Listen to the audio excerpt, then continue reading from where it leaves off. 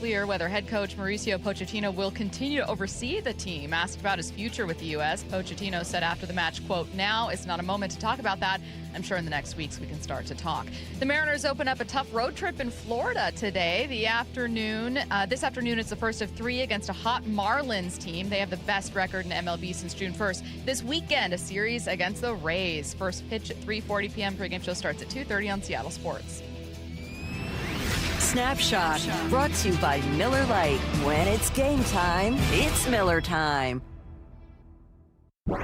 From the Quantum Fiber Studio, this is Bump and Stacy on Seattle Sports. Streaming through the Seattle Sports app and at seattlesports.com. Now, here are your hosts, Michael Bumpus and Stacy Ross. Here we go now. You guys, I'm never gonna forget how amazing this moment was. Which means the wall can jump.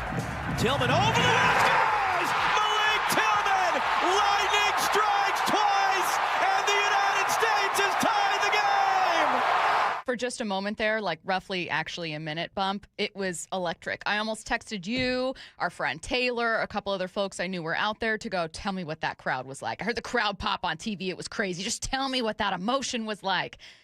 And then Belgium got the lead back and never gave it up. First, take us back towards your own trip out there to Soto, and then I've got a couple questions for you about the U.S. men's national team. It was cool. It was cool. Went out there, showed up around maybe 3 o'clock, went to Sluggers, had me a bacon cheeseburger, sat around with the folks and stuff, and then migrated to X Stadium, watched the game there, and it was live, man. Yeah, people chanting and celebrating before the game. Yeah. Vibes were up. The energy was great.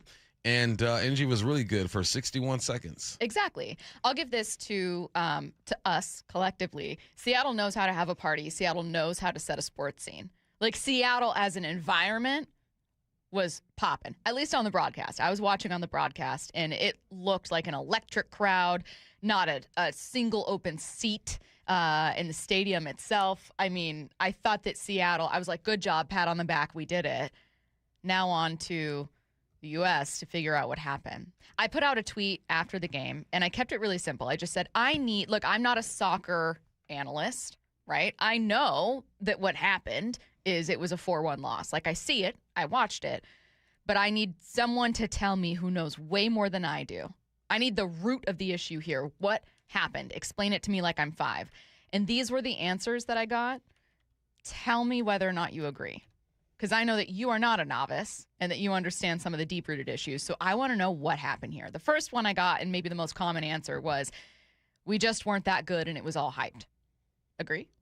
No, I think this team was better than how they performed, for sure. I think Belgium was the better team. Yeah. I going into this game, I think I told you that Belgium should win this game. Even with Flo being inserted into the lineup. No, Belgium has more quality players. And what I saw from Belgium is they attacked from the jump. A lot of the games that we've seen so far with the U.S., teams kind of sit back and the U.S. are the aggressor. That wasn't the case here. Belgium has been to quarterfinals. This is what they do. Mm-hmm. You know, they have a rich history when it comes to playing this game, and it looks like the more experienced team that was not afraid of that moment. Okay, so if it's not that, hey, we were really bad, is it, this is the second most popular answer I got, is it, oh my God, finally you're running into a good team after playing a cupcake schedule? I wouldn't say cupcake. Paraguay is a good team.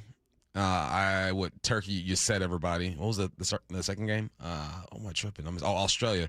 Decent squad. You didn't have the run that other teams had in pool play. You know, it definitely wasn't the toughest group when it comes to the U.S. Was it cupcake? No. But okay. Was it anywhere near Belgium? Okay. No. Okay. Now, the third answer that I was getting, and I find this one, now we're getting into like the intriguing answers where it's a little more complicated than, well, they lost, and a little more like, well, what's really the issue? Mm-hmm. Okay, so the third answer I got, and a lot of people said this one, was they couldn't meet the moment, and they just collapsed, that the moment was too big for them. Yeah, I feel that. I think it was. You got a lot of young guys out there. You need your best players to play like they're your best players in that moment, and Pulisic just didn't do that. It seemed like, you can judge a team's, I guess, calmness by their first touch, right? First touch is when the ball's passed from that very first touch because it sets up everything else you're trying to do. If you look at Belgium, their first touch was with purpose, right? If there's a defender to my left, my first touch is going to be to my right. I'm getting rid of the rock. With the U.S., it was kind of like, okay, my first touch is right to my feet. Oh, now what do I do? You know, it's like Belgium was always one move ahead, and the U.S. was trying to figure out when you're receiving the ball in soccer, you got to have 3 options in your head already. And it looked like the U.S. were just trying to figure it out when the ball was at their feet. That's not how you play the game. And they look young. And, you know, Belgium got OGs like Lukaku. I've been watching him, seems like for 20 years. He comes off the bench and scores a goal. That was just a different class, a different brand of football that we saw. Okay, so now you're getting into the fourth one, which is also one I love. And this one I couldn't wait to talk to you about. The other answer that I was getting a lot of, and this wasn't nearly as popular. Most people just said, nah, we weren't as good. We finally played someone good. But I appreciate you being like, it's a little deeper than that. I like the, hey, they didn't meet the moment. We heard Carly Lloyd talk about that. Like, there were actual soccer analysts, former players that went on after the match and were like, they didn't meet the moment. They just completely collapsed. They weren't playing true to who they are. They weren't attacking. They weren't aggressive. They played too passively. But then another one I was seeing was, yeah, I think Belgium's the better team. It's not like there's a massive, massive gap where the U.S. was secretly playing horrible teams. But the U.S. just isn't on that level yet, and you're seeing why there's that gap between where the U.S. is right now and where the world's best teams are. Well, the messed up part, too, is that Belgium is better, but they didn't get the U.S.'s best shot, though. Yes. Like they did not play. And I want to know why. The way that, and I think it comes, you're just in that moment. You're in Seattle. You got Flo who got reinstated. You've never lost in this stadium before. Mm-hmm. This is the best team we've ever seen in U.S. history. Like, there's so much hype behind this, and it was a clear example of them just playing timid. Was I think it was the first or the second goal. Right, the ball drops in the box. 3 defenders around that ball, and everyone hesitates. Like they were scared to make a mistake. Therefore, you don't play the way that you've been playing. They looked young. They looked inexperienced in that moment. I still don't think Belgium got their best shot. Belgium is a better team, but they had a fighter's chance if they would have went out and just competed the way that I know they could. I saw some people saying karma. Now, what did the players do? What did Flo Balogun do? You know what I mean? Like, you can be mad at Trump or the U.S. government or FIFA for getting involved, for overturning a red card suspension, for doing whatever. But, like, the players themselves didn't do anything except for work their tails off to get here.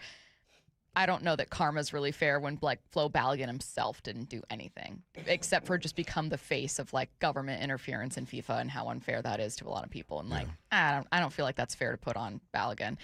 But I do think it's interesting, and I think that, again, as someone who is not a soccer analyst, I watch the World Cup when it comes around, and I'm not pretending to know all of the reasons that there's constantly this gap. But I find it interesting because I don't think it's as simple as Belgium's better and you lost. That's what happens in sports. I mean, yeah, literally that's what happened. But don't you guys think at least for me, if you're a sports fan, the way more appealing, interesting question is like, well, why? How does the U.S. close the gap? Why haven't there? Does it start with youth soccer? What's going on? Does it start with soccer being embraced differently in different countries? Is it our best athletes are in other things? Those to me those are more interesting questions. And like, how does the U.S. close the gap?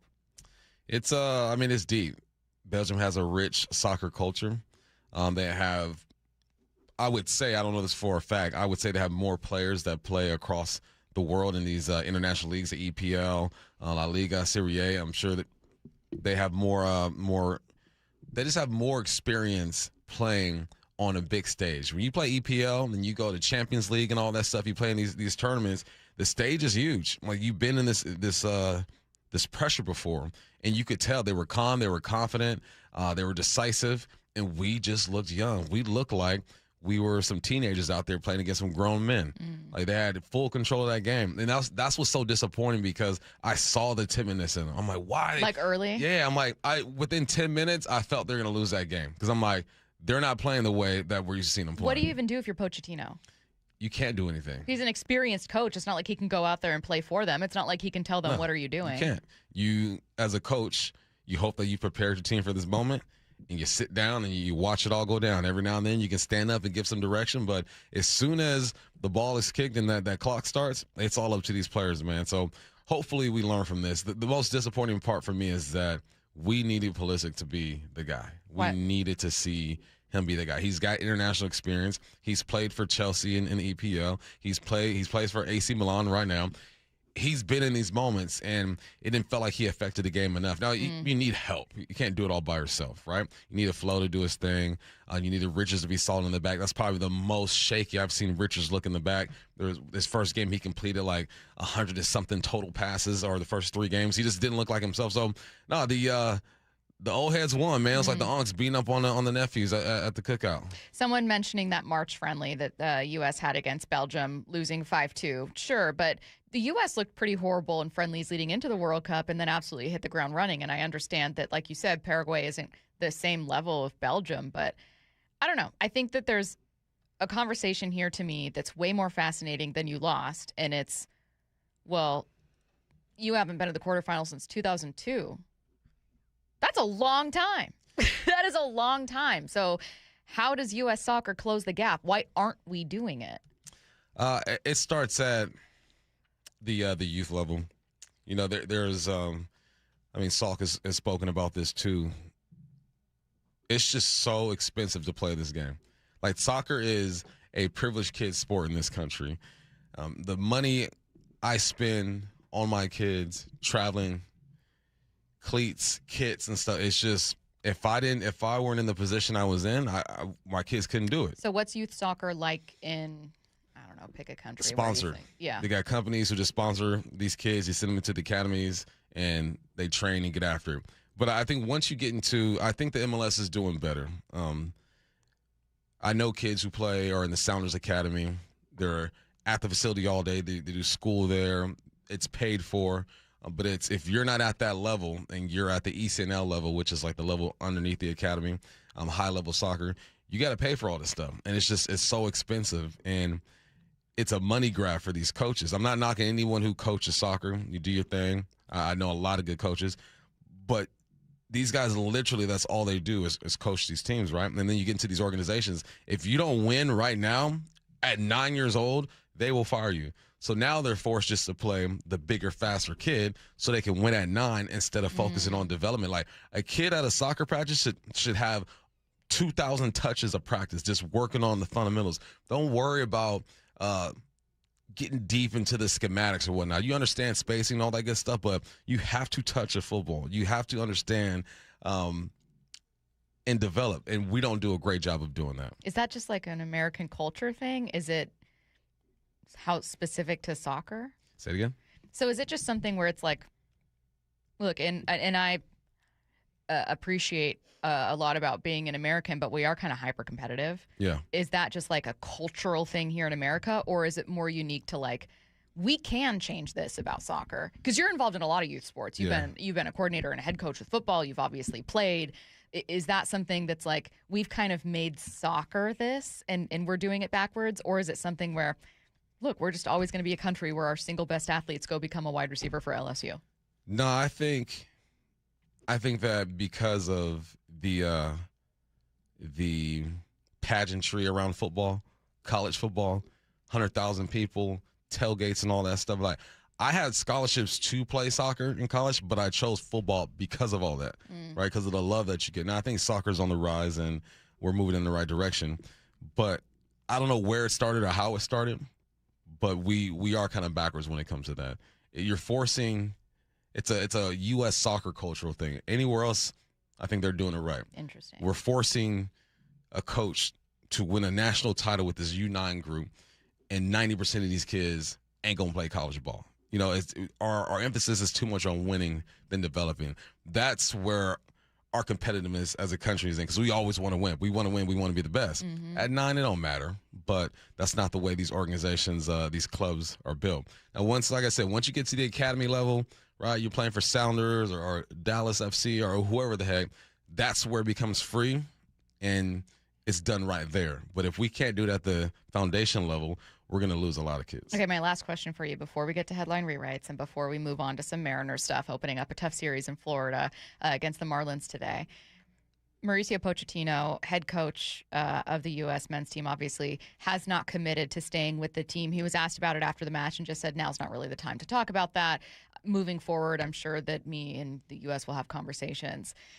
If it were up to you, how important is it to you to hang on to Mauricio? How important is he? If I'm going to ask you, like, hey, how does the U.S. move forward from here? How do you close that gap? How important an ingredient is Pochettino? I mean, he's huge. He's the first U.S. Coach to win 3 games at the World Cup. No one else has done that. We've seen the potential against Paraguay, Australia. Like, we've seen what this team can do. I think he's vital. But a guy like him, he bounces around. He's coached for 5 or 6 teams already. Yeah. And money talks. Like, how much are you going to pay him? I don't know how much they paid him to be the U.S. coach, but it was a pretty penny. I think it's the most we've ever paid anybody to be the U.S. coach. No, I think it's important. I think he showed a style of or taught a style of football that can be replicated, and that if we start young and use his philosophy at a younger age, it can be great. I think it's important to keep him, but something tells me he ain't going to stay. Let's get to headline rewrites. Extra, extra, real Headline rewrites. We must make headlines. The real story behind the headlines in today's news. Powered by Bay Alarm Security Services. With Bump and Stacy. Headline number 1, the Mariners start their final road trip of the season's first half with 3 against the Marlins starting tonight. What's the real headline? Who would have thought a trip to Florida would be the toughest first half road trip? Now, listen to this. The Marlins, I know that we don't pay close attention to the Marlins for fair reasons. The Marlins are the best team, the hottest team in baseball since June 1st. They are, I think, 23-8, 22-8 since June 1st. Yeah, I ain't gonna lie. I ain't been watching the Marlins at all. That's fair. But And nor have I. There's a lot of There's never been an incentive to watch the Marlins. There's a lot of people in Miami who don't watch the Marlins, if we're being very honest. But they have been the hottest team in baseball. Here's a unique challenge to kick off this road trip. But after obviously playing this or getting ready to play this squad, you do some research, and they're offensively top 10 in almost every category. They get on base. They don't hit a lot of bombs, but they have the most triples in the game right now. They're a solid team. Haven't seen them play, but on paper they look great. The Mariners have never been more than 4 games above 500 this schedule. Not super unique to them. Been kind of a very weird, bad American league. They're 3 above 500 right now. 3 against the Marlins, hottest team in baseball since June 1st. 3 against the Rays, one of the best teams in the American League. So 6 games here. What's a good road trip look like to you? 4 of them things. 4? 4 of them things. That's ambitious. Let's I like go. that. Yeah. All right. Pitch has been on point, so let's keep it rolling. What's next? Headline rewrites. Headline number 2, Mauricio Pochettino was non-committal about his future as head coach of the U.S. men's national team following their loss last night. What's the real headline? Yeah, I'd have a tough time committing to that kind of performance, too.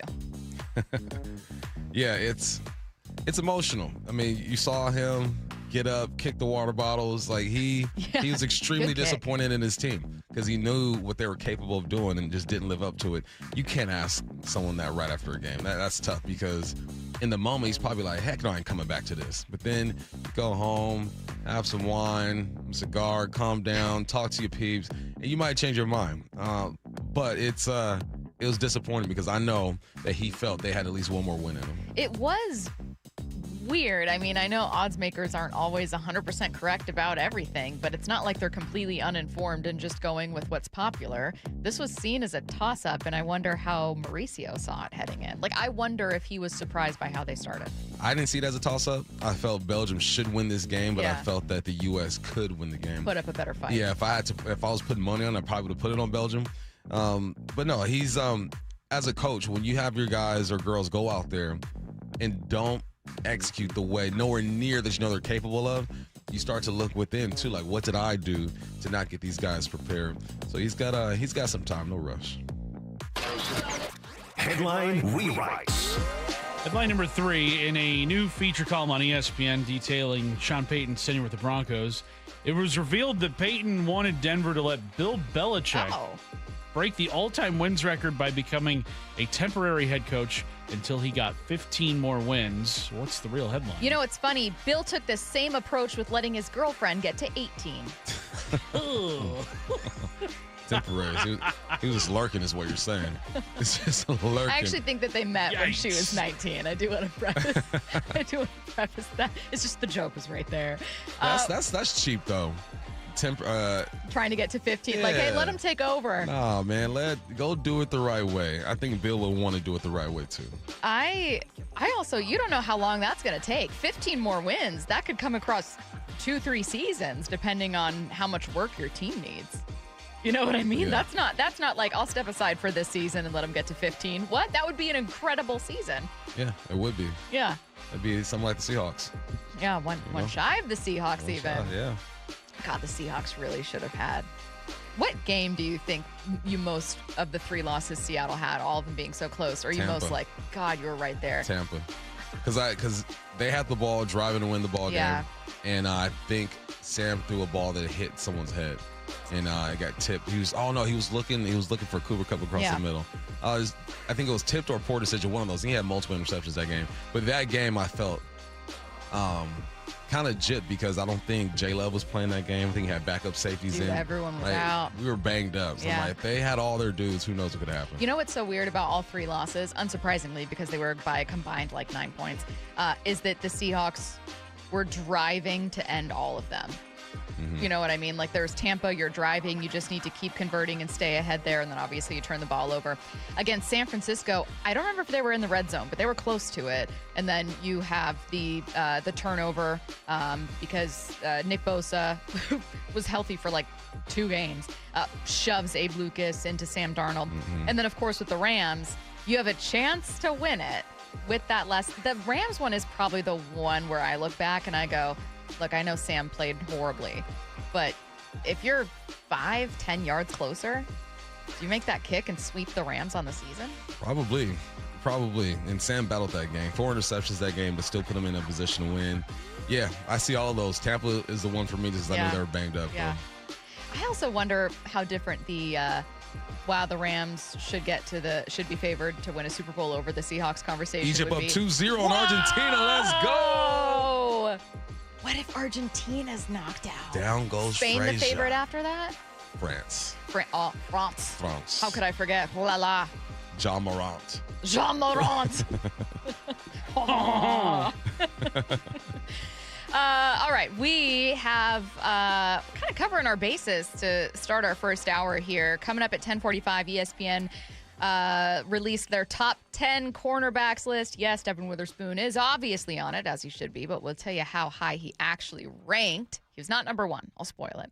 That's coming up at 10:45. Talking MLB trade deadline and Mariners with Fansided MLB insider Robert Murray coming up at 11. Before we get to that, Jeff Passan was on with Brock and Salk talking about Cal Raleigh's goals during the All-Star break and the Mariners trade deadline approach. That's coming up next.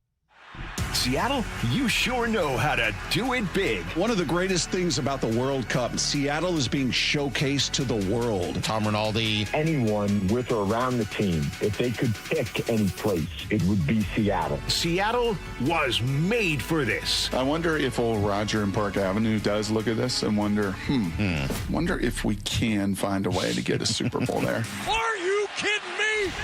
The home of the city's biggest sports moments, Seattle Sports. People want to do business with someone they can trust, not be a car salesman, then they feel more comfortable with you, and the experience is better on both sides. Lee Johnson Auto Family, the LJ way.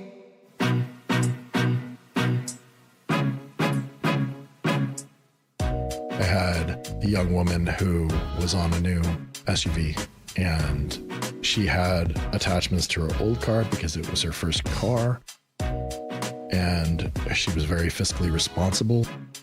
It was almost making her sick. The best path at that point was to let's stop for the night, and you go home and take a breath. She came back in the morning and bought the car. She was way happier. The LJ way is the Lee Johnson Auto Family. Summer is the time to feel and look your best, but I'm not talking about your abs or tan. Guys, I'm talking about your hair.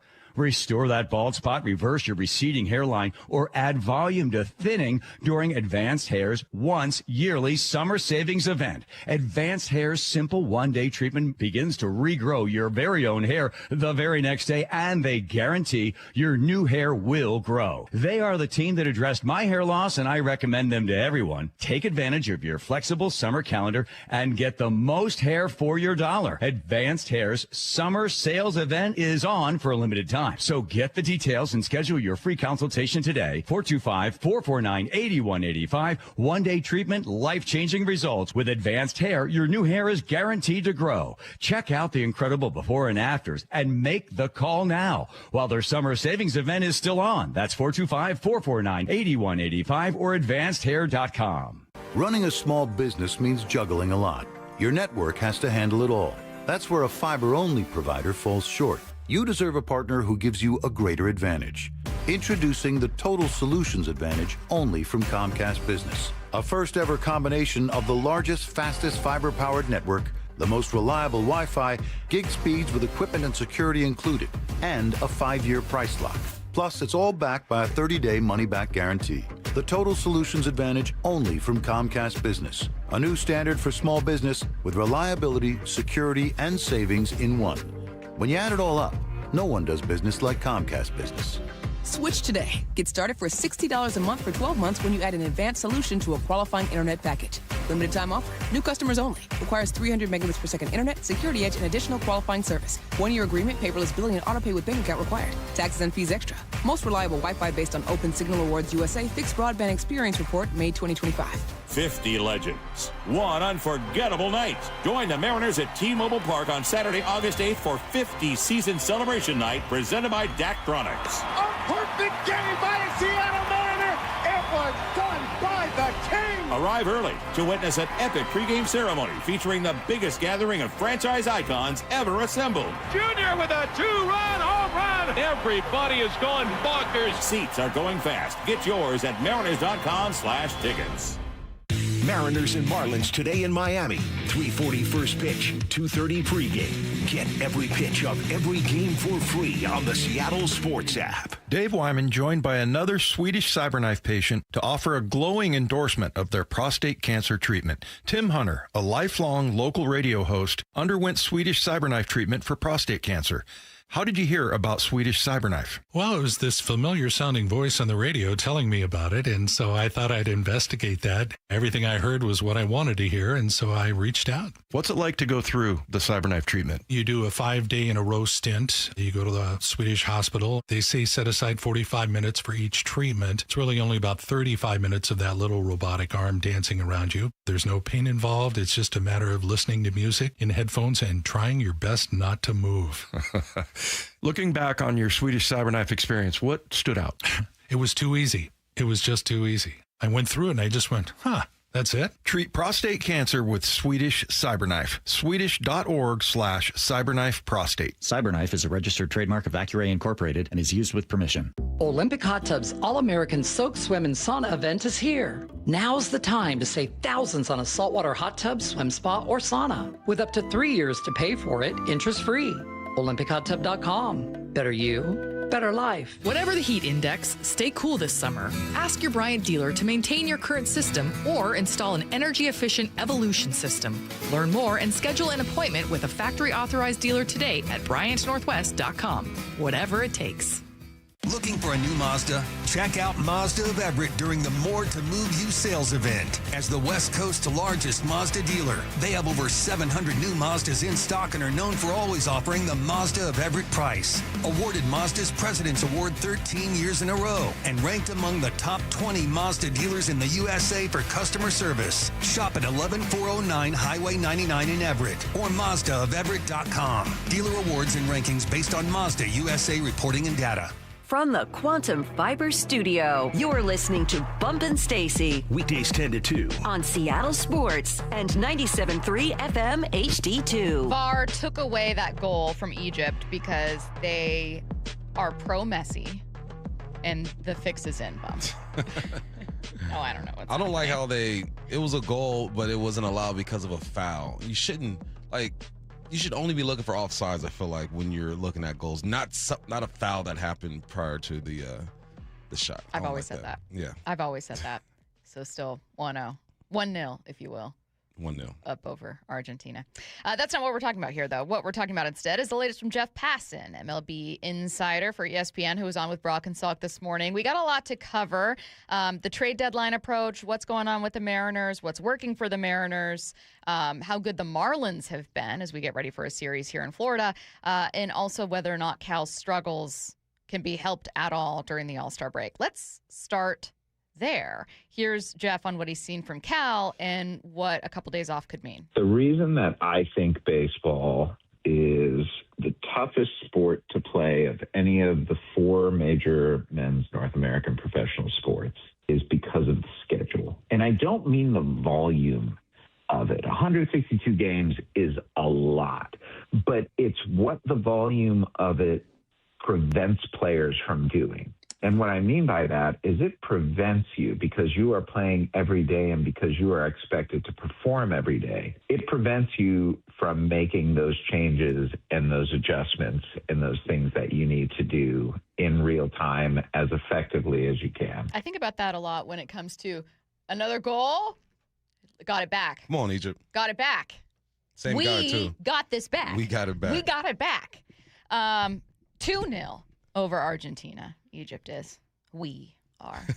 I appreciate this from Jeff because I think I don't want to say a lot of people. I think the frustration with Cal is complicated when you consider it would be the same thing if like Garver was one of your primary bats or any catcher was one of your primary bats where, yeah, do you in an ideal world want him to go spend a week with a traject machine and just like figure out the timing and try to improve there? Sure, 1,000%. You don't have time to do that when you're leading pitching meetings and when you're going into other stuff and when you're out there on defense, and it's just going to be a slightly different process for any player, but most especially for catchers.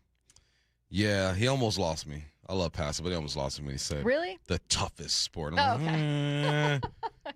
But then he started talking about adjustments. I go, exactly. Yeah, yes. okay. Because you could have a week as a football player where you're like, let's look at the film. So he's absolutely right when it comes to that, because you're playing every day. Yes. And you're not taking BP an hour or two before the game and saying, you know what, let's try this swing today. Yeah. Let's see if this works. No, you kind of got to stick with it, and then that's why it's important that some of these guys do take this All-Star break.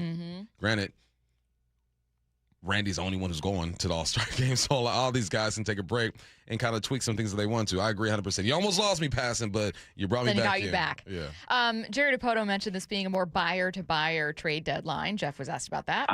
It was interesting that he said that, because buyer trades are like the hardest thing to execute at the deadline, just because there has to be a perfect fit positionally, and there has to be depth there to backfill it. And there just aren't many teams that have that significant depth at the position playing side, or at least enough incentive to push them to go out and get a pitcher from the Mariners. And that's where I think the Mariners would be trading from. I think, very understandably, there are some folks kind of ready to be mad at the Mariners for a quiet deadline.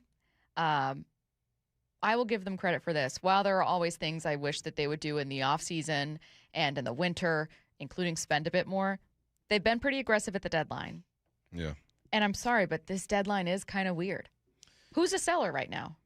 Who's an obvious seller? And who from those teams do you think would make you a World Series team?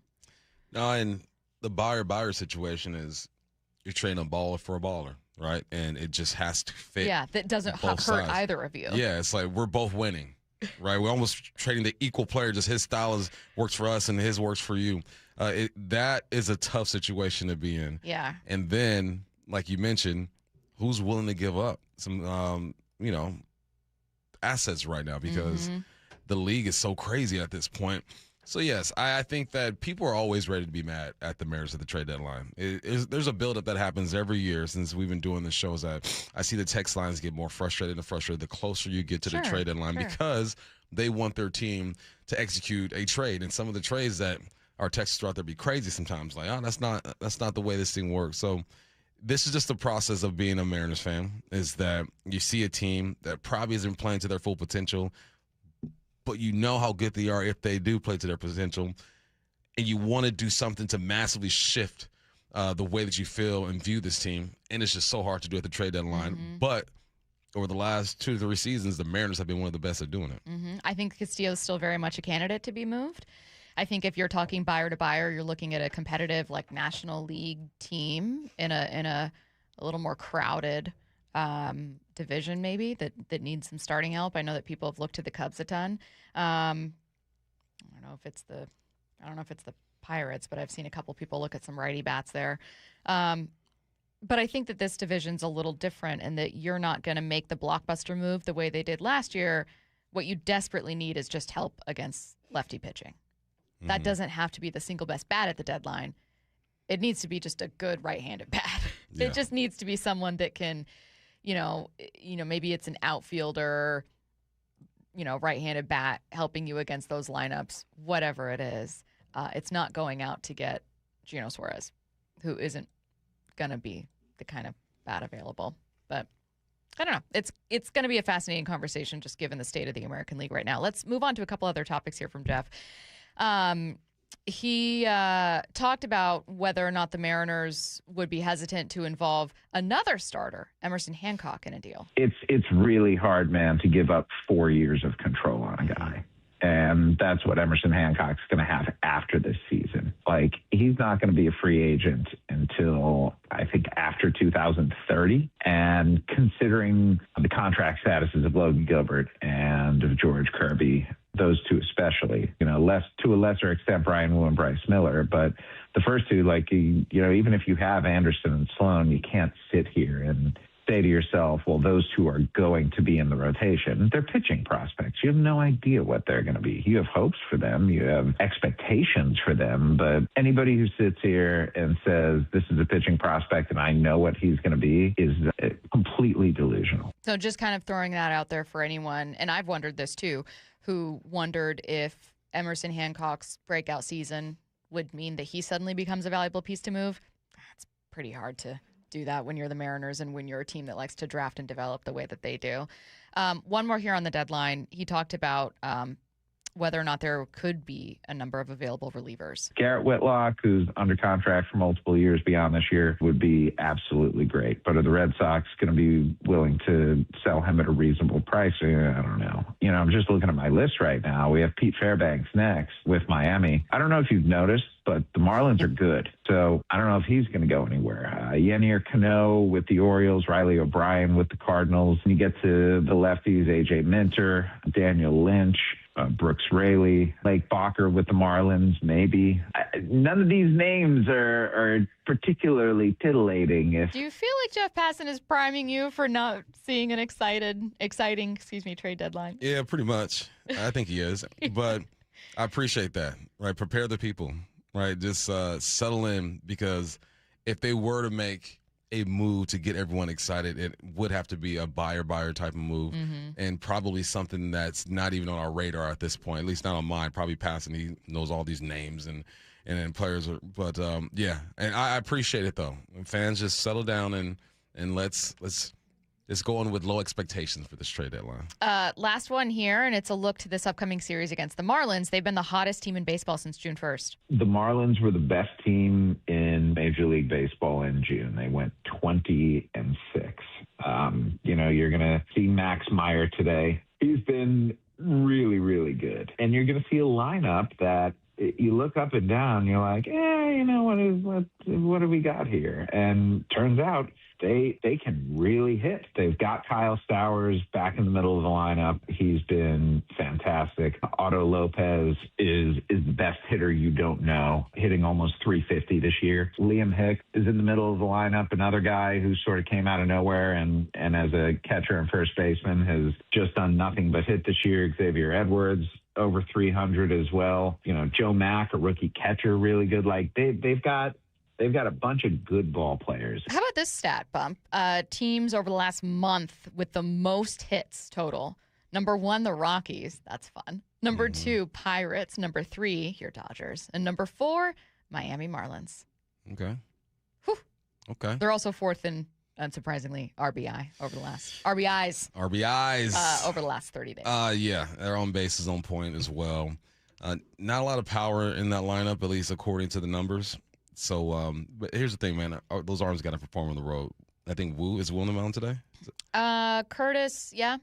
Interesting, yeah. His home road splits have been He's been tough. struggling. So let's turn the page. All right. Well, speaking of turning the page, we're jumping to the Seahawks here. ESPN released its top 10 cornerback list. Where did Devon Witherspoon land? We'll tell you next. We're approaching the All-Star break, and I'm still asking myself, who are the Seattle Mariners? I don't have a grip on this team quite yet. Every time you think you know what they are, they find a way to go in a completely different direction. The Mariners hit the road for the final 6 games before the All-Star break. I mean, you get like a glimpse of what this offense could be. This afternoon, the first of 3 in Miami. First pitch at 3:40, 2:30 pregame. Listen anywhere on the free Seattle Sports app. Need a lift? At Levitt Machinery, we take a different approach to help you lift more and worry less. We take the time to learn how you work. Then we match your business with equipment that solves your unique challenges. From forklifts and telehandlers to track loaders and excavators, we make sure you get the right equipment at the right cost. Because when your equipment does its job, you can focus on yours. Talk to Levitt Machinery today. Stack it, reach it, lift it, Levitt.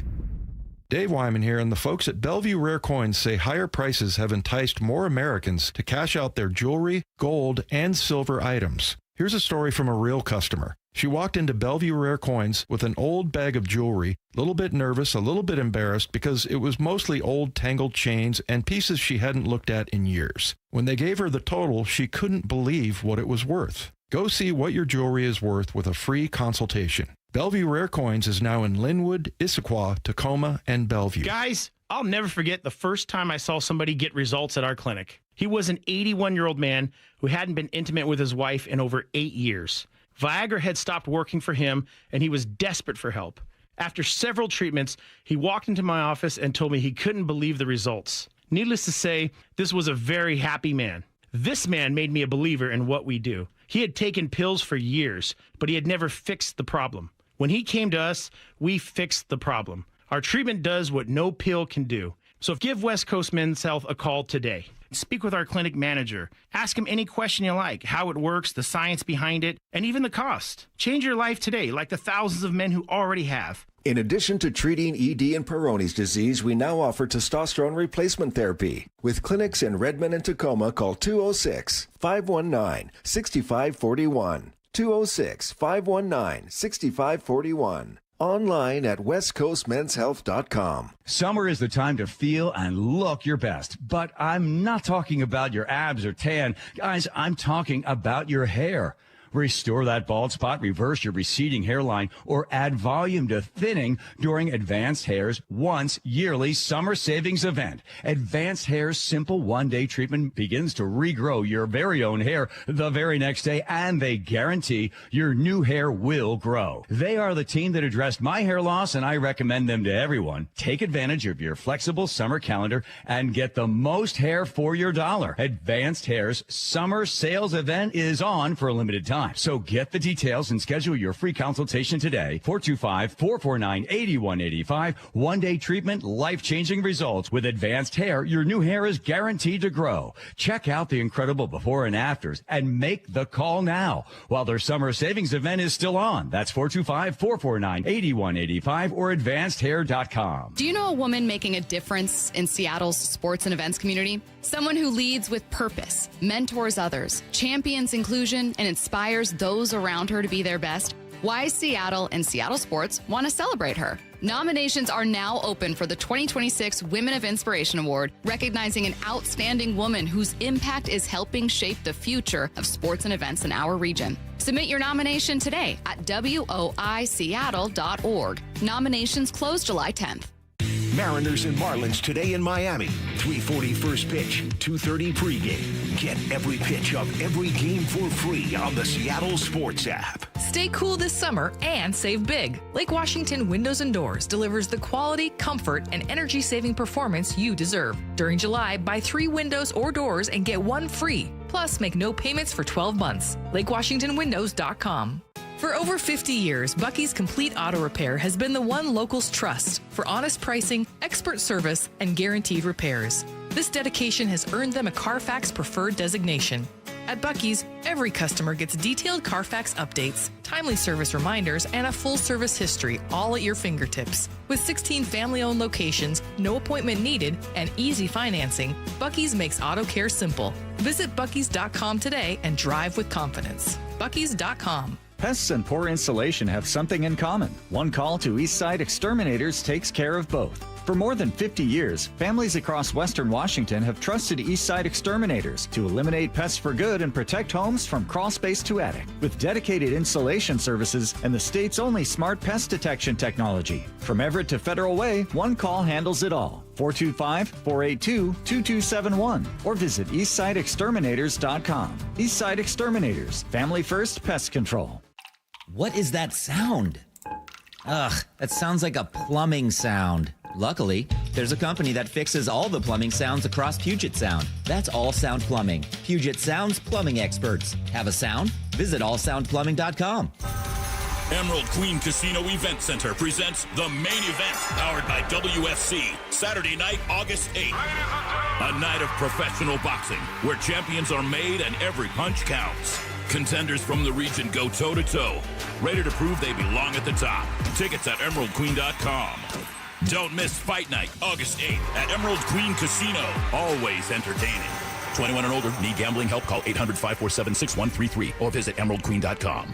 From the Quantum Fiber Studio, you're listening to Bump and Stacy. Weekdays 10 to 2. On Seattle Sports and 97.3 FM HD2. How good is Devon Witherspoon? We know how much we value him here in Seattle and certainly how much this team does. He's in the middle of a contract negotiation for a new extension. But let's find out how much executives around the league value Devon Witherspoon. Jeremy Fowler, as you guys know, does this every single year. He surveys a bunch of executives and GMs, and it's 70 total people that submit a ballot on at least one position, in several cases on all the positions that they survey. And then they average out, like, okay, who are the top 10 corners? And these are people in the know. This is not fans. This is not other teammates and players. These are people making decisions about roster building. So they already came out with running backs. Bump talked about it the other day with Ken Walker making that list this time around. No longer a Seahawk, of course. Now they have cornerbacks. And Devon Witherspoon is making the list. Let's find out where he finally ranked. He was not number one. Number one, Pat Surtain, Broncos. Lowest ranking was number 5, which is pretty crazy. I'm not surprised that I fully expected top 3 for Surtain. Yeah, for sure. Yeah, so totally fine with this one. Derek Stingley coming in at number 2. Christian Gonzalez 3. I wondered if they would go McDuffie. Where's Sauce Gardner going to fall in here? But it's Christian Gonzalez at 3, Devon Witherspoon at 4.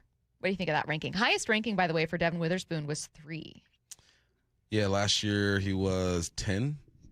Mm-hmm. No, I'm fine with that, man. I think with Christian Gonzalez, the one thing that I think he has on Spoon is his range. You know, he's long. What is he, about maybe 6'1", 6'2". Spoon's a bit smaller, so I could see them giving him the nod. Mm-hmm. I think it's not disrespectful at all. I agree with you. I knew Surtain was going to be in there, and Stingley was going to be as well. I believe he's the highest paid corner in the game right now. I don't know, McDuffie just passed that up. Yeah. But no, this is a good spot for him, man. I think it shows respect, but then I also think it keeps him hungry too, because there's a few more spots for him to climb. So before we get to the rest of this list and kind of, you know, some of the best cornerbacks in the league, what great cornerback play looks like right now, I want to stick just a little more with just Devon Witherspoon. Julian Love talking about Witherspoon, that relationship he has with McDonald. Spoon is like the prototype for who we want in the building. Mike is opposite from Spoon. But there's not a person on the team he loves more than Spoon, because Spoon will tell him exactly. He talks to him exactly the same way he'll talk to me, or like talk to the guys in the locker room. He is himself, but he works hard. He shows up on time. He's accountable. He's a pro. And like that combo is rare in this league. It's one of those things where like executives around the league aren't going to take that into account, and it's okay that they don't. It is okay that some executives for another team don't think Devon Witherspoon's the best cornerback in football. He clearly is bringing enough to this team to help push them to a Super Bowl win. Yeah, and that's not what J-Love described. Execs don't see that. Mm-hmm. There's only one exec who sees that. Mm-hmm. And he works for the Seahawks. So, yeah, I think the things that Spoon does when it comes to his energy, his attention to detail, his focus, makes him a top 5 corner in this league. Then you add just the physical, right? And you can look at his numbers. Oh, he doesn't have a lot of interceptions. Neither does Gonzalez. Neither does Trent McDuffie. Mm-hmm. You can still affect a football game and not turn the ball over. I would love for him to turn the ball over. But, no, he does. He allows the combination of him and Nick Morwari just allows this defense to be so dynamic. Do you think our definition of what makes elite cornerbacks has changed over time? Because I remember when it was just Richard Sherman versus Patrick Peterson, who's got more interceptions, who's the top corner, who can do what, Reeves, whatever it was. And now you look at some of the top guys, certainly the top paid guys, and they have like maybe 3 career interceptions. Yeah. I think it's easy, just like with receivers, right? It's easy just to look at, all right, the number of touchdowns that he has and say, oh, well, he's not scoring a lot of touchdowns. He must not be a great receiver. No, there are some really good number 2 receivers in the league that will only have 600 yards but can still affect the defense and help guys get open. That's the way you got to look at the DB spot is he might not get that many targets because he's doing such a great job. I remember I was listening to Deion Sanders talk about his position. He said he would purposely be out of position and use poor technique so they would throw the football his way. Because smart. No one will throw it his way. He's like, I'm going to play like 7 yards off and not get into a back and then pedal close the gap so they can throw the ball this way. So, yes, Spoon definitely affects the game in different ways, and he's an emotional leader out there too. Last question here, and it's about that contract versus the rest of this list. So, again, Devon Witherspoon coming in at number 4. That is a perfectly respectable ranking. Rounding out the list, Trent McDuffie at number 5, Quinion Mitchell at 6, Denzel Ward at 7, J.C. Horn at 8, Sauce Gardner 9. Lowest ranking was unranked, completely out of the top 10. Cooper DeJean coming in at number 10. So Sauce Gardner ends up at number 4 on this list, ahead of Trent McDuffie, currently the league's highest paid corner. Keep that in mind because this is Steve Weish talking about Witherspoon's deal and the number he could be looking at from SportsCenter. The anticipation is something could get done by training camp. As you mentioned, Devon Witherspoon has been to the Pro Bowl in each of his first 3 seasons, and he has seen his draft classmate Jackson Smith-Njigba sign that 4-year, $168 million extension. He has also seen Trent McDuffie, once he was acquired by the Rams in that trade, sign a 4-year, $124 million extension. So in terms of Witherspoon getting a deal done, the average where he can come in at, because he is such a good player, could be in that $30 million a year range on deals that we've seen signed recently by the Colts' Sauce Gardner and Houston Texans' Derek Stingley. Do you expect Devon Witherspoon to reset the market? And do you think that it's appropriate? I mean, again, he's not number 1 on this list. Yeah, he's going to try to reset it, that's for sure. Yeah. Is he going to reset it? I don't know. I think that when it comes down to negotiation, where I just said, oh, you can do so much and not have a whole bunch of interceptions, but then the Hawks going to sit down and say, hey, well, you don't have that many interceptions, so they're going to use it as a negotiating tool. He should reset the market. I think he's one of the, if not the best corner in the league. Surtain, Stingley, respect for sure. But he is in the conversation. Clearly, he's got respect by some of the execs coming in at number 4. But no, he should. That's what him and Gonzalez should. And next year, someone else is going to do it. Yeah, exactly. Yeah. I mean, shoot, both Gonzalez and Devon Witherspoon, who technically are on a 5th year or set to play a 5th year option right now, both will get extensions, but rank ahead of the 2 highest paid corners. Yeah. With Sauce Gardner, I think, has the 2nd highest contract and comes in at number 9, which was lower than I anticipated for him. But again, you miss time with injury. Yeah, exactly. Really interesting ranking here. But that's the latest with not just Devon Witherspoon's negotiations, but coming in at number 4. The list will continue to unroll for each position group. I believe the next one out is going to be edge rushers. So curious to see which Seahawks end up making the list when we look at the defensive line especially. Today's pitching matchup brought to you by Eastside Exterminators. Brian Wu looking to boost those road splits, taking on Miami's Max Meyer today. 3:40 p.m. first pitch, 2:30 p.m. pregame show on Seattle Sports. You're listening to Bump and Stacy on Seattle Sports and the Seattle Sports app. Sticking with the Mariners with Fansided MLB insider Robert Murray next. This has to be the biggest event that's ever been held in Seattle. Way to shine, Seattle. Just as a worldwide sports event. And honestly, I don't know if Seattle, the city, has ever looked better than it has right now on the world stage. I wanted to feel the excitement. It was dope. This has been just an incredible ride. Be proud, Seattle. From the home of the Super Bowl champion Seahawks, the AL West champion Mariners, and the city's biggest sports moments, Seattle Sports and SeattleSports.com. Jake was suffering from osteoarthritis when his doctors asked him to consider surgery. However, there's a 9-month recovery period where essentially you're not walking and you're not putting much in the way of weight on. That wasn't going to work for him, so he decided to see Dr. Mark Wagner, MD, at Seattle Sports and Regenerative Medicine for stem cell therapy. I heard the ads, and that caused me to do due diligence. And how are you doing now? There's not really any pain now at all. I have no limitations in what I want to do. Wow, so you're able to do anything you want to do? I recently played golf at Cycle House down in Pebble Beach, walked 18 holes, which I hadn't been able to do for a number of years, and then went for about a 2-mile walk with my friend. I take it you'd recommend stem cell therapy to others then? Absolutely. Had I known then what I know now, I would have done this several years ago and saved myself a lot of pain and suffering and agony and limitation to activity. Before you choose surgery, consider stem cell therapy with Dr. Mark Wagner, MD, at Seattle Sports and Regenerative Medicine. Schedule your consultation at drmarkwagnermd.com.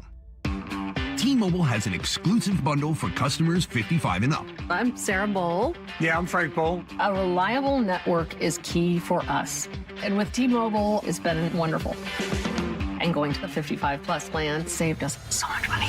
A lot. And that's important. Trying to keep costs down. The home internet's been perfect. It's fast, it's quick. The setup was so easy, it took less than 15 minutes. It was like, ta-da! If you want simplicity, coverage, reliability, you want the whole package, T-Mobile has it.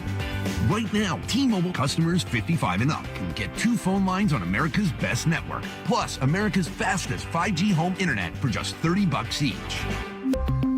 $30 per month each line with auto pay plus taxes and fees. Minimum age 55. Pricing for home internet rely on 2 lines of Essentials Choice 55. $35 connection charge per line required. Best mobile network and fastest 5G home internet based on analysis by Ookla of Speed Test Intelligence Data 2H 2025. All rights reserved. Hi, how can I help? Well, my husband and I feel like we've outgrown our current money manager. I see. Our lives have changed, and we need something more than just mutual funds to help us in retirement. She's right. I hear that often. At Fisher Investments, we'd start by getting to know you, your finances, family, health, lifestyle. We tailor a portfolio around your goals and needs. Sounds good. Can you help with estate planning? Yes. We have a team of specialists who can help you with estate planning, Social Security, investment income, and more. We'll get to know your whole financial picture and help keep you on the path to a comfortable retirement. And your fees? We have a simple, transparent fee that's a percentage of the value of your portfolio. So we do better when you do better. I feel better already. At Fisher Investments, we're clearly different. Learn more at FisherInvestments.com/different. Investing in securities involves the risk of loss. Free consultations, no fee guarantees, 5-star reviews. J.P. Pendergast with Pendergast Law explains the importance of going beyond these familiar offerings. Accident victims want an attorney, Tom, that satisfies their needs. Someone who handles those needs with the highest degree of care. Pendergast Law offers the no-fee guarantees and free consultations, but these only scratch the surface. Okay, explain more. We make sure that every member of our team is genuinely passionate about helping others.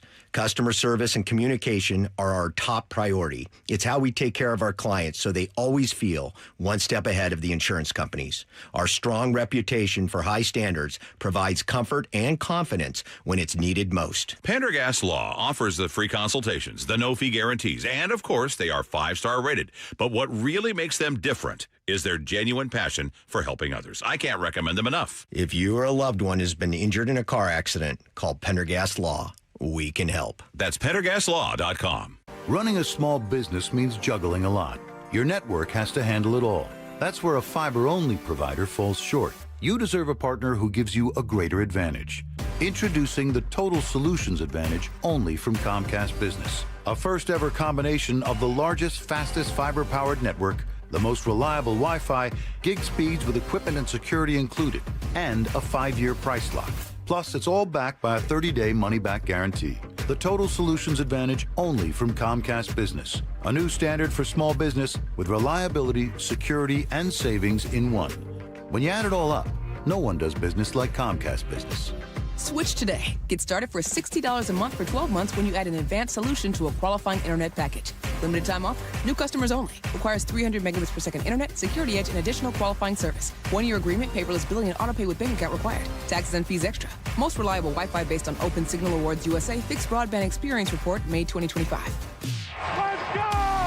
This is Seattle Sports. Streaming through the Seattle Sports app. KIRO AM Seattle. KIRO FM HD2 Tacoma. Home of the Seahawks, Mariners, and everything Seattle sports. Seattle Sports Snapshot.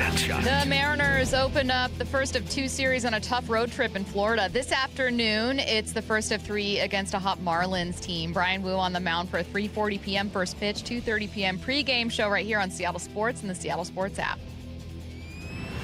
Snapshot, brought to you by Miller Lite. When it's game time, it's Miller time. From the Quantum Fiber Studio, this is Bump and Stacy on Seattle Sports. Streaming through the Seattle Sports app and at seattlesports.com. Now, here are your hosts, Michael Bumpus and Stacy Ross. Here we go now. Joined now by Fansided MLB insider Robert Murray. Robert, how's it going? It goes well. I appreciate you guys having me. How about these Mariners right now, huh? I know. I mean, 3 above 500, which, Robert, for us is great news. we are elated to see that. And the 3 of the last 4, they've pitched shutouts, so really, really good stuff. Again, the vibes are good right now. I do have to start by asking you big picture about kind of a disappointing start. I've been, I don't want to say consoling, but maybe adding a little context for myself by looking around the rest of the American League and seeing kind of how weird and down things are. So I don't know that you have an answer to this, but what's happening? How can I or listeners make sense of what's been a very weird American League season? It is absolutely bonkers because like you think of the American League, you think of the AL East obviously just being a juggernaut. Right. You think of all these teams being really good. And yet nobody's kind of taken the league by storm here. And it's just been a super mediocre American League so far. And I had Tom Verducci on my podcast the other week, and he's been in baseball, honestly, longer than I've been alive. And that's not me trying to call Tom old by any means. I want to make sure I clarify that. But he's been around this thing. And I asked him, I'm like, have you ever seen something quite like this? And he said, no. And like, I couldn't think of anything either. And there's so many opportunities here for these teams to take advantage of a really poor American League. And I think the Yankees stand out. The Blue Jays, the Mariners too. Like this is a team that can absolutely take advantage and try to compete for a World Series championship. And last year they ended up having a really good opportunity to do so.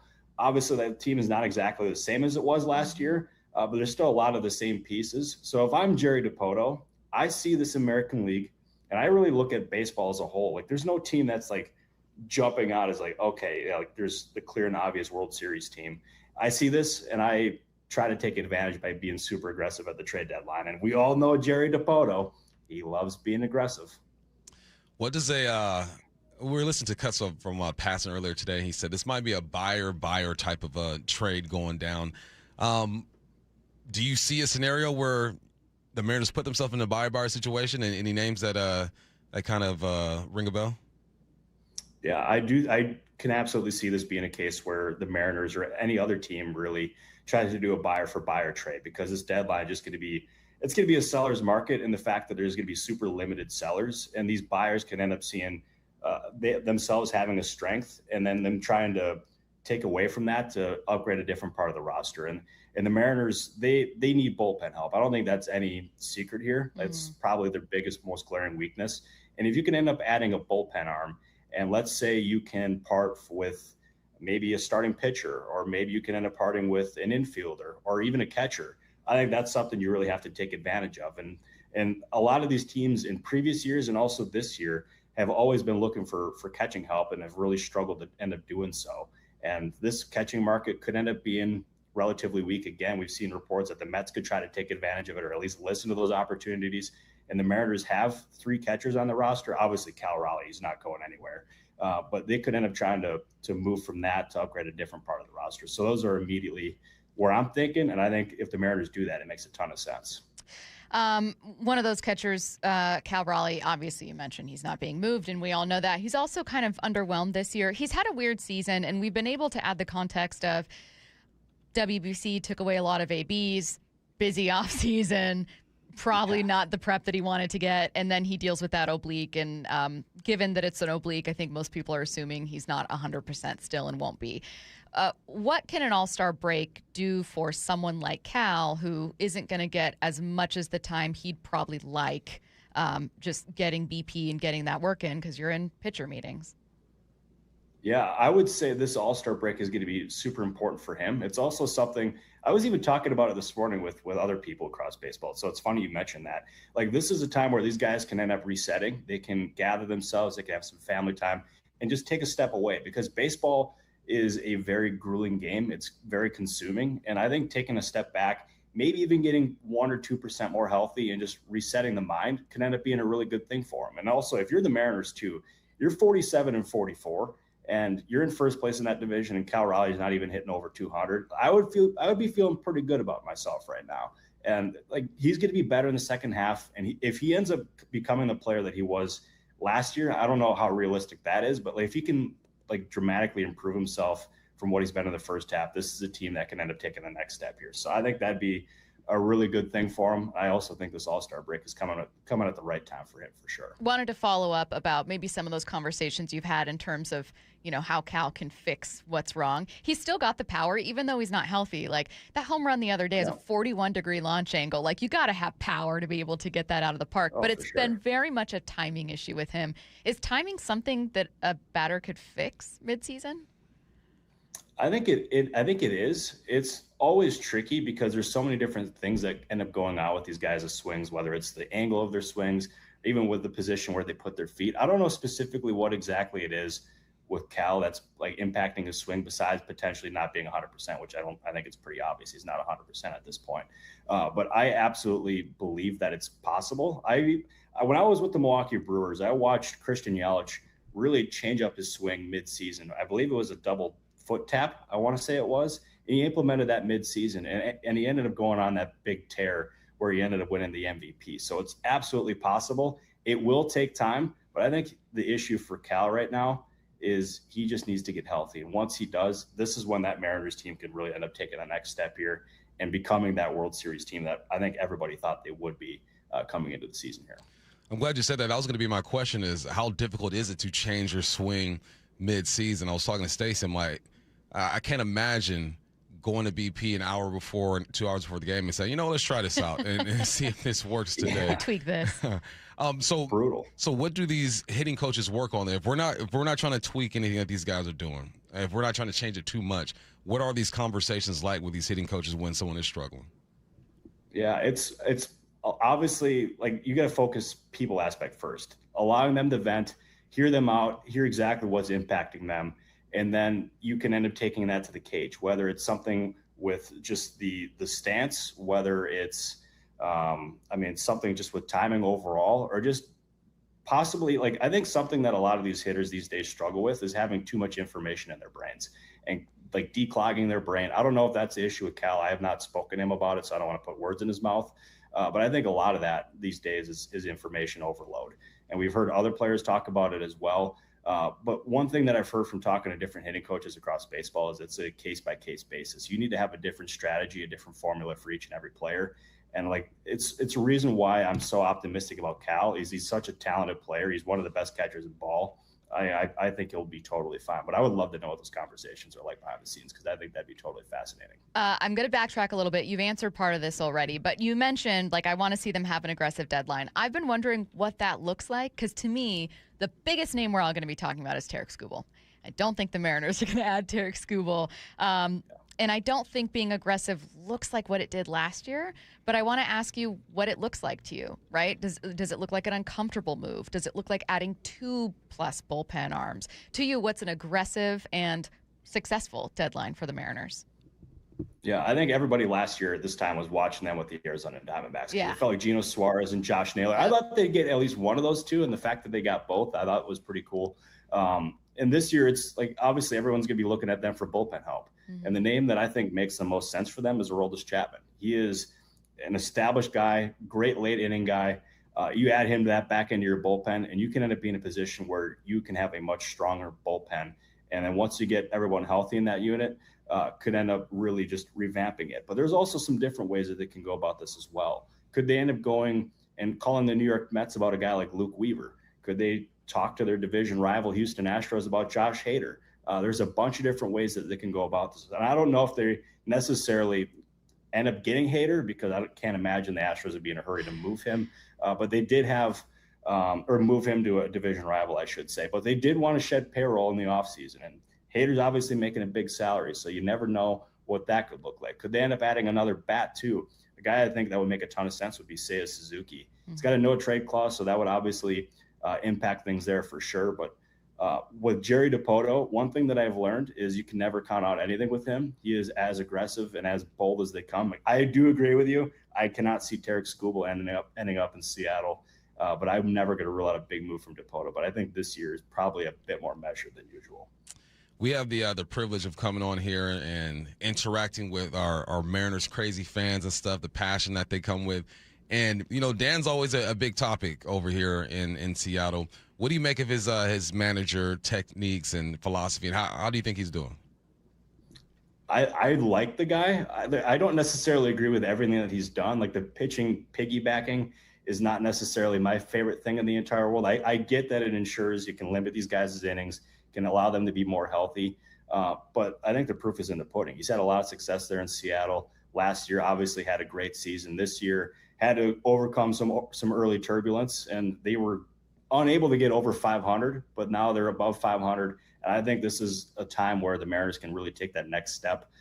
So I'm high on him. I think he's done a good job. I think his communication with the team has improved and gotten better. And I think that's something that's super important. I think he's the right guy to run that franchise for sure. Wanted to kind of step outside of Seattle, though it's still very relevant to the Mariners, and ask you about two front runners in the American League. About, just for context, Robert, like a month plus ago, we were chatting with a guest who was basically making it seem like, and I don't blame him at all, that, look, the Yankees are probably going to win the American League. They're probably going to represent the AL in the World Series. And at the time, they just felt unstoppable. The Mariners were like second in run differential, and there was like 100-run gap between them and New York. So I wanted to kind of check in again, because it's a slightly different version of the Yankees we're seeing, and they're taking on the Rays, so it's fitting. It's the Mariners' next opponent after the Marlins. Tell us what's going on with both the Yankees and Rays as kind of those front runners in the American League, and how things have changed for either of those two over the last month or so. Yeah, for the Yankees in particular, it seems like this time of the year is always when we talk about, oh, maybe they're not as dominant as we once thought. And like they came back down to earth, and they're a flawed team for sure. And they are a team that I think should be like super aggressive at the deadline, but really Brian Cashman has never, at least recently, been the guy that's gone out and made that super big, bold move. Well, he's traded for Juan Soto in the offseason, but like mid-season is a different story here. Last year, he loaded up on the bullpen. I wonder if he can end up doing something similar to that this year. But I've seen them connected to a guy like Tarek Skubal. I really don't know if that's necessarily the move that they go out and make.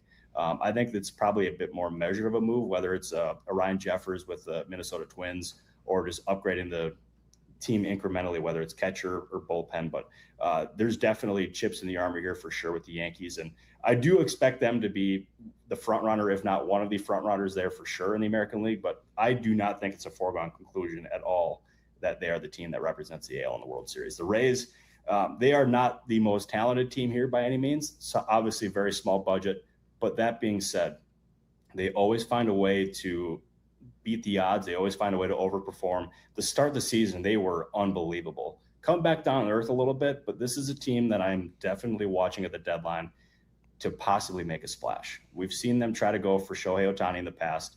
They were trying extremely hard when Freddie Freeman was a free agent. I think that they're a sneaky team to watch for Skubal. I think he makes a ton of sense for them. I do think if you can add a bat, if you're the Rays, I don't know if they can necessarily go out and do both. But Skubal makes a ton of sense for them. They like to swing big, and that's an opportunity I think that front office, especially with new ownership, might try to take advantage of that. I don't think anyone was surprised that Randy made the All-Star team.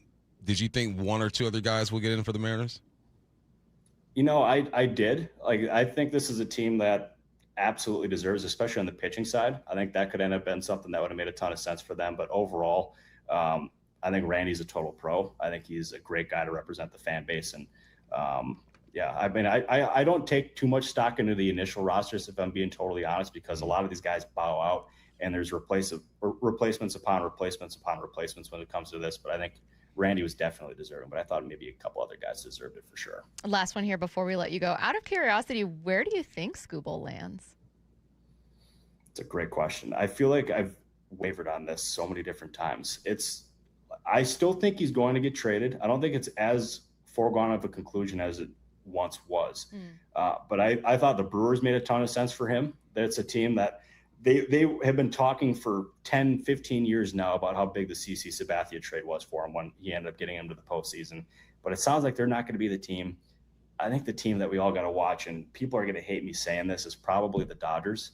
Whenever the Dodgers think big, whenever they go after a big target, more often than not, they go out and get them. Like Kyle Tucker, to take you through my offseason, everyone that I was talking to told me it was probably going to be the Mets or the Blue Jays, with the Dodgers kind of lingering in the background. And then as the offseason progressed, it was, okay, maybe the Blue Jays aren't as likely. And then it's all of a sudden you hear about the Mets making this $60 million a year or $50 million a year offer. And it's like, okay, this is big time. Then that day of, all of a sudden you hear Mets aren't getting him. And it's like, you got to be kidding me. Like, the Dodgers are getting him. And I can end up absolutely seeing this being a case where the Dodgers are involved. They got the prospect capital. They got some outfield pieces that they can part with. James Tibbs is the guy that they ended up getting last year at the deadline for Dustin May. You wonder maybe if they can end up using either a Tibbs type or some of that outfield depth, and you can go out and get Skubal, which would be totally crazy. The team that everyone is gunning for, going out and getting the best pitcher in baseball. So if my prediction is if Skubal is traded, I think he goes to the Dodgers, but I am far from confident in that. But one thing that someone reminded me of, though, is when the Dodgers think big, they don't often miss. So again, that's where I'm at. I'd rather see that than him go to an American League, which it would be shocking for the Tigers to do. But I'd rather see that than a team that Seattle's trying to push out of the way. So I guess if it's hopefully not going to be a team that any American League sees until the World Series, take the Dodgers. Robert, I hope you're right, because this is Seattle sports, LA. but I'm from LA. So oh, there we go. I didn't even know. I mean, shoot. Well, for you now, I'm hoping it happens. There you go. You're secretly excited here. Fansided MLB insider Robert Murray. Thanks, Robert. Thanks, Robert. Hey, thank you, guys. Appreciate you. See ya. Let's get to 4 Down territory. This is 4 Down territory, going inside the game with former Seahawks and Coug wide receiver Michael Bump, you need Bumpus. to tell the Dodgers to stop. It's gaudy. You know what I mean? You can't have everything. I almost feel bad sometimes, too. I'm like, dang, we just got money like that, huh? Deferring contracts. 4 football questions. Who are your top 5 wide receivers? I just started thinking because Spoon made it on the top 10, number 4. So I'm like, all right, well, who are my top 5 receivers? Of course, I'm going the man at JSN. No particular order. These are my guys. JSN. Then we have Puka. I really like Puka, man. I think if he can get his mind right, my man is due for a big season, another big season. Then we have Jamar Chase. Was that 3 so far? And then I'm going to go with Brandon Ayuk. Justin Jefferson, down year last year, but we know what the quarterback situation was like for our man Justin Jefferson. And this is the hardest one, because there's 2 guys who I feel like who are deserving. I think Pickens is deserving, and I think Amon-Ra St. Brown is deserving. That's what I thought you would say. And I'm going to go with Amon-Ra St. Brown. I think he's explosive, 11 touchdowns last year, 1,400 yards. All these guys are going to be on that list when they drop the wide receivers list. I'm just giving you Bump's wideouts top 5: JSN, Puka, Jamar, Amon-Ra, and Justin Jefferson. Second down. Who should be on the NFL's top defensive lineman list? If Big Cat is not on this list when they release it, I'm going to be... You're going to rage. I'm going to rage. I'm going to crash out, as the kids say. Yeah. I'm going to crash out. I'm going to punch walls. And punch walls. Which, look, he's not going to... He'll have, a couple years ago, he had a bunch of sacks with over 10 sacks. Last year, down just a bit. But he's taking on double teams. He's getting in the backfield. He's disrupting the rhythm. That's what D linemen have to do. Disrupt the rhythm of everything this offense is trying to do. Interior defensive lineman. That's what he does at a high level. I love it. If Leo Big Cat is not on this list, yeah, we riot. I'm going to have you write a letter for me. Oh, I'm going to talk to the manager. I'm going to immediately, on all of our behalf, I'm going to call ESPN and I'm going to say, hi, I'm just hoping to speak to your supervisor. If you could put them on the line, that would be great. You have a question from Ryan in Tacoma, says Pickens over CD? And I just wrote back, yup. Wow. I'm taking Pickens over CD. Why Pickens over CD? I think Pickens has a bit more range. Because I don't think that's universal. I know. You can go either way. I wouldn't be mad if someone picks CD over Pickens. Sure. But Pickens just has more range, man. Both can catch the football, but he just looks more like a natural catcher of the rock. It looks easy. Yeah, obviously now both with tack, but I do wonder what Pickens' career, which is already obviously amazing to start his career, but there's a difference starting your career in the NFL with Dak Prescott and a pass-heavy Cowboys offense versus not. Yeah. I do wonder what George Pickens' career would look like if he were playing with like Joe Burrow or something. Yeah. Third down. What would be the football equivalent to tweaking your swing mid-season? Yeah, it was the second time we talked about this, talked to Robert about it, then we heard Passan talk about it, and you and I talked off air. You know, in football, you can tinker with things all the time, right? It's not a super skilled sport. It's more of a raw athletic sport. But imagine a quarterback tweaking the way he throws a football mid-season. Just like messing classic. with his mechanics a little bit. I think they do it to some extent, just like we talked to Robert, and hitters do some things to some extent, but that's something you do during the offseason. Remember when Tim Tebow was in the NFL? Everyone's talking about his throwing motion. They're trying to shorten that thing up and tighten it up. And I don't know if he was trying to tweak it during the season, but I can imagine just how frustrating that is because now you don't have the confidence throwing the football. There's someone else. Josh Allen tweaked his throwing motion this offseason. That's as close as it gets. Other than that, football, I'm always messing with when I was playing. My stride, my pad level, my arms, my movement. You can always tweak things in most positions in football. But quarterback, your throwing motion is your throwing motion. If you do anything, do it in offseason. Fourth down. What position in football gives you the most variety? I started writing this question, and at first I was going to put down what position is the most versatile, and I think that's tight ends. Tight ends are the most versatile position. Football, they block, they can receive, they're attached to the line, they can be detached from the line, in the slot, you move around, whatever. But variety in like the type of player, you got to go with the receiver. Receiver is the only position where you can have a 5'9" guy and a 6'4" guy. And they can both be elite. I just listed all these receivers, right? Amon-Ra is like 5'10". Justin Jefferson is like 6'2", 6'3". Like and Justin Jefferson is slender and tall. Jamar is compact and thick. Receiver get a whole bunch of stuff. And I'm happy it's that way now. When I was coming up, everybody just wanted the 6'3" guy. So look at the variety. I love it. Receiver, you get the more diverse type of player. I was going to say, it feels like the evolution of offenses, particularly with not limiting slot receivers to just like, that's what you do. You can't be versatile. You can't do anything else, has also allowed for different body types to succeed. Yep. Like, is Cooper Kupp, does he have his career, or for that matter, does JSN have his career 15 years ago in the NFL? Yeah, Maybe not. Maybe not. I mean, and every now and then you got some. Antonio Brown was going crazy for a while, Wes Welker, but we're seeing a lot more. I was doing a draft prep this year, and there were so many receivers that were 5'11", 5'10", 5'10". So it's changing a bit. Your petites. Shout out to my petites. You're listening to Bump and Stacy on Seattle Sports and the Seattle Sports app. Timeline coming your way next. Seattle, you sure know how to do it big. One of the greatest things about the World Cup, Seattle is being showcased to the world. Tom Rinaldi. Anyone with or around the team, if they could pick any place, it would be Seattle. Seattle was made for this. I wonder if old Roger in Park Avenue does look at this and wonder, wonder if we can find a way to get a Super Bowl there. Are you kidding me? The home of the city's biggest sports moments, Seattle Sports. This is for all you guys on Viagra. ED pills are no longer needed. The brutal side effects like 4-hour headaches, blurred vision, and that flush feeling can all be put behind you with our treatment. Here at West Coast Men's Health, we have a better approach to ED. Acoustic wave therapy creates blood flow circulation by safely removing the plaque in your arteries and restoring function naturally. Guys, let me be clear. Pills will never fix your problem. Our equipment is the latest technology, and our medical staff is the best in the industry. So give West Coast Men's Health a call today. Speak with our clinic manager. Ask him any question you like, how it works, the science behind it, and even the cost. If you suffer from ED or Peyronie's disease, give West Coast Men's Health a call today. In addition to treating ED and Peyronie's disease, we now offer testosterone replacement therapy. With clinics in Redmond and Tacoma, call 206-519-6541. 206-519-6541. Online at westcoastmenshealth.com. Culture is a belief. When we have a new hire orientation, it's pretty impactful because there's a lot of people that don't realize that a car dealer has been in business for 93 years and has, built ball fields. And so then they start asking more questions. And then you go back to the store and you see relationships and friendships, and you see legacy employees who have been here for 30 years. And then it's like, why is it different? I can't put my finger on it. What is this? Well, that's culture.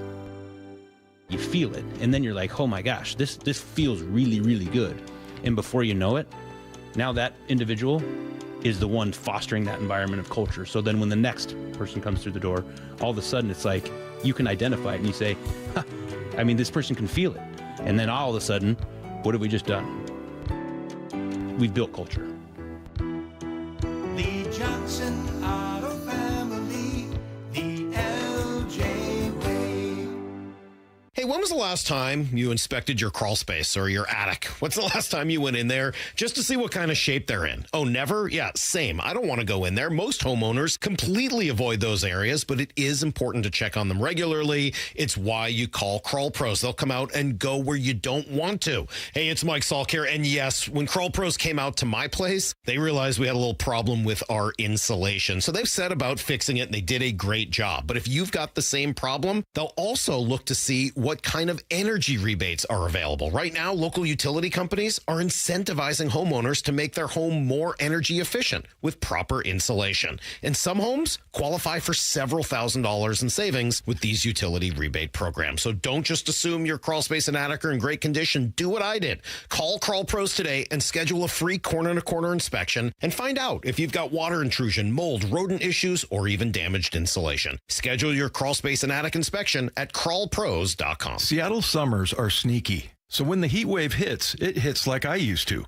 Dave Wyman here. Fast Home Services has you covered with an AC tune-up for just $59.99. First-time customers get the $99 diagnostic for free. Heating and cooling done right by the local team since 1986. Call 1-800-THINK-FAST to book your free in-home estimate. Or visit fasthomeservices.com for a virtual quote in seconds for water heaters, plumbing, HVAC, and electrical services. Mariners and Marlins today in Miami. 3:40 first pitch, 2:30 pregame. Get every pitch of every game for free on the Seattle Sports app. Patrick was way behind on his IRS taxes. I was in way over my head. The total amount ended up being somewhere just over $30,000. $30,000.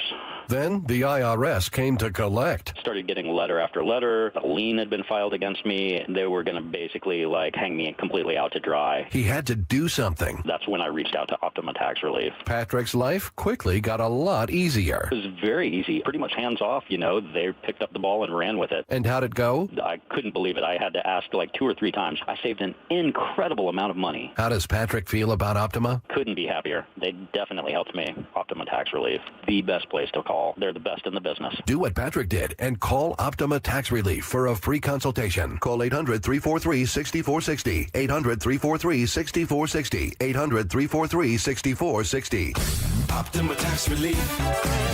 Testimonial from an actual client. Some restrictions apply. For complete details, please visit OptimaTaxRelief.com. Progressive presents the Museum of You. We begin our tour with a unique piece, a relic from the early big screen television era. Remarkable. Next, we find a juicer, which historians believe has only ever been used once. And finally, compact discs from the emo era. A rare find indeed. Some things should be history, but until then, you could protect what's important to you and save by bundling your auto insurance with a renter's policy from Progressive. Progressive Casualty Insurance Company affiliates and other insurers. Not available in all states or situations. Finding great candidates to hire can be like, well, trying to find a needle in a haystack, but not with ZipRecruiter. Its powerful technology actively finds and invites qualified candidates to apply to your job. So while other companies might deliver a lot of hay, ZipRecruiter finds you the needle in the haystack. See why 4 out of 5 employers who post a job on ZipRecruiter get a quality candidate within the first day. Try ZipRecruiter for free at ZipRecruiter.com/free. That's ZipRecruiter.com/free. ZipRecruiter. This is The Timeline with Bump and Stacy. Brought to you by 1-800-DUI-AWAY. World Cup update. Argentina survives a threat from Egypt, scoring 3 unanswered goals in the second half to advance to the World Cup quarterfinals. As for the timeline, this is what Tom Brady posted. Yeah, so that might top 28-3. Yeah. It's harder to score a goal than it is to score a touchdown. I'll tell you that much. And what they did, when did the goals come? It was like the last 10 to 15 minutes of the game, too. Like, I thought it was a wrap. I'm already celebrating for Egypt. So they scored in the 79th minute, the 83rd, and then 2 minutes in the extra time. Man. A question posed online. Is it better to have lost the way Egypt did to Argentina or lose the way the U.S. did to Belgium? We'll talk about that in the hype train. Let's get to our next story in the timeline, but I'm sticking with the World Cup, this time going back to the U.S. men's national team. Christian Pulisic's effort has come into question among American soccer fans after he left last night's match with another minor injury. His post-game comments about the injury didn't win him any favor. I know you were in a lot of pain, had to be subbed off. What were you dealing with, fighting through? Yeah, I mean, I just twisted my ankle and just sprained my ankle. I mean, it's just frustrating to end like that, of course. But now I got time to rest, so hopefully it'll be okay. Pulisic lost possession 11 times in just 45 minutes, the most turnovers of anyone last night. Fox studio analyst Carly Lloyd said she needed to see more from him. I felt like they lost the game before they even stepped out onto the pitch, and I'm not sure why, and I don't know the reasons, but just from the beginning, just chasing, tentative, scared, just not confident on the ball. And I think big-time players, you wanted some of those big-time players to step up in big moments.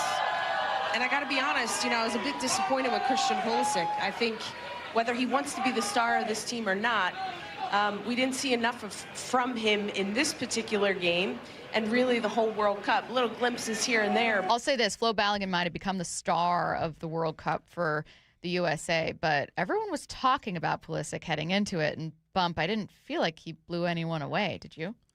He had moments that first game before he got hurt. He did create a goal for Flo, but no, he didn't look like the best player on our team. He didn't.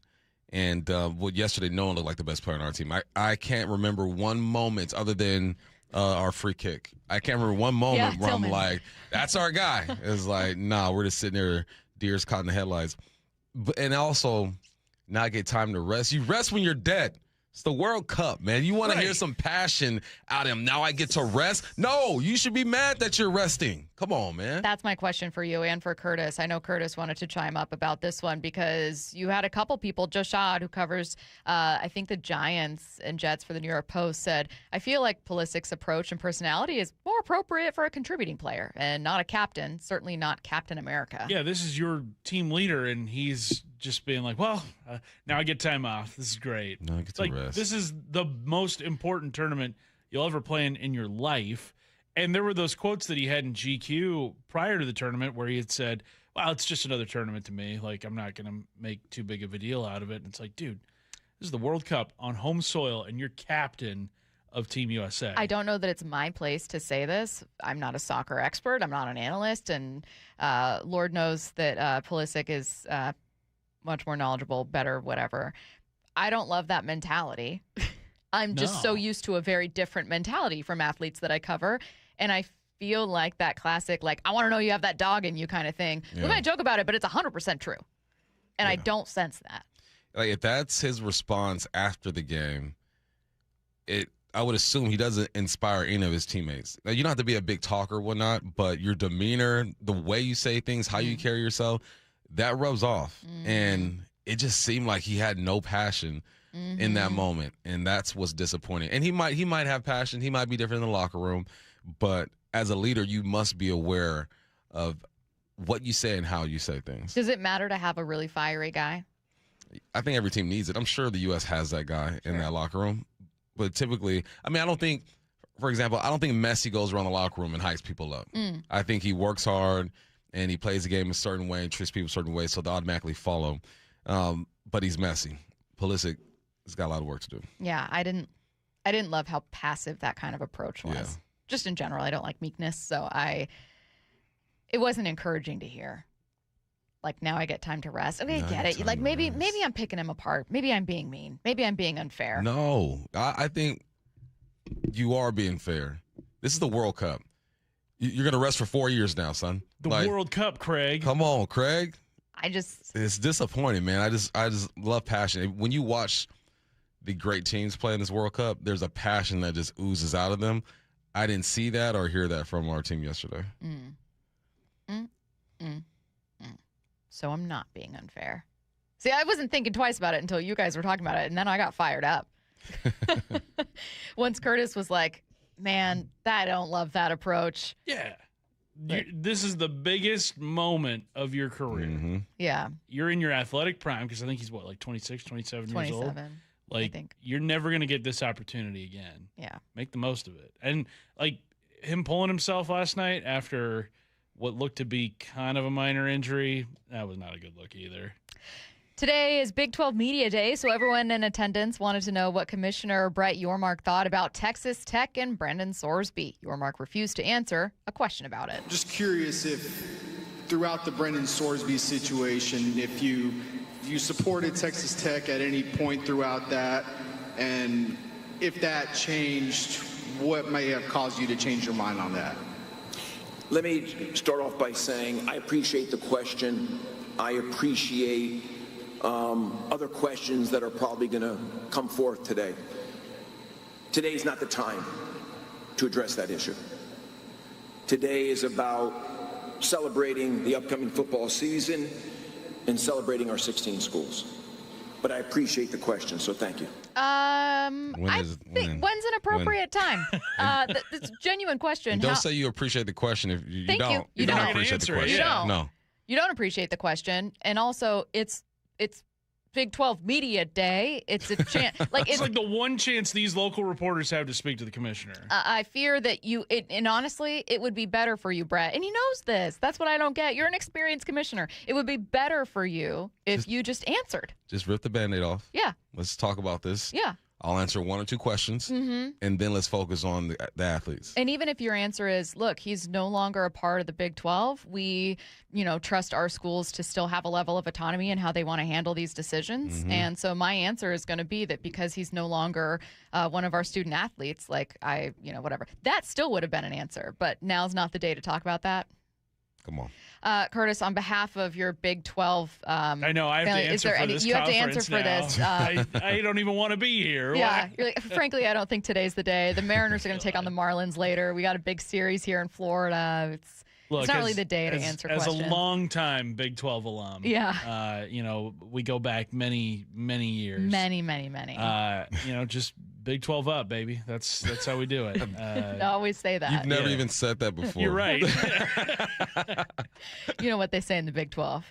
12. No, 12 you know. 12 is 16. 12 is 16. 12 is 16. There's 16 teams. That's exactly what it is. Next story, we finally found something that can break MLB's ABS system. Dense fog. This was at Wrigley Field. Catcher's challenge in the pitch. Got a challenge coming here from Pajes. That is the catcher, if you're wondering. Technology might not be able to see the strike zone. There's a chance that with this fog being this thick, it is a ball. They can't get not operational at the moment. The input. They can't get the data input into that. Yeah. So because they couldn't get data right there, the call just stands. It is a ball. And Ali Marmol says, I've not seen this one before. I've not seen that one before.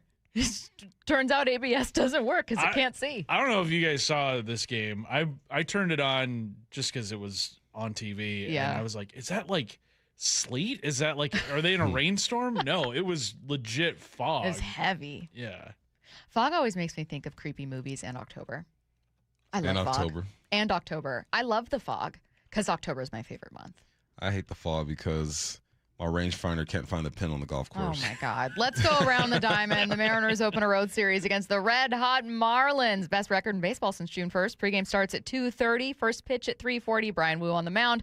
It's coming up on Seattle Sports, 7:10 a.m. and the Seattle Sports app. That's Around the Diamond, brought to you by Klein Jewelers Edmonds. Hype Train coming your way next. This has to be the biggest event that's ever been held in Seattle. Way to shine, Seattle. Just as a worldwide sports event. And honestly, I don't know if Seattle, the city, has ever looked better than it has right now on the world stage. I wanted to feel the excitement. It was dope. This has been just an incredible ride. Be proud, Seattle. From the home of the Super Bowl champion Seahawks, the AL West champion Mariners, and the city's biggest sports moments. Seattle Sports and SeattleSports.com. Hey, Mike Salk here, and summer's here at Snoqualmie Casino and Hotel. You can check out upcoming shows like the Pop 2000 Tour with Chris Kirkpatrick of NSYNC, O-Town, Ryan Cabrera, and LFO on August 1st. Or relive the 80s with pop sensation Taylor Dane on September 6th. You can find tickets at snocasino.com and the full lineup, plus experience luxury with breathtaking Cascade views, world-class dining, and play your favorite games. Elevate your next getaway. That's Seattle's closest, Snoqualmie Casino and Hotel. Please game responsibly. Les Schwab Tires has been proudly serving communities for over 70 years, and we've collected thousands of inspiring stories. Like Kate, who was off on a long road trip with her best friend when the dash lit up like a game show. They find the nearest Les Schwab. Turns out they really needed an oil change. It was done in a flash. Road trip saved. At Les Schwab, we're proud to keep you rolling. Les Schwab Tires. Our greatest story is yours. Stories are composites inspired by real customer feedback. In 2026, Bay Alarm celebrates 80 years of security. With burglar and fire alarm systems, 24/7 in-house monitoring, and local service, our promise to the Puget Sound remains the same.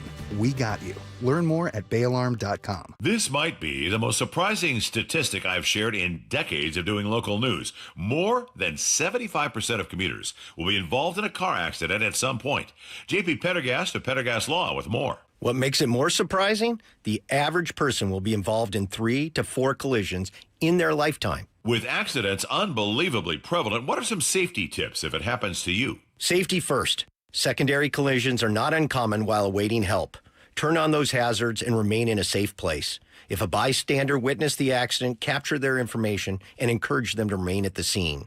Seek medical attention immediately if needed, as delaying can be a costly mistake.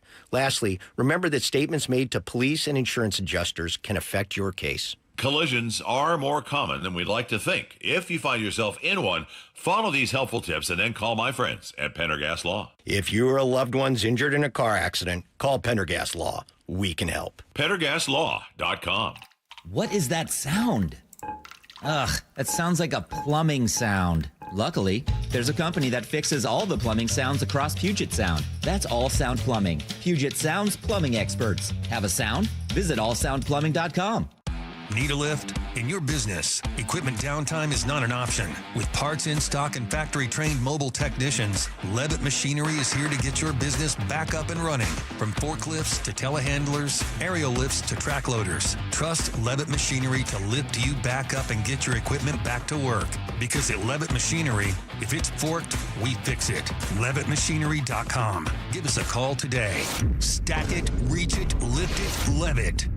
Do you know a woman making a difference in Seattle's sports and events community? Someone who leads with purpose, mentors others, champions inclusion, and inspires those around her to be their best. Why Seattle and Seattle Sports want to celebrate her. Nominations are now open for the 2026 Women of Inspiration Award, recognizing an outstanding woman whose impact is helping shape the future of sports and events in our region. Submit your nomination today at woiseattle.org. That's woiseattle.org. Nominations close July 10th.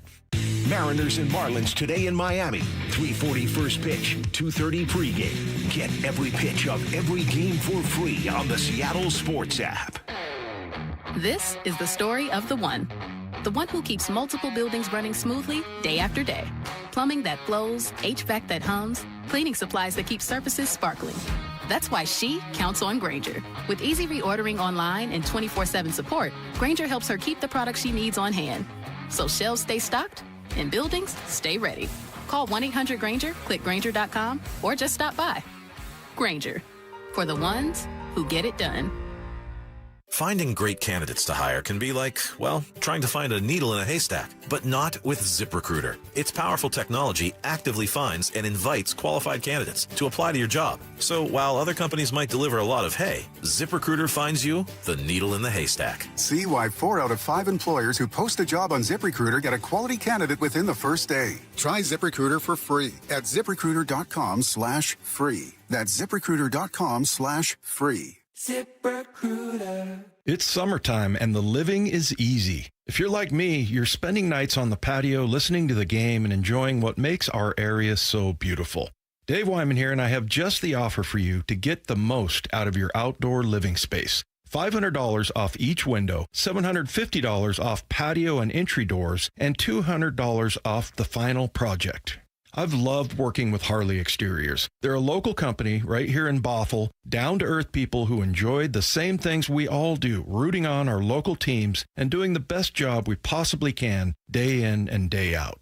Use Harley Exteriors to complete your home space and receive 12 or 18-month promotional financing. Qualified buyers only. Subject to credit approval and lender terms. Minimum purchase of 4 qualifying windows required. Windows must be 36 by 36 inches or larger. No size minimum on patio or entry doors. Financing subject to approved credit. Offers cannot be combined with other promotions. Offer expires July 31st, 2026. Go to HarleyExteriors.com. From the Quantum Fiber Studio, you're listening to Bumpin' Stacy. Weekdays 10 to 2. On Seattle Sports and 97.3 FM HD2. Coming up in 15 minutes, taking a look around the NFL. Right now, let's head to the station for Hype Train. First one in. Argentina won. They ended up scoring 3 unanswered goals in the second half after Egypt took a 2-0 lead. I thought Egypt could get away with it, but they didn't. Emmanuel Ocho put out a tweet. I'm turning it into a hype train. It is better to have lost the way Egypt lost to Argentina than to lose the way the U.S. did to Belgium. Boarding? I knew 10 minutes into that game, the U.S. and game, Belgium? Yeah. I'm like, oh, they ain't got it today. It's a wrap. They ain't got it. So imagine being on the pitch as a player, and you feel that. I don't care anyone says you're going to compete until you can't anymore, but you feel when you're outmatched, and that could be a stressful 90 minutes. Egypt, for 70 minutes, thought they had this thing. The fans thought they had this thing, and they performed great against arguably the best team in the world. So, no, I want to go out like Egypt, at least thinking at some point that I could win this ball game. So, yes, I am on this train. Bring that thing, blow that thing, own that thing. U.S., that was hard to watch. It's better to have lost the way Egypt lost to Argentina than to lose the way the U.S. did to Belgium. It's heartbreaking loss, or you saw it coming because it was pretty pathetic loss. Curtis. It's better to have loved and lost than to have never loved at all. Never loved at all. What Emmanuel Ocho is trying to say here. I think so. Yes, it is better to have lost the way Egypt did than how the United States did yesterday. So we're boarding this train. That blowout loss yesterday was not fun. It was not a fun viewing experience. I turned it off at 3-1. I was like, this is over, unfortunately. Whereas Egypt at least had hope heading into extra time. I mean, I get that, being up 2-0 that late into the match, you're thinking like, oh, we got this. We just got to park the bus, as they say. I've picked up some soccer lingo. Yeah. You got to park the bus, and then hopefully, the clock runs out. Unfortunately, Argentina's got maybe the greatest soccer player of all time on their roster. Now, my reaction was to be on board here as well and to go, well, yeah, I'd rather my team look competitive. Like, I'd rather not them embarrass themselves. It's Argentina was favored over Egypt, and Egypt still put up a good fight there. However, I was applying this to football. So I'm going to ask you guys, it's not another hype train, but just kind of like reframing the same type of question. Well, would you rather lose the way the Broncos did to the Seahawks in Super Bowl 48 or lose the way the Seahawks did to the Patriots in Super Bowl 49? Now my answer might change. That's different. Now my answer changes. That's different. Why is it different? It's the same principle. Yeah, but football it's the start and stop that gets me in football. Right? Soccer is ever flowing. Football, you can stop and say, this is the play. If we lose it on this play, it's a wrap. With soccer, it's you don't have time to really sit and take in that situation. It's always flowing. It felt like it just hurts more because of the start and stop. Yeah. So, yeah, hey, let's blow us out. Next up, Mauricio Pochettino is back as head coach of the U.S. men's national team in 2030. You boarding? He seems like a journeyman. He seems like, all right, I came to the U.S., I did what I could with this group. U.S. soccer is not my cup of tea, and I'm going to move on. I'm going to say no. I'm not on this train. He will not be back. He's going to go coach Premier League somewhere and maybe coach for – no, he's not coach Argentina. They're balling right now. He's Argentine, isn't he? Yeah. Yeah, maybe coach a different country. If I'm him, every World Cup, I'm trying to hit a different country. Let's go. That's fun, just like around the world kind of thing. Yeah. Mauricio Pochettino is back as head coach of the U.S. men's national team in 2030. Bump not boarding. Curtis, are you? The longest he's ever spent in one spot is about 5 years. That's of Tottenham from 2014 to 2019. So if he did coach through 2030 here in the United States, I believe that would then become his longest stop at any point. He did seem to look like he was enjoying himself at times throughout the tournament. But I think Bump's right. I don't see him sticking around for much longer, especially because those Premier League jobs or a job in Spain, a job in Italy, Germany, one of those leagues, I mean, that's going to be tough to pass up. So I think he will not be Team USA's head coach in 2030. Yeah. No, I don't think so either. It's heartbreaking because I fell in love with the story. Like, I'm not like the single biggest World Cup. You're not a soccer analyst. I'm not. Someone was like, stop telling us that. Okay. But that means that a lot of these are like newer storylines that I kind of fall in love with. And then you're like, dang it, but I just met you. What's going on? But yeah, I have to agree with you guys on this one. Next up, the Mariners taking on a tough Marlins team. They have the best record in baseball since June 1st. But this is your hype train. The Mariners will get a series win against the Marlins. What did Young Jock say? It's going down. It's going down. We doing it, baby. All vibes, okay, Marlins? You're having a good season. We get that. But this is the run. I said I've been waiting on a run. This is the run, Stacy. It's happening. 4 out of 6. Let's go. I answered that like it was a quiz. What did Young Jock say? It's going down? The Mariners get a series win against the Marlins. Curtis. What did Will Smith once say? Wild Wild West? Welcome to Miami. Yeah. Wild West. We're clearly going east. It's an East Coast trip, Stacy. I don't know. We're boarding this train. All the Will Smith songs. Wild Wild West comes. Wild Wild West. The movie was a flop. No, it wasn't. I liked that movie when I was It was little. a flop, though. It was a was flop. it a flop? Yeah, it was. Well, I was a kid, so I thought it was great. Largely considered his worst movie. What? Yeah. Not Wild Wild West. I didn't know you were such a big Wild Wild West. West fan. Yeah. Wow. You learn something new about Stacey every day. I mean, I could have thought of other Will Smith songs if I wanted to. Yeah, you could have. But Yeah. you Sure, didn't. name another one. You thought of Wild Besides Wild West. Welcome to Miami and Wild Wild West. Is Fresh Prince of Bel-Air count? No. His biggest song after he started acting and stuff. You got to know this one. Yeah. Will. Na na na na na na na. Hey.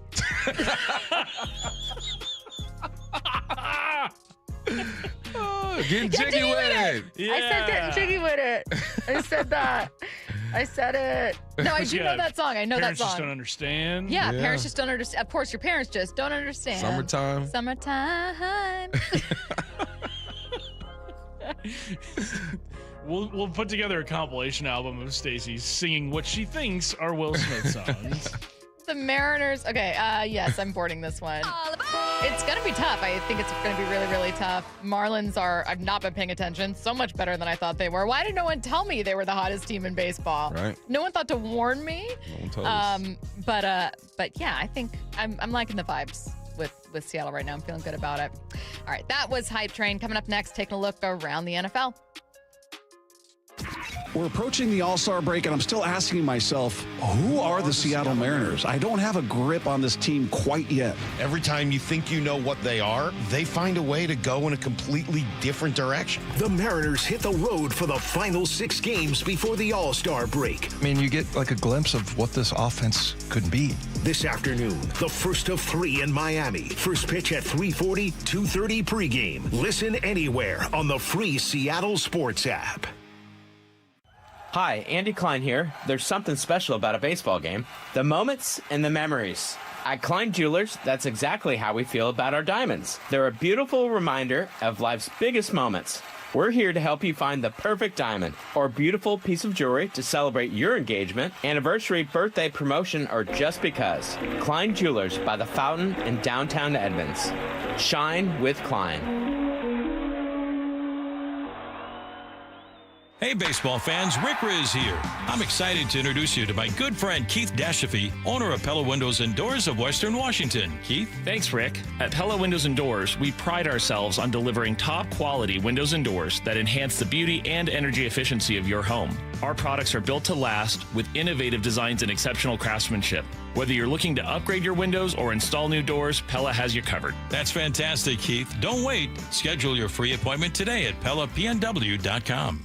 Everyone always asks me, what were your top reasons for choosing Advanced Hair? Well, allow me to share, along with some details, on, get this, their once-a-year summer savings event. Okay, first off, Advanced Hair stands by the results, and I'm living proof those results are second to none. With Advanced Hair, your own natural hair is guaranteed to grow. Secondly, Advanced Hair combines top-rated physicians with modern technology, creating a concierge quality experience that blew away my expectations. And lastly, Advanced Hair's Advanced FUE begins regrowing your own natural hair the very next day. It is quick, simple, and easy. Now, if you have a flexible schedule this summer and you've been waiting for that special savings opportunity, well, it's here. Advanced Hair's Summer Savings Event will get you the most hair for your dollar. It's their best offer ever. For details to schedule your free consultation, call 425-449-8185. One-day treatment, life-changing results. Your new hair is guaranteed to grow. Before and after pictures at advancedhair.com. Guys,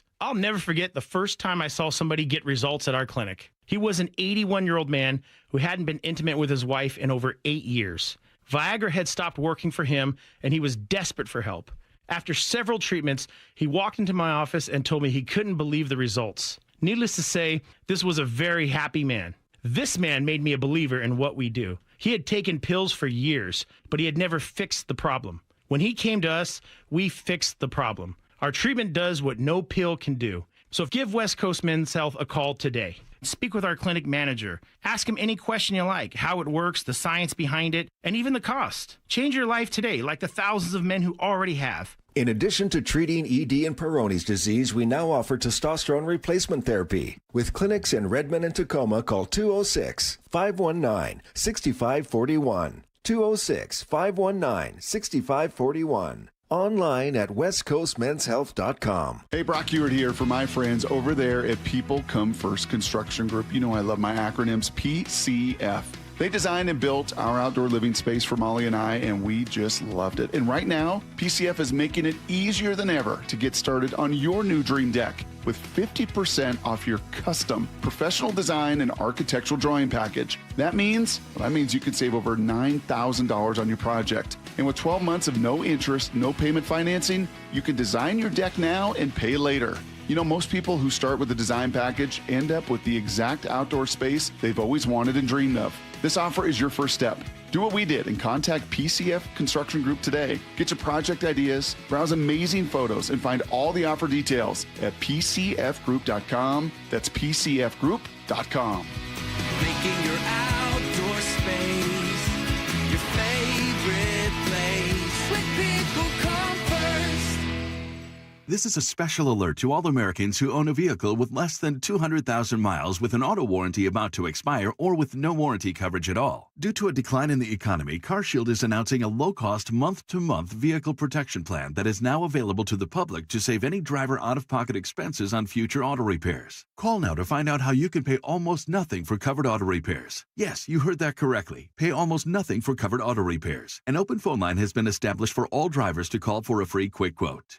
Call 800-330-8323 now. Drivers who are covered will not have to pay for covered repairs again. This protection plan is at an all-time low. Additionally, drivers who activate this vehicle protection today will also receive free roadside assistance, free towing, and car rental options at no additional cost. Call us for your free quick quote today. 800-330-8323. That's 800-330-8323. What do you have to lose? Call 800-330-8323. Again, 800-330-8323.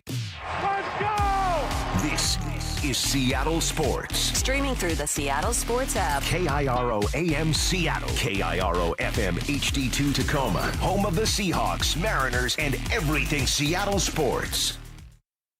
Seattle Sports Snapshot. Mariners open up a tough road trip in Florida today. This afternoon, it's the first of 3 against a very hot Marlins team. Brian Wu on the mound for a 3:40 p.m. first pitch. Pre-game show starts at 2:30 p.m. right here on Seattle Sports.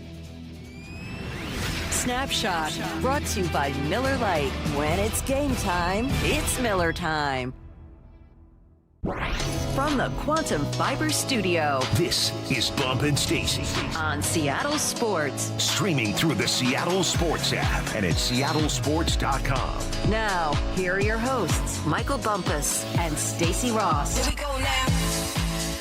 Coming up in 30 minutes, talking MLB and Mariners and trade deadline news with the Athletics' Keith Law. Before we get to any of that, let's take a look around the NFL, starting with some important dates the league has released for the 2026 calendar. The most important, the trade deadline, now going to be on November 10th, which feels much later than normal. It was already pushed back a week in general, but I'm so used to it being around Halloween. Feels like the playoffs are going to start right after the trade deadline. Right? Yeah. Now, that's good news for a Seattle team. We've talked before about how that first match against the Rams is going to come, what is it, December 16th or so? Something like that. Early to mid-December. Week 16. Feels pretty important that Seattle will have a chance to improve their team ahead of their first meeting with the Rams.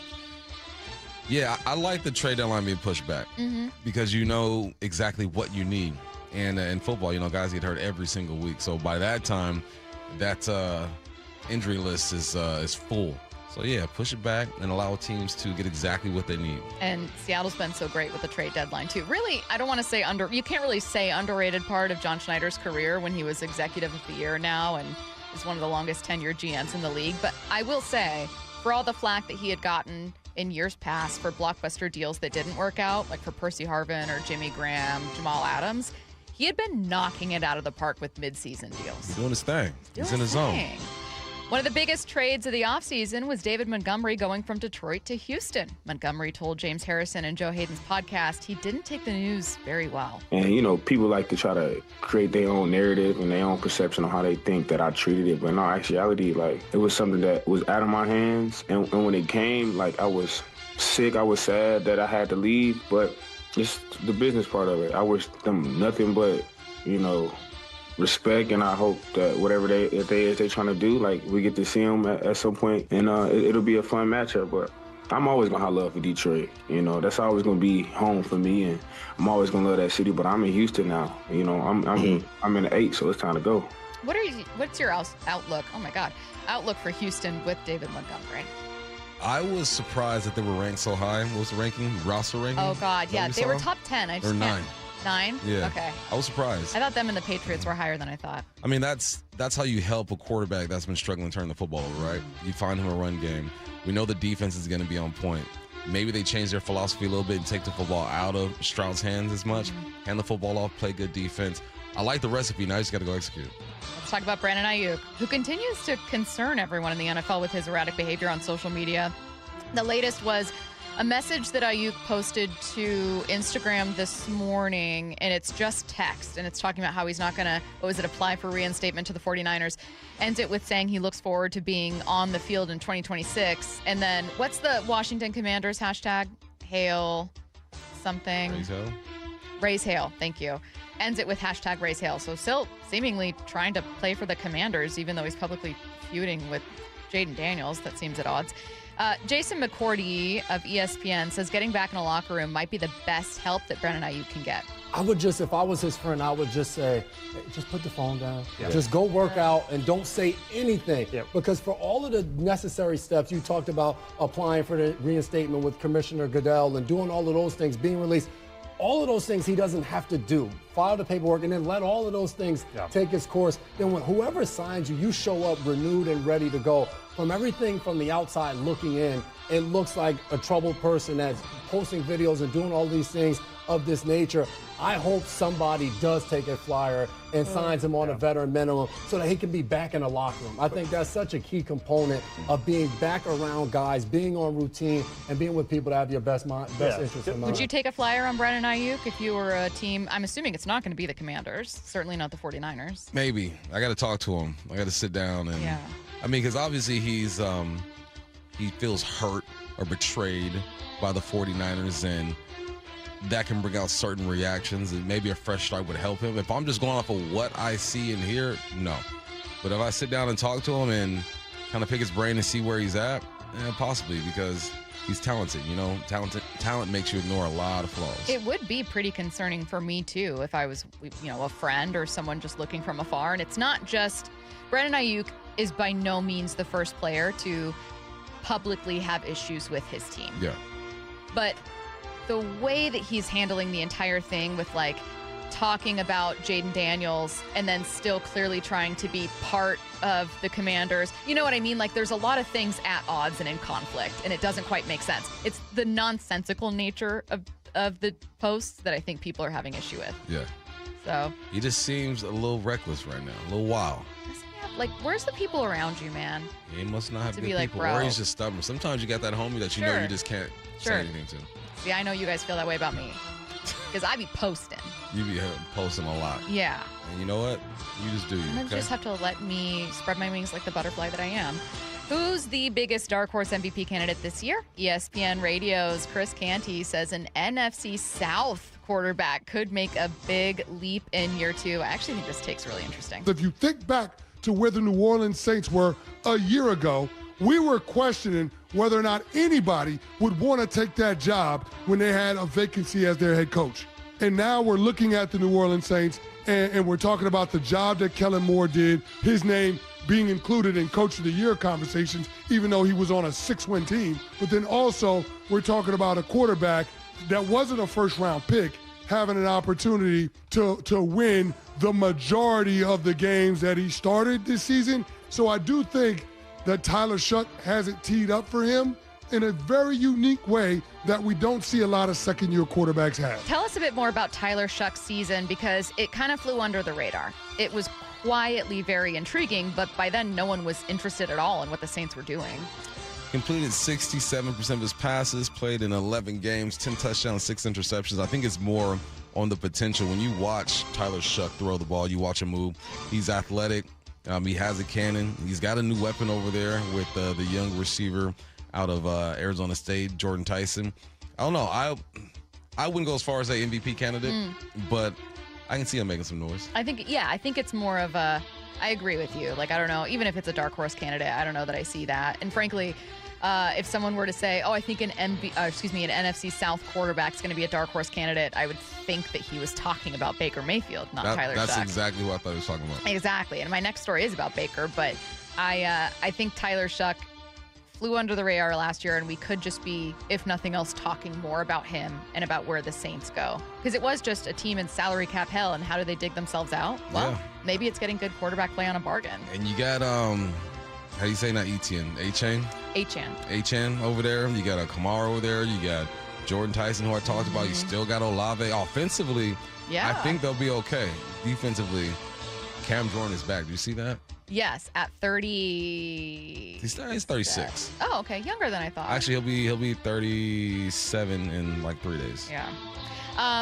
Well, let's stay in the NFC South and let's go to that quarterback that both you and I thought that it would be, Baker Mayfield. He and the Bucs aren't close on an extension yet. Here's Mike Garafolo. They are not close yet. I know that. Now, I'm confident in that one. I can tell you that. There's a lot of work that needs to be done on this one, and we're sort of in a period where, when it comes to Baker Mayfield or even Vita Vea on the other side of the ball that we've talked about, and since then Jeffrey Simmons with the Titans has gotten an extension.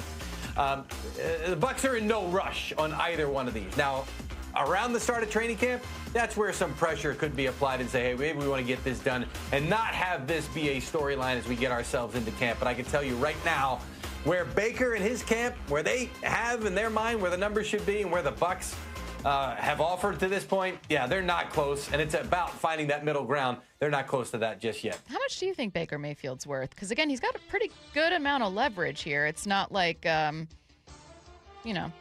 debating trying to have some leverage against an Arizona Cardinals team that would be perfectly happy with the number 1 overall pick. The Bucs have a chance to win the South.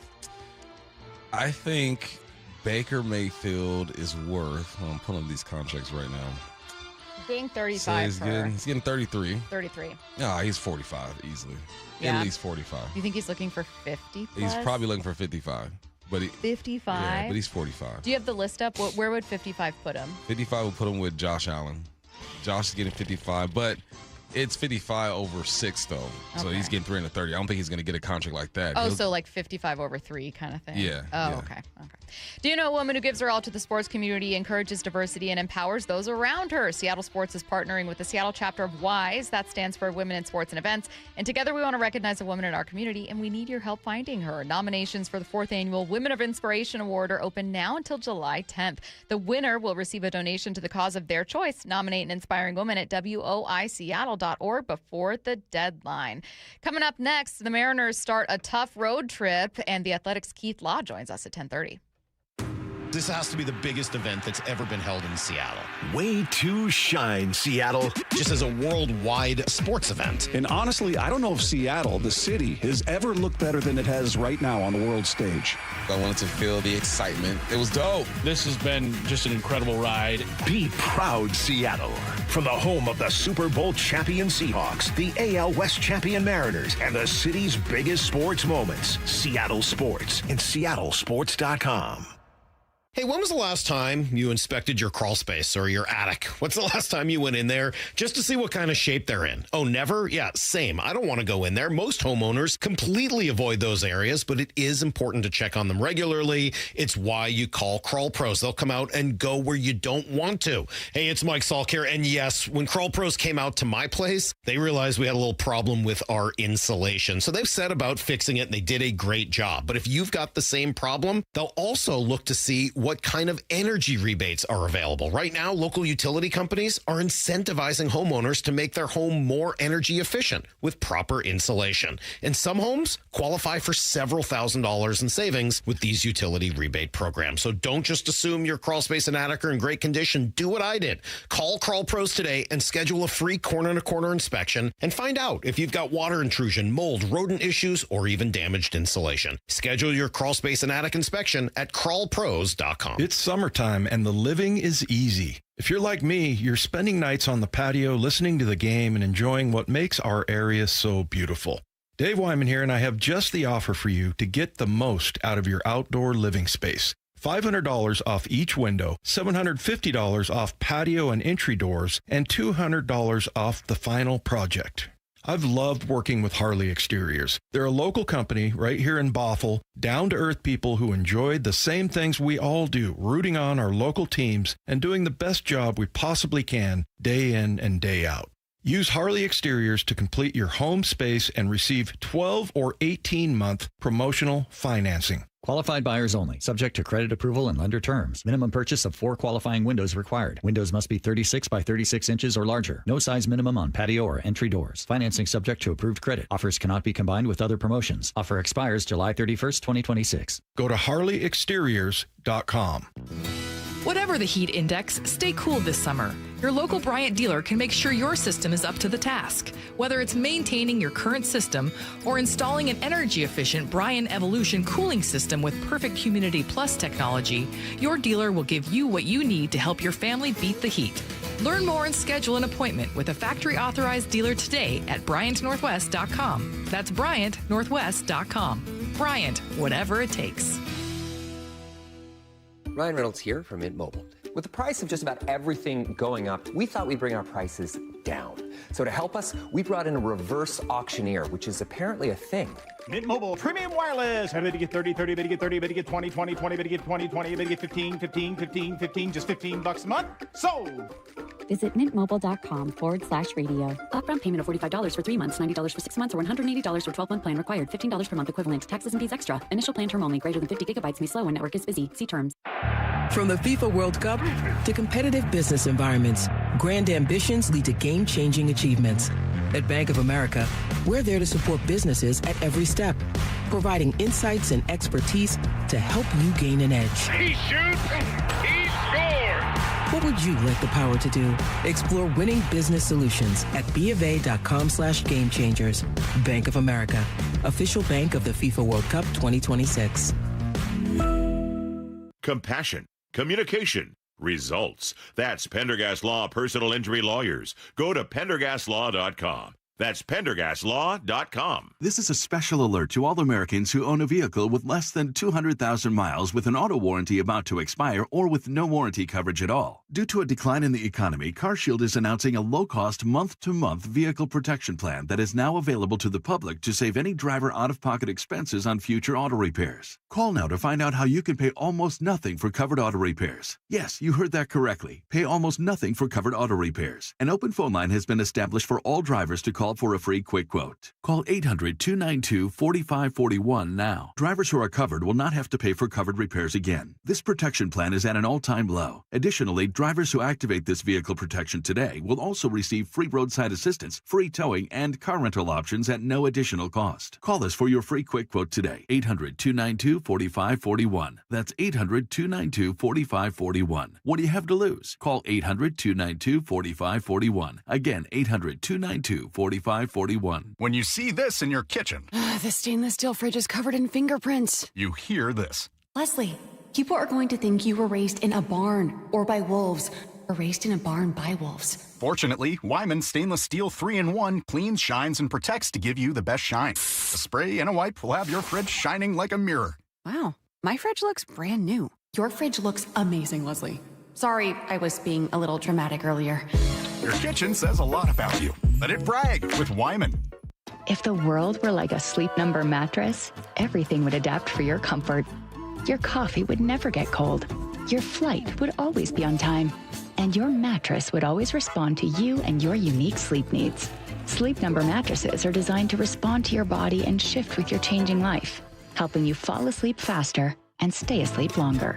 To experience a whole new world of comfort, visit a Sleep Number store or go to sleepnumber.com. Sleep Number. To a good life sleep. Extra, extra, real Headline rewrites. We must make headlines. The real story behind the headlines in today's news. Powered by Bay Alarm Security Services. With Bump and Stacy. Headline number one, the Mariners start their final road trip of the season's first half with 3 against the Miami Marlins. What's the real headline? Who would have thought a trip to Florida would be the toughest first half road trip? Let's look at what's ahead here. Miami has the best record in baseball since June 1st at, I think, 22-8, maybe 23-8. Meanwhile, the Rays are one of the best teams and have been one of the best teams in the American League. I wouldn't have thought that with this trip here. 6 games, though. Bump, what record are you hoping for? 0-2. Let's go. Optimistic. This is the run I'm talking about right here. You know, I didn't know that this was going to be the moment, but then I woke up this morning And you're meeting it. and I felt it. I'm like, yeah, this is going to be it. Beat a quality team, get your confidence back. Cal went yard recently. Hope Julio's getting better with concussion protocol. And let's go. Speaking of concussion protocol, when I was in Little League, I got hit in the head with a baseball. And they just pat me on the butt and said, keep playing, kid. I was running to first base. You played in a different time. Yeah, it was like, you Say good? it gently. You're good. Yeah. I was clearly concussed, dizzy and everything. When did you get a concussion test when you were an actual like D1 player and they were like, okay, and do you remember the word red, buffalo, and yellow? No, that was high school. When I got Okay. to college, they had an actual test on computers. Yeah. But our dumb, was we wouldn't do well on that test. Uh-huh. So if we did get a concussion, Not surprising. we can just cheat the system. Jeez Louise. One thing we're watching closely in this one is the starter tonight, Brian Wu. Phenomenal at home, has struggled on the road, and he tightened that up against a tough offense. Marlins are 4th in hits over the last 30 days. Yeah, bangers, huh? 4th in hits. On base percentage is good. Like I said before, don't hit for a lot of power. Not a lot of bombs in that group, but they do have the most triples in the league right now. Yeah, it sounds like just one of those annoying like pest offenses that are just like tick, tick, tick, tick, tick. You know what I always think about when I think of pest offense is the dang Toronto Blue Jays. Springer. That's all I see is Springer. Like, we need one of those. I want a Springer. Next up. Headline rewrites. Headline number 2, Mauricio Pochettino was non-committal about his future as head coach of the U.S. men's national team. What's the real headline? I'd have a tough time committing to that kind of performance, too. Yeah, that wasn't good. Someone in the text line says it was not the U.S. players, it was the coach. He didn't have an effective game plan. So please don't blame the players. I'm blaming everyone who was involved. The players were hesitant. They looked scared. I don't know what adjustments coach did or didn't make. But no, you watch that game, I'm telling you that it was the first or second goal. The ball drops in the box and 3 players hesitate to make a play on the ball. They look scared, man. Belgium is a better team too, though, but the players didn't help. So I don't know what coach did or didn't do, but the players didn't help the situation. Tell me what you think of this theory. I saw someone say, well, they were game planning to play without Flo Balogun, and then so when they did have him, it gave them actually less prep. I don't know if I buy it, because to get a good player back is always a good thing, and you've been playing with him. You hadn't played a full match without him, but I don't know. What did you make of that take? This ain't football where, we were preparing to play our backup quarterback and now our starter comes in. No, this is soccer. You insert a player. He's been playing every game with these guys. They have a rapport. They know each other. No, I don't think it was that big of a deal. I just think they didn't play well. Where do they go from here outside of maybe trying to hang on to Pochettino? They go rest, apparently. Well, Pulisic. okay, so you and Curtis did not love Christian Pulisic saying, here, I have the quote here. Hang on one sec. So Christian Pulisic, this was, I believe, immediately after the match. I know you were in a lot of pain, had to be subbed off. What were you dealing with, fighting through? Yeah, I mean, I just twisted my ankle and just sprained my ankle. I mean, it's just frustrating to end like that, of course. But now I have time to rest, so hopefully it'll be okay. Curtis and Bump, not fans of the tone, the tenor from your captain there. To rest. It's the World Cup. Sweet, I don't have to do this anymore. Right? Yeah. That's the vibe I'm getting. You want a guy with that dog in him. I don't have to play in the biggest tournament in the world anymore. Get to go rest. I'd be sick to my stomach, son. It doesn't sound good. Headline rewrites. Headline number 3 in a new feature on ESPN.com detailing Sean Payton's tenure with the Broncos. It was revealed Payton wanted Denver to let Bill Belichick break the all-time wins record by becoming a temporary coach until he got 15 more wins. What's the real headline? You know, it's funny. Bill took the same approach with letting his girlfriend get to 18. I don't like this. I like your headline rewrite. I don't like the jankiness. A temporary coach. Come on, man.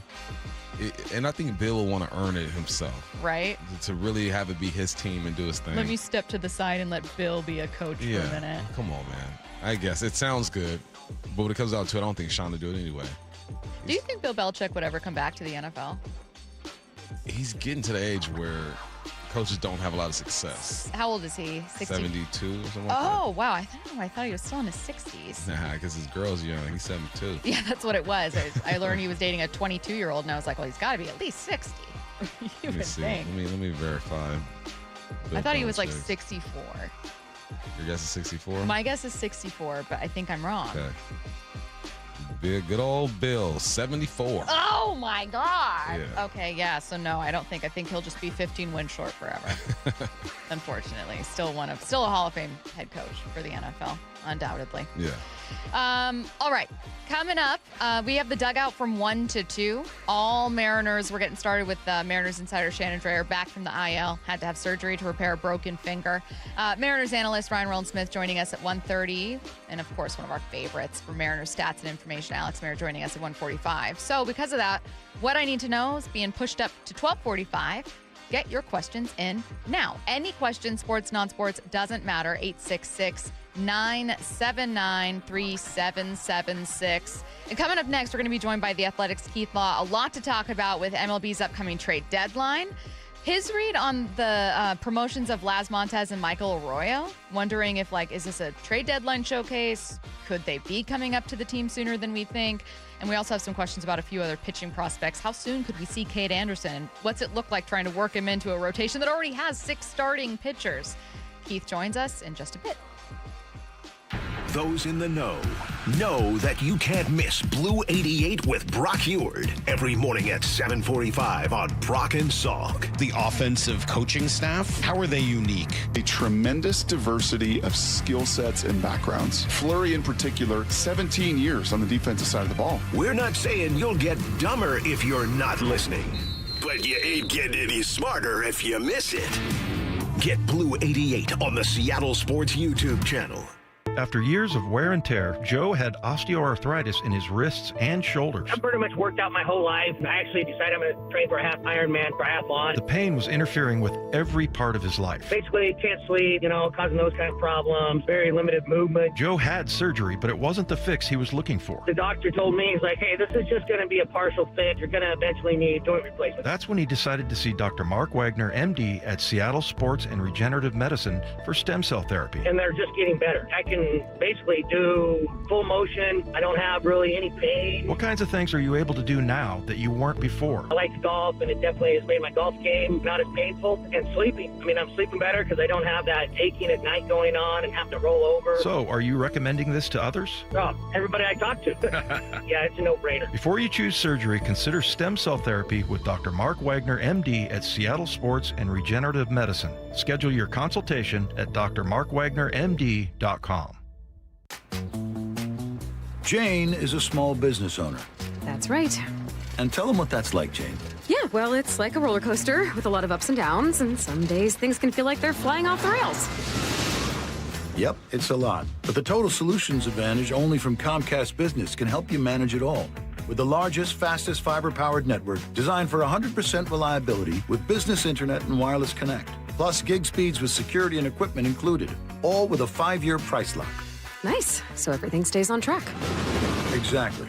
The Total Solutions Advantage. Get started for just $60 a month for 12 months when you add wireless connect to a qualifying internet package. No one does business like Comcast Business. Limited time offer. Restrictions apply. New customers only. 1-year agreement, paperless billing, and automatic payments with bank account required. $60 offer requires 300 meg internet, security edge, and additional qualifying service. Equipment, taxes, and fees extra. It's game day. Are your moderate to severe Crohn's disease or ulcerative colitis symptoms keeping you from the action? Skyrizi, risankizumab Riza, could help you get back to the game. Skyrizi is proven to help people feel significant symptom relief, achieve remission, and visibly improve damage of the intestinal lining. Skyrizi is a prescription injection medicine for adults. Don't use if allergic to Skyrizi. Serious allergic reactions, increased infections, or lower ability to fight them may occur. Before treatment, get checked for infections and tuberculosis. Tell your doctor about any flu-like symptoms or vaccines. Liver problems leading to hospitalization may occur when treated for Crohn's or ulcerative colitis. Control is everything to me. Ask your doctor about Skyrizi, the #1 prescribed biologic in Crohn's and ulcerative colitis combined. Learn more at skyrizi.com or 1-866-SKYRIZI. Windows are our home's top target for break-ins. At Lake Washington Windows and Doors, we offer added security with our exclusive 3-layer security glass protection. Combined with our lifetime warranty, you'll have lifetime peace of mind. Choose Lake Washington Windows and Doors, a name you can trust. Stay cool this summer and save big. Lake Washington Windows and Doors delivers the quality, comfort, and energy-saving performance you deserve. During July, buy 3 windows or doors and get 1 free. Plus, make no payments for 12 months. LakeWashingtonWindows.com. Mariners and Marlins today in Miami. 3:40 first pitch, 2:30 pregame. Get every pitch of every game for free on the Seattle Sports app. Hey, Brock Heward here with my buddy, Dr. Daniel Nelson from Eastside Pain and Regenerative Medicine. The stem cell therapy you did on my knee was a game changer. But Dr. Dan, people ask me all the time if you're seeing the same kind of success treating neck and back pain with stem cell therapy. Great question, Brock. As you know from your experience, we've had tremendous success treating major joints like hips, knees, and shoulders, but we've also seen excellent results treating neck and lower back pain. In fact, we're the only clinic in the Seattle area offering image-guided stem cell and PRP injection therapy specifically for neck and low back pain. How cool is that? If joint, neck, or back pain is holding you back, call Dr. Daniel Nelson at Eastside Pain and Regenerative Medicine and find out if stem cell therapy may be right for you. Dr. Dan here is the only doctor with over 30 years of experience in pain medicine techniques, including stem cell therapy. Call Dr. Daniel Nelson, MD, at 425-823-4000 or visit danielnelsonmd.com. That's 425-823-4000 or danielnelsonmd.com. Olympic Hot Tub's All-American Soak, Swim, and Sauna event is here. Now's the time to save thousands on a saltwater hot tub, swim spa, or sauna. With up to 3 years to pay for it, interest-free. OlympicHotTub.com. Better you, better life. For over 113 years, Pacific Lamp and Supply Company has been your #1 lighting specialist in Washington, from the Space Needle in Seattle all the way to the Riverwalk in Spokane. With the largest lighting inventory in Washington, Pacific Lamp's knowledgeable and experienced staff can assist with any lighting issue, including intricate lighting and control designs. Plus, they work with all utilities in Washington to get you the best available lighting rebates. Pacific Lamp and Supply Company, Washington's lighting experts since 1912. Visit pacificlamp.com. The Johnsons always talk about an orientation meeting. Their dad and grandpa, they always maintain that it's a people business. Lee Johnson Auto Family, the LJ way. This hour is brought to you by Mazda of Everett. From the Quantum Fiber Studio, you're listening to Bump and Stacy. Weekdays 10 to 2. On Seattle Sports and 97.3 FM HD2. Mariners line up out for the first of 3 against the Marlins this afternoon. Crawford leading off your third baseman. Arozarena, Canzone, your DH, hitting third. Raleigh, your catcher. Naylor, Rayleigh, Young, Robles in center. Obviously, for an injured Julio. Emerson at short. Wu, the starter today. Lots to talk about with the Athletics' Keith Law going trade deadline. The kind of disappointing first half for the Mariners, but a lot to still watch here moving forward. Keith, how's it going? Good. How are you? Fantastic. The Mariners are at least in a better place than they were at other points this season. 3 over 500, just took 2 of 3 from Toronto, swept the Angels. We're still waiting to see this offense improve, though. So I wanted to start by asking you whether or not there could be opportunities to do that at the deadline. It feels like it's going to be a weird one. I'm not sure about whether the deadline's going to be weird or not. I mean, there's nothing the Mariners can do externally that's going to be as helpful as getting their own players to perform up to what you might call expectations, projections.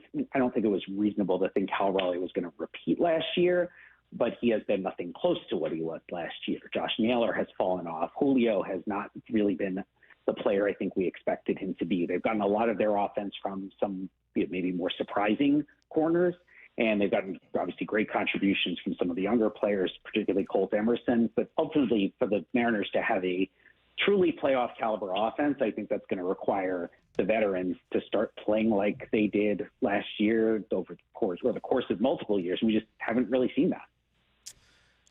We're looking at this trade deadline, trying to figure out exactly what this team is going to do. How do they enhance? You mentioned just getting players back are going to do their thing. Do you see anybody in the farm system that might be worth calling up? I don't think any of their top prospects are going to help them offensively. Their best prospects still in the minors, actually their 2 best prospects still in the minors, are both pitchers. Cade Anderson could help them right now if they needed a starter, but they're one of the only teams in baseball that really doesn't need a starter at this point. And Ryan Sloan should not see the majors this year. I'm a huge fan. I do think he's got a chance to be a number 1 or number 2 starter. I don't think he's ready. I don't think there's any reason to rush him. We could be having this conversation next year, and we're talking about calling him up. But between the fact they don't need a starter and Anderson's ahead of him, and just Sloan being young, still developing, they're still kind of managing things like workload and having him work on using all of his pitches in every game to try to continue to develop the secondaries. I don't think we see him. Everybody else below that, I mean, they do have some talented and valuable position players. I don't know that any of those guys is really going to make a contribution this year. What's your read on Las Montez and Michael Arroyo being promoted to AAA? Is that like a potential trade deadline showcase? No, because teams scout every level. They've been seen, and God, those guys have been seen a ton. Obviously, they've been in the system for many years. They have been Las Montez has been at the Futures game before. So those guys are extremely well known. I do think there's value in just continuing to challenge players for their own development. Montez, I was a little bit surprised because obviously he's got, we know he's got otherworldly power, but he is punching out at kind of an alarming rate. I don't have the exact percentage in front of me, but it was around 30% in AA. And for a guy who's so big, who's got length to the swing, who's just going to have a larger strike zone, there's not many Aaron Judge types out there. You've seen a somewhat similar player with the Yankees and Spencer Jones, also 6'7", athletic outfielder, and then you watch him swing. You're like, oh, God, that is a huge strike zone. He can't cover it. I thought they might leave Montez in AA a little bit longer and say that the criteria for you to get promoted, maybe just the criterion, is for you to bring down the swing and miss. Instead, they're challenging him in AAA. I'm not saying they're wrong. It just surprised me a little bit, given the season that he's had so far. What do you make of the first few weeks of Emerson's big league career? I mean, defensively, he's looked sharp to me, has a bit more power than I thought he would have early. How would you grade him? Well, I'm a big Colt Emerson fan. I had him as one of the top 10 prospects in baseball, I think, the last 2 winters. It's a small sample. He hasn't been up all that long so far. I know that defensively by StatCast, he hasn't graded out particularly well. I also would say just the transition for any player, regardless of level, coming to the majors is huge. Even for guys coming from AAA to the majors, the quality of pitching that you face is way better. The hitters are a lot better able to hit better velocity, to adapt to changes in speed. And I just think the pace of the game is faster. A lot of guys come up, not all, but a lot of guys come up, struggle defensively right out of the gate because you're seeing balls hit harder. And because, frankly, they're dealing with a lot of different playing surfaces, usually better quality playing surfaces. So when a player comes up like Emerson does, and particularly he hits well out of the gate, I do think it's a big mark in his favor because so many elite prospects, really highly touted hitting prospects who've performed all the way up through the minors have come up and struggled in their first go-round in the majors. And it doesn't necessarily hold them back in the long term, but the fact that Emerson, so young, relatively inexperienced by playing time in the minors, hit so well right out of the chute, I do think is a marker of why he was one of the top prospects in baseball coming into the year.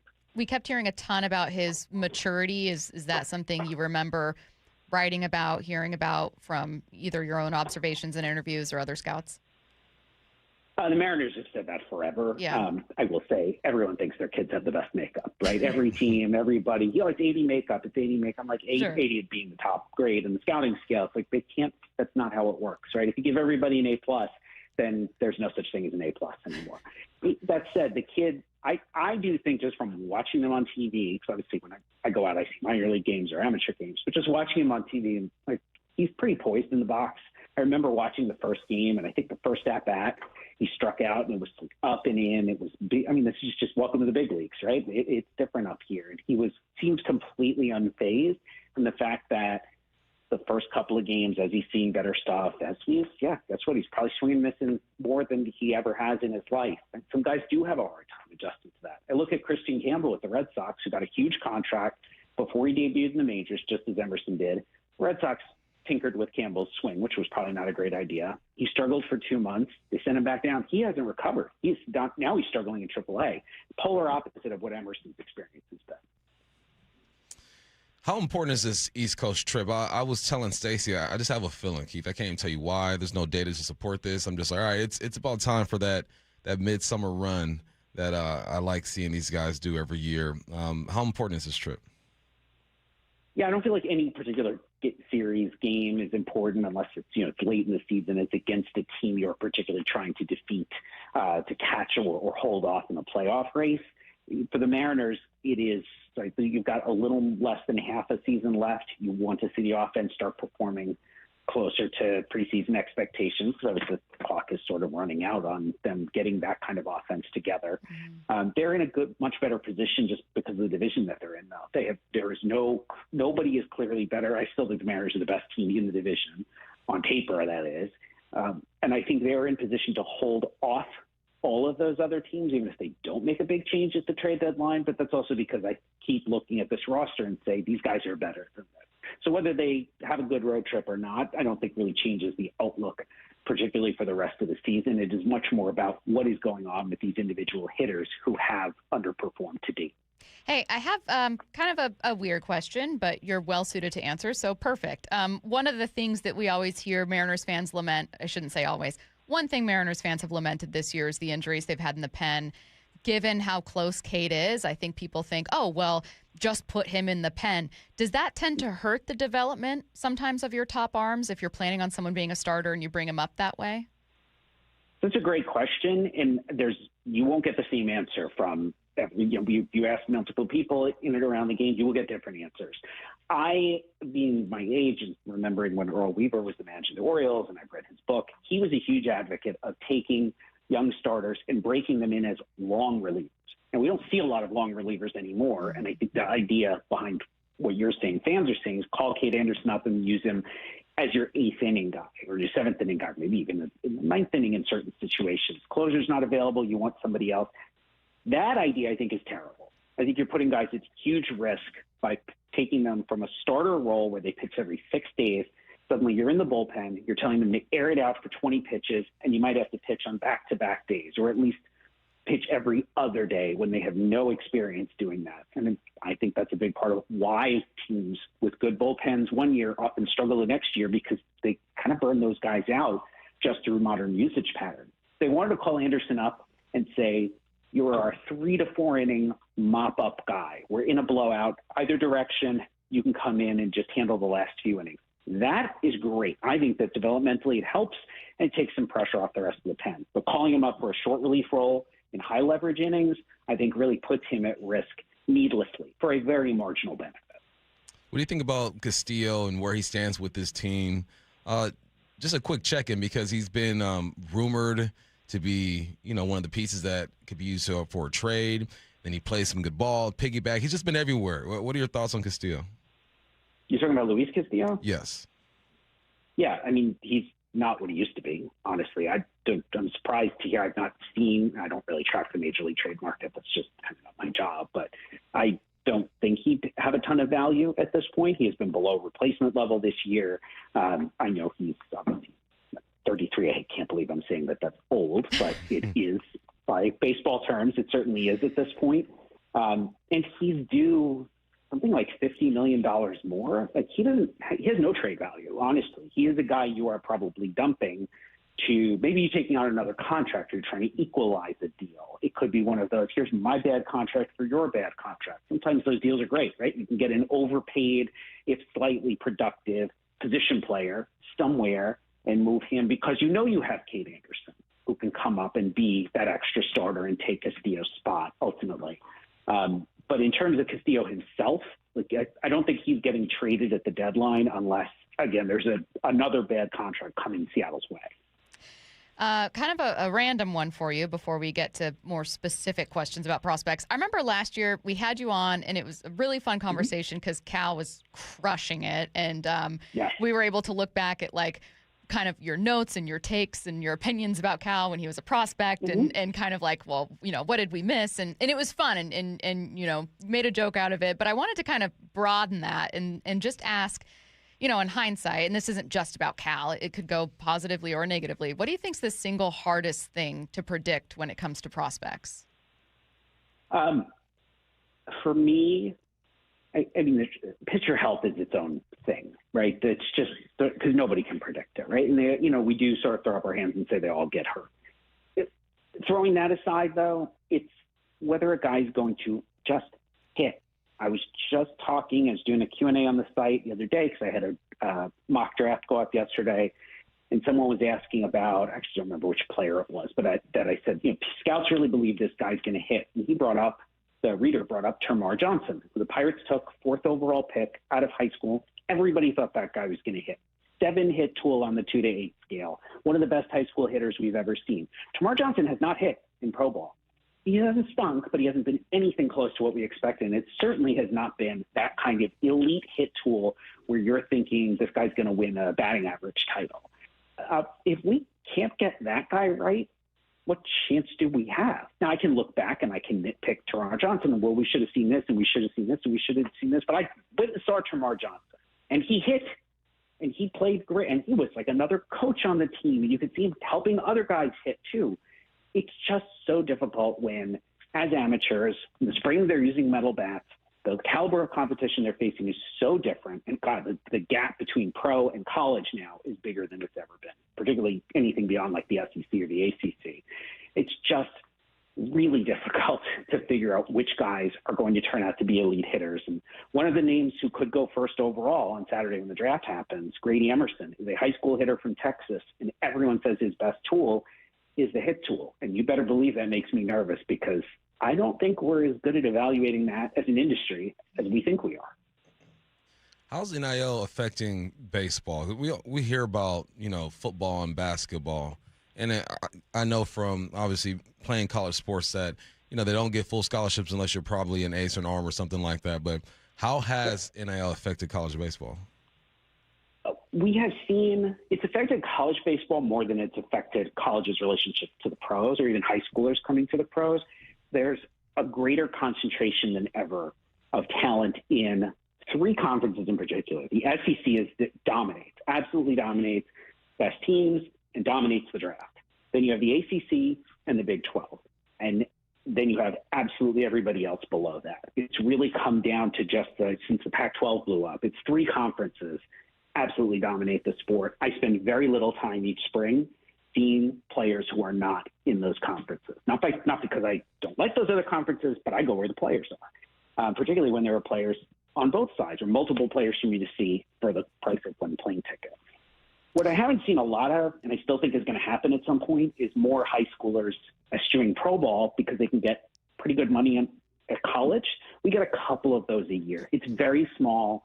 It is often kids who already had William Schmidt a couple years ago, actually took his name out of the draft to go pitch at LSU. He was a Louisiana kid. He apparently grew up wanting to go to LSU.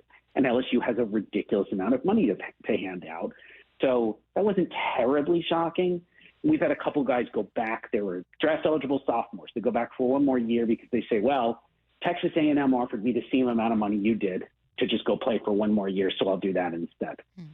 Okay, sure. But it hasn't really altered the landscape of the draft. I'm curious if that changes going forward, particularly with some of these schools, some of these SEC schools, clearly starting to make more money because I look on TV or I go to the games and there's more people in the stands than ever before. That's got to translate into more revenue for the sport. Good stuff from the Athletics, Keith Law. Keith, thank you so much. Thanks, Keith. Yeah, my pleasure. Have a good one. All right, get your questions in for What I Need to Know. Sports, non-sports, doesn't matter. Text them now, 866-979-3776. What I need to know. So I have some that are not about us, but being a narcissist. What I need to know, who among the Seattle sports hosts would do the 999 challenge, A, and B, who would actually, they said win, but I'm going to say just do it successfully. Me and Wyman. I was going to say Wyman, yeah. Wyman for sure. Yeah. Me and Wyman. I think you and Curtis and Wyman. Curtis ain't a big drinker, though. I mean, I think I could if there was a prize at the end. Would Bob? Yeah, I think you would. I think I'm also not a huge hot dog guy. I'll tell you who wouldn't. Me and Mike. And I think Lefko could do it. I think Lefko for sure. He might be sneaky in that department. I think Lefko eats 10,000 calories a day. Bob ain't touching none of that stuff. No, me, Bob, Mike, and Maura might do it. I think Brock could do the 9 hot dogs. He wouldn't do the beers. I don't think he would do the 9 beers. No. Yeah. I would do maybe if it was 9 mini Caesar salads and an Aperol spritz. Of course. 9 Aperol spritzes. Aperol's spritz. 866-979-3776. Why did so many U.S. soccer and sports experts rate the U.S. so high when in reality the U.S. is second class in soccer? People don't understand that there's a difference between, I think U.S. entered this tournament ranked 15th in the world. There's a difference between 15 and 7. That gap is big. And Belgium at one point was 7th in the world. So yeah, it's a different class, but they're a different class and they just played their worst game. That's what my Belgium was question better, but they just did not play well at all. That killed. There was no point except for the 61 seconds after the equalizer when I thought let's go. Uh-huh. It felt pretty bad from the jump. Yeah. Why did they not attack more? It's a dumb question, but the moment was big. You're in Seattle. You've never lost. Best team we've ever had. Yeah. You're expected to win. And I think it has got to them. 866-979-3776 from Scott in the 425. Why haven't we heard anything about torpedo bats like we did last year? Obviously, they're not working this year. Well, Curtis thinks that the balls aren't juiced anymore. You know, can I also say this, though, Curtis? knows. Okay. balls aren't juiced Curtis is always ready with his conspiracy corner about this, but I will say, I did look up stats, and the league-wide average this year is like 245 or 244, and it was 245 last year, but it doesn't feel like that. Doesn't it feel like offense is just way down? It does. Well, you don't have Cal and Judge going nuts either. And then, what's up with Gino? Where's Suarez at? He's still with the Diamondbacks? Where's he at? Cincinnati. Cincy? How's he doing over there? Hitting bombs? I couldn't tell you. Schwarber's still doing his thing. He is. Gino only has 8 home runs this year. Oh. He's been a negative WAR player, too. Who's the home run leader right now? Alvarez? I think Schwarber. Oh, yeah, Bump just said that. What about in the American League? Would it be Jordan? Not entirely I believe sure. so. Junior Caminero. Oh, yeah. He just had an interview with Jeff Passan. I should know that. I think he was Alvarez, 29. Caminero, 26. Hunter Goodman of the Rockies with 27. Dude, the Rockies are quietly crushing it offensively. Rockies and White Sox, who would have thought? Look at us. Look at us. Paul Red. They're Paul Red. Look at us. Who would have thought? I did see someone say he thinks that maybe Cal should ditch the torpedo bat. Well, I don't know. just get healthy, Cal. What I need to know, do you think, how does flopping get eliminated from professional men's soccer? If the only way to do it, I think, is you would have to, in which they've tried to narrow it down. Like if you flop in the penalty box, you can get a card, and they look at VAR to check that out. But that's the only way that you could do it is you think someone's flopped, you stop the game, you look at VAR, and you make a decision there. But now, instead of 10 extra minutes, you got like 15 extra minutes. Yeah. What I need to know, if you could have Bump Stacy, Brock and Salk team up for the day, what would you imagine the whole show would be like? Oh, just a mess.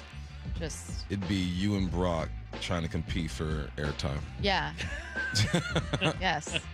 It would be me and Brock talking over each other. Yeah. And you and Salk just turning off your mics and then talking to each other about golf. Just completely leaving the show. I think Bump would get 4 words in that entire show. Yes. I'd just be like, yeah. Yeah. Yes. See, my problem... Yes. I'm not an extrovert, but my problem is when I'm around other loud people, it's a challenge is what it is. It's a challenge. So me and Brock would just be, I fear, too incredibly obnoxious. But we have good things to say. Yeah. I didn't say you didn't. What I need to know, you can master any music. I'm going to switch this up. So their question was, you can master any musical instrument at the snap of a finger. Which would it be? I'm going to toss in, what's the coolest musical instrument to just know? Know how to play? I mean, I've always wanted to play the piano. I've seen my homie get so many girls playing the piano. What? I've heard that if you can play the piano, you can play just about dodge a ball. Yeah. Wait, so he just plays the piano and then like women will come up and be like, oh my God. It's almost like it's a call. Like a catnip. And they all just show up. Wasn't that? Well, didn't Cooper Kupp say he wanted to learn the piano so he could just go to any hotel bar and be the coolest guy there? Yeah. So Bump pointed out something. I read this one during the break because I thought it was interesting. And I said, well, forget a musical instrument. Like, I think it would be cool to just know how to sing really well. And Bump, you pointed out you made a really good point, which was, if you're someone who just constantly is hogging the mic at karaoke, even if you're a good singer, people are going to be like, just here she goes again. All right, showing off again. Yeah. Why don't you just go sign with a record company or whatever, like leave. But if you play a piano, it's not like someone can be like, get out of here. No, people appreciate the piano. Yeah, in a different way. It's like, wow, thank you for sharing this with us. Thank you for sharing this gift. Piano or guitar? I don't think you want to be the dude with the guitar at the fire pit, you know? I think it's way cooler to be the dude playing the piano at the hotel. Yeah. Or the mall. Or the mall. The mall piano doesn't get any love. The Nordstrom piano. I mean, if you're playing the piano, I'm giving you at least 30 seconds to a minute of my time. Someone said accordion. No. Unless you're like a Bagpipes Swiss. would be the weakest one. Bagpipes? See the memes where all the bagpipe songs it's the same song. It's the same thing. I don't know if someone's good or bad at bagpipes. It's just noise. I couldn't tell you. Could not tell you. 866-979-3776. What I need to know. I don't claim to be the biggest knower of soccer, but for the love of God, why can't they stop the clock for hydration breaks and injuries? Yeah. Stop it for, they said instead of adding time, why not just stop the clock, which I actually agree with I feel that. I don't like the stoppage time at the end. I don't like the idea of like, no one knows except for the ref. He'll let us know when time's over. Not a fan. Someone said it's hard to drag the piano to the fire pit, which is a good point. Joe in Bellevue saying, fiddle, bring it anywhere. Now imagine bringing a recorder out of your pocket and just being like, you ever heard Three Blind Mice? Hot cross buns. The same song. Same song. Oh, the harmonica. That's a lost art right there. Yeah. You know what that always reminds me of? Free Willy.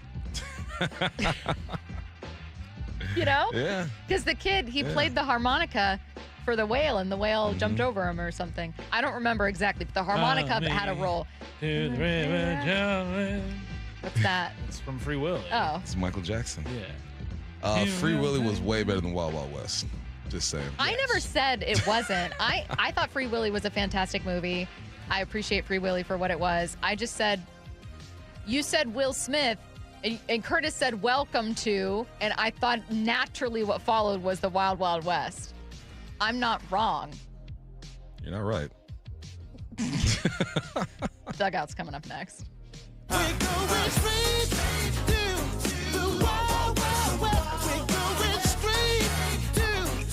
Wild Wild West? Na na na na na na na. Hey.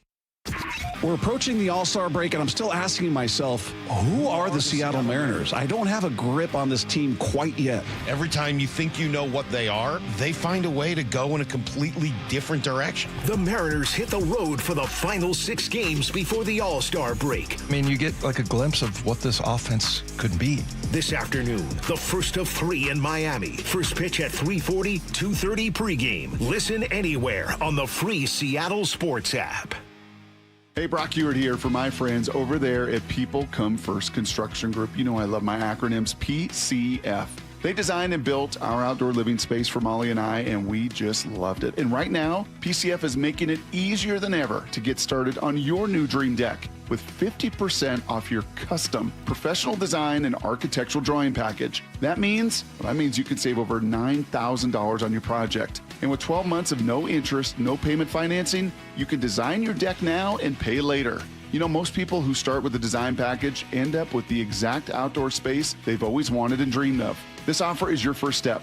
Do what we did and contact PCF Construction Group today. Get your project ideas, browse amazing photos, and find all the offer details at PCFgroup.com. That's PCFgroup.com.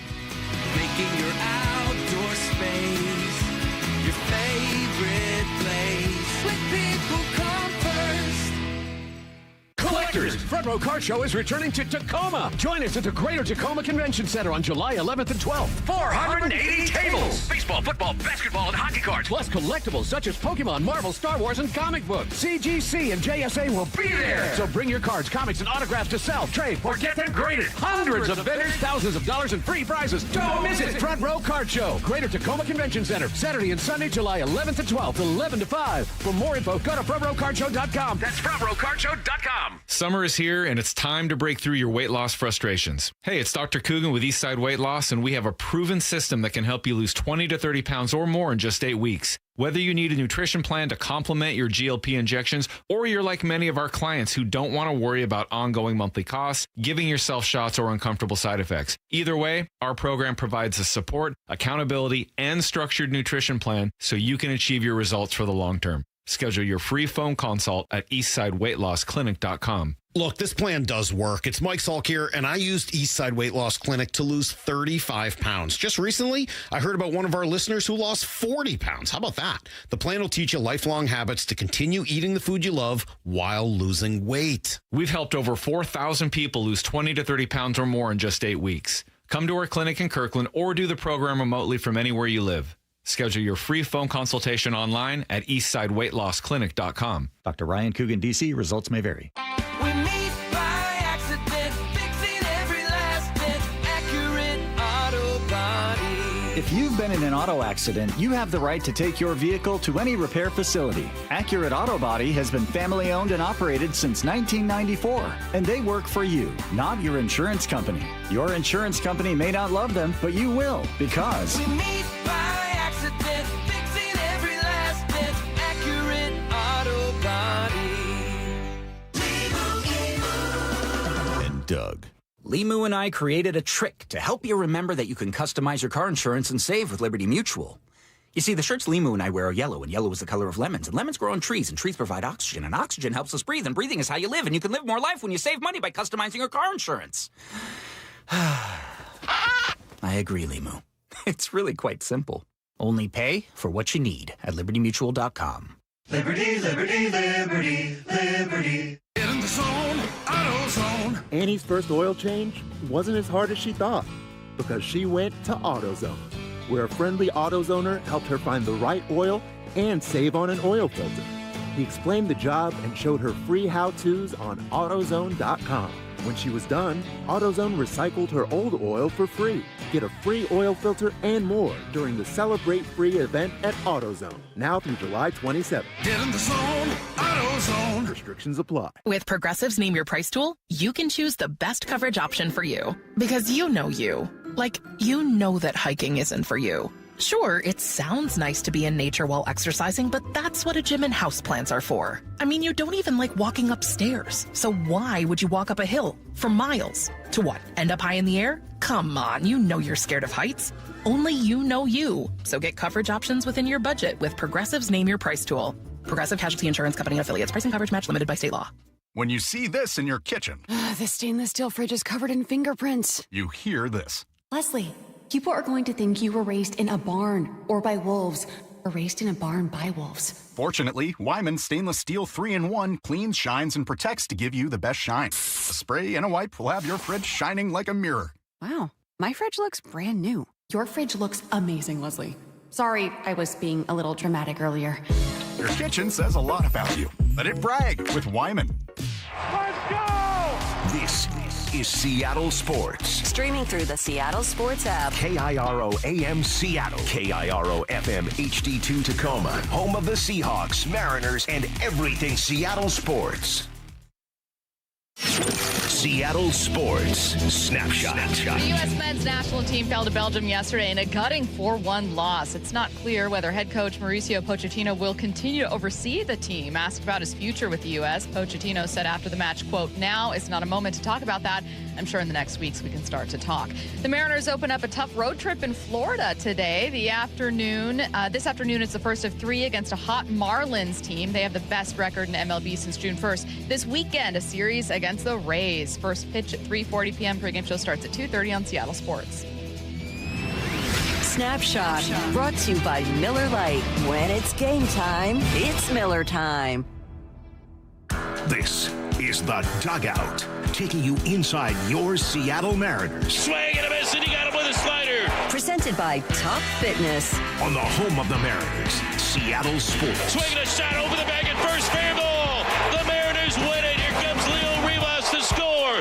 Cal Raleigh with a walk-off single. Time to grab a seat and talk Mariners baseball in The Dugout. Mariners insider Shannon Drayer here to kick off the dugout. All Mariners 1-2. And Shannon, I'm going to start with this. We know that you just had to have hand surgery. You are fresh off the IL. Did you feel like you were in a stupor when the Mariners put up 11 runs against the Blue Jays? Was that before or after the surgery? That was after the surgery, Oh, no. and I'm going to go ahead and say that definitely helped a little bit. So, yeah, it was. I think I was clear-headed when I saw that. I think that really happened. Oh, good. Okay. Well, let's start by talking about this series then, since that was post-surgery. We're happy to have you back, and we're also happy that the Mariners have started off July in pretty good fashion, pitching shutouts in 3 of their last 4 and looking great in their final 2 against the Blue Jays. It is a tiny, tiny, tiny sample size, and it's hardly worth taking too much from it. That being said, I love what we're seeing from the starters, Shannon. Have you seen some very sincere steps forward from that group? You know what, Stacey? I think we actually can take a lot from it because they were showing who they can be and who they have been at different times in the past. I just don't think you can expect them to do that for 162 games in a full season. You know, they are good to very good starters. And so they can do what they did, and I wouldn't be surprised if we see it again sometime this season for a period of time. To see them all come back together is something that I found really intriguing. I've been digging into it a little bit, going to continue to do so. But there's just a little bit of mysticalness to this in that they are the sum of their parts. Their superpower is they were 5 strong and now 6 strong, and they feed off of each other. It's something that's huge, and not only do they feed off of each other, it's very friendly competition. It is, working together all the time. It's talking to each other about how they do things. After Logan Gilbert's great outing last week, he talked about how, it really helped him watching and talking to Bryce Miller and Brian Wu in particular, in that their fastballs were what he wanted to have. He knows that they are different with the fastball, but I think Logan Gilbert is his strongest when he can really lead with that fastball, when he can get aggressive with it, when he can throw it, maybe 50% plus. And even though he's got all of those other pitches, narrow it down to 3. Is it the slider and the sinker, or slider and the sweeper? Is it the slider and the splitter? Are you going to mix in your breaking pitches a little bit more if maybe everything isn't feeling quite right? But if he is on top of things and can be throwing that fastball 50 to 60% of the time, that fastball just gets better. The other pitches just work better off of it. And I think he actually gets more aggressive all around with it. And I think that's something that we've seen with him. But he talked quite a bit about how the entire group helped him get to that point. And you hear similar stories. Emerson Hancock has talked quite a bit about how Luis Castillo has helped him out and how he sees how he attacks hitters and finds that he is very similar in what he's trying to do. And that is something that has helped him out as well. Bryce Miller is always helping out on the science end of things, and everybody's always asking about grips with him. But I do think that when you look at what they are doing, you're not looking, obviously they're alone when they're out on the mound, but there's contribution from everybody in it. And then when they get rolling, I think it's a lot of fun for them. I think there's a little bit of a shift in attitude with them. And I think that we've seen it over the last couple of years. I think that we saw some stumbling last year when they had pitchers, when they had starters out of the rotation on the IL. I think we saw it a little bit this year, but they're complete once again. They're in their routines. They're talking to each other. They've had, maybe there's even a little bit more because they've had the disruption of the piggyback and something that they all had to agree. Yeah, we're going to do this for the good of the team, for the good of the rotation, for the good of the individuals in this rotation. We're going to do it. We're going to commit to it. And even if we don't like it, we're not going to complain about it. And we're going to see where it goes. And it's been going in good places, it would appear. So they've been through a lot of upheaval with that and with changing the rotation a little bit here and there. And they haven't blinked. It's a very, very special group. And what we're seeing right now, I think, they've got, how would you like to see that in the postseason? I think they've got the capability to do that. Shannon, what's missing from this team? I sit there and I watch them, and I see the performances by the arms. You see the basket hot from time to time. Is it simply just these guys coming together and being consistent, or do you think they should go out and grab a piece? I think, it's hard because I'm not sure where you put it. If you go and grab it, you're already trying to manage that DH spot a little bit with – you're going to want Cal there on the days that Mitch catches. You want Dom Canzone right there right now as he's still coming back from that hamstring injury. So it's hard to figure out where you're going to get it. So it might just be a complimentary type bat. I think they very much, I don't think it's any secret, have not been great against left-handers, and they're very left-handed heavy, and a right-handed bat that can come in and be of impact would be something that helps it greatly, I believe, but it's also going to be a really hard thing to find. So I don't know that that's out there. So I think that's something they have to find, on their own. And they need it not just, for the now, but the postseason. If they get to it, they can't have lefties be the kryptonite that they have been. That your starters are going to be able to hold things down if they are on. And big tip of the cap to the bullpen, too. I mean, they're down Matt Brash right now. They're down Carlos Vargas. And there's been a little bit of a hiccup here and there. But for the large part, they have been doing some really good things and holding up their end of the bargain, even though it's been rotating a lot of different people in. You're down the leverage arms. I think that they've certainly helped out. But you've got to figure out how to score a couple of runs against lefties. And whatever helps you do that, I think is their biggest need right now, be it internal, be it external.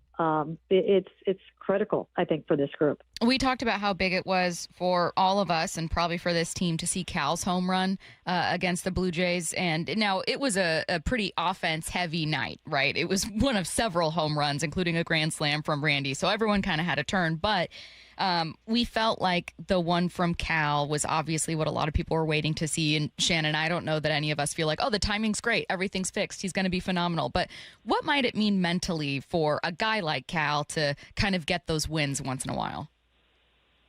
I think it's important to him. I do think that for the most part, he can balance things when things aren't going right for him.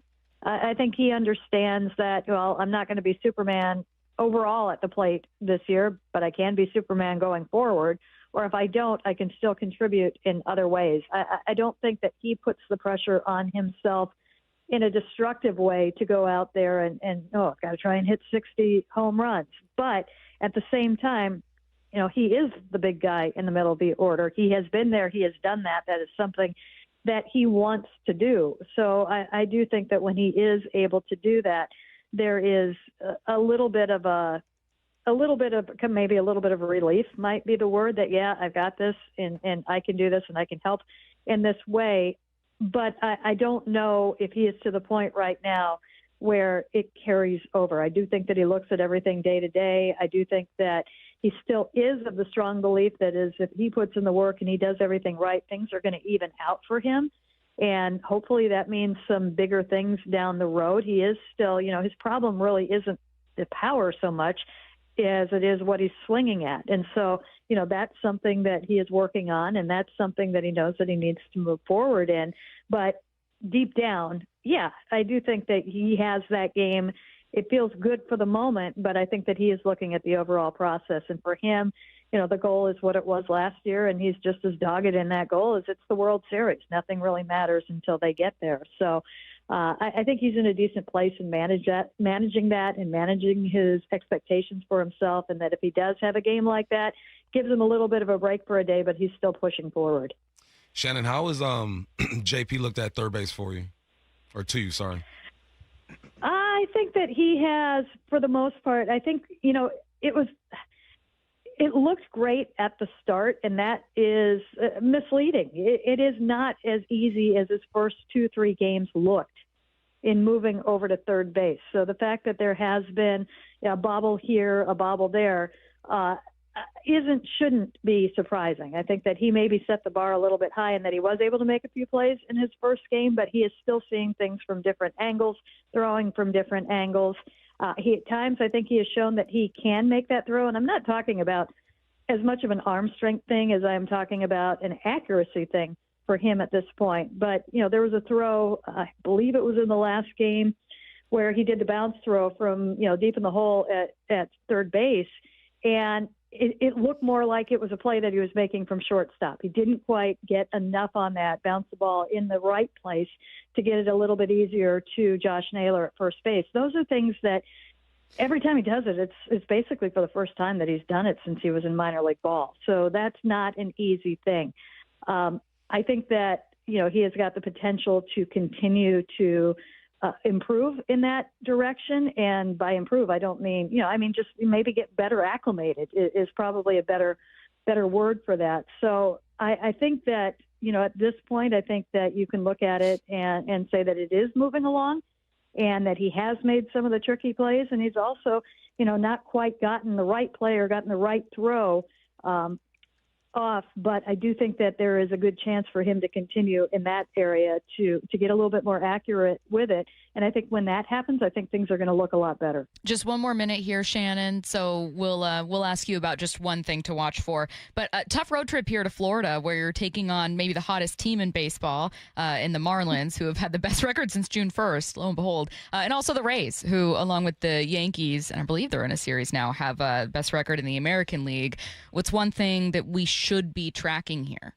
Wow. Okay, they're both going to be tough. The Rays, I think they've won like 11 out of 13 or something crazy like that, too. And the Marlins, as you mentioned, best team in baseball since the start of June. So that, to me, says you need that pitching that you saw at home. You hope they packed it and bring it on the road as well, because runs are going to be tough to come by. They need to protect those runs. And then, honestly, any way you can score, you've got to get a run up on the board. I think something fun to watch in these two series is you've got, it's a different atmosphere in Miami and Tampa, in that when you come, and in New York for that matter, when you come to these ballparks, there's a lot more representation of media from a lot of the countries where a lot of the Mariners players come from. And so they come out and they've got all the cameras set up in the dugout, and they're a big deal, and they're all coming out for the interviews and doing big interviews that are going to play back at home. So these series, you can tell, I think, mean a little bit more, or, not intentionally, but I think you see guys really get up for these series because a lot of them are playing a little bit closer to home. A lot of them have a lot of eyes from home on them in these series. I think Randy Arozarena, he's going to want to star in Tampa and here as well, now that he's been named an All-Star. Yeah. I think it might be fun to watch, Arozarena, Robles, a couple of different pitchers in that regard, because the atmosphere is just going to be different for them. And some of those players, I think, really kind of step up in that atmosphere. East Coast road trip, so you guys won't have to wait long to see Game 1 against the Marlins. It's today at 3:40 p.m. with a 2:30 p.m. pregame show. We're happy to have Shannon Drayer back, not just on pre and post, but also to the dugout. Shannon, happy to have you. Thank you, guys. See ya. Coming up next, latest from Jeff Passan.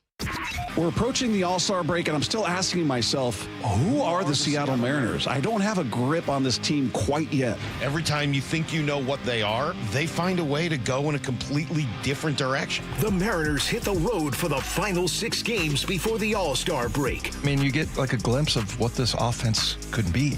This afternoon, the first of 3 in Miami. First pitch at 3:40, 2:30 pregame. Listen anywhere on the free Seattle Sports app.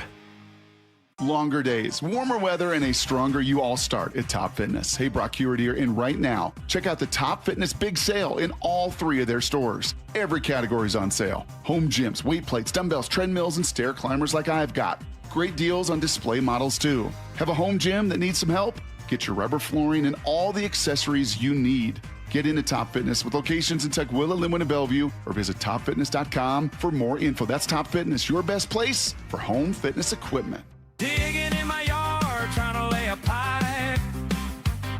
I hit a water line and now I have to pay a big fine. I should have called 811. At Lake Washington Windows and Doors, we provide top quality windows that are 25% more energy efficient, reduce noise by 50%, and stay clear with low maintenance glass. With leak armor installation and lifetime warranties, you're protected for life. Visit LakeWashingtonWindows.com. Progressive presents the Museum of You. We begin our tour with a unique piece, a relic from the early big screen television era. Remarkable. Next, we find a juicer, which historians believe has only ever been used once. And finally, compact discs from the emo era. A rare find indeed. Some things should be history, but until then, you could protect what's important to you and save by bundling your auto insurance with a renter's policy from Progressive. Progressive Casualty Insurance Company affiliates and other insurers. Not available in all states or situations. Get in the zone, AutoZone. Summer's finally here, and we're kicking it off with a whole lot of free. Free brake pads with Duralast rotors. Free oil filter with 5 quarts of oil. Free Armor All wipes with Armor All glass cleaner, and more. More free, so you can have more summer. Celebrate free at AutoZone.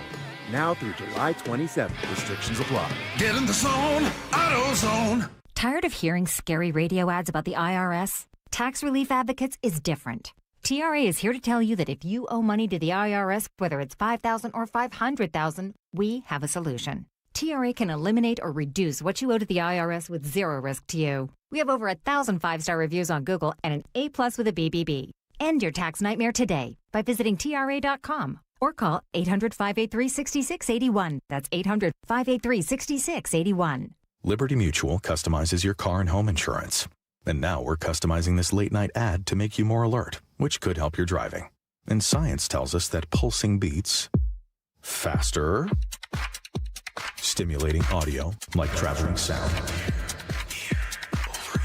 and voices on the higher, so-called brighter end of the audio spectrum like this can encourage focus.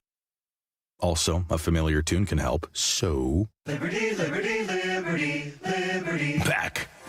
Dugout on the home of the Mariners, Seattle Sports. Latest from Jeff Passan, who's on with Brock and Salk this morning. A lot to cover, including some stuff at the trade deadline. So let's dive in. First, Bump. We've been talking a lot about whether or not Luis Castillo should be moved to the pen. Currently dealing with a 6-man rotation. Feels like going back and forth with the piggyback. Jeff Passan was asked by Brock and Salk how many available relievers would actually be an improvement over just moving one of your starters, namely Castillo, to the pen. We don't know what Luis Castillo would be in that role. So I think he would be good. I think the stuff would play up. I think it's perfect for what the Mariners need, frankly, because I don't think Houston's going to trade Josh Hader to Seattle. And I don't think the Mariners, likewise, are going to be willing to pay $19 million a year for a closer. I don't think Aroldis Chapman is going to be a fit. And once you get past those two guys, you are going down pretty significantly tier-wise, just in respect to what you would get. Yeah, it's I don't see Aroldis Chapman being acquired either. I know we were talking about it earlier with Robert Murray, but I don't know that feels like a fit for Seattle. Are you still kind of pro try Castillo in the pen, especially after the deadline, right? Like, I get keeping him in the rotation as a starter, especially if you want to deal him. He's worth more as a starter than as a bullpen arm, but post-deadline, you leaning towards that move? After the deadline, man, you got to try. You tried everything else. You tried 6-man, you tried piggyback, you kept him in the rotation. If you get nothing at the trade deadline, what else is there to do? I think you have to explore it. I think he has the demeanor for the pen. He's a calm, focused, intense type of guy. If he can just toss 20 heaters and then get up out of there, I think he could really add some more just value to himself. Well, and look, we've talked about part of the Mariners' offensive boost being the guys that they're getting back at the deadline. Maybe it's that kind of Castillo approach to helping with the pen, or, I don't know, getting some healthy bullpen guys back, because Jeff Passan not super optimistic about the market. Garrett Whitlock, who's under contract for multiple years beyond this year, would be absolutely great. But are the Red Sox going to be willing to sell him at a reasonable price? I don't know. I'm just looking at my list right now. We have Pete Fairbanks next with Miami. I don't know if you've noticed, but the Marlins are good. So I don't know if he's going to go anywhere. Yennier Cano with the Orioles, Riley O'Brien with the Cardinals. And you get to the lefties, A.J. Minter, Daniel Lynch, Brooks Raley, Blake Bacher with the Marlins, maybe. None of these names are particularly titillating. You heard Robert Murray earlier tell us, what are the Astros going to trade you, Hader? Like, you're not looking at a trade market where there are a ton of options, unlike last year where it was clear, like, oh, go to the Diamondbacks. Yeah. Maybe they're going to be sellers. You can get 2 big bats. No, and that's why I like the tone from Passan. He's like, look, pretty much just warning everybody. This is probably not going to go the way that you want it. You are going to get healthier with Donovan coming back. If you do make a move, it might be a buyer situation. So you're not necessarily winning the trade. It's probably more of an even move. Just, you got a player that works for us. We got one that works for you. But there's still time, and we'll see how things shake up. But the environment, right, the environment of the league right now is what is making this trade deadline different from the last 3 probably. People have talked a lot about one trade partner in particular that would have potential, and it's because of their need for starting pitching, and that's the Cubs. And the Cubs could deal outfielder Seiya Suzuki. Here's more from Jeff Passan. Is he truly available? Only, I think, in the right kind of deal. And this is one of those needle-threading deals where the Cubs would absolutely need to get an impact-type starting pitcher. And, that's a tough thing for any contending team, even one with the starting pitching depth that the Mariners have, to move.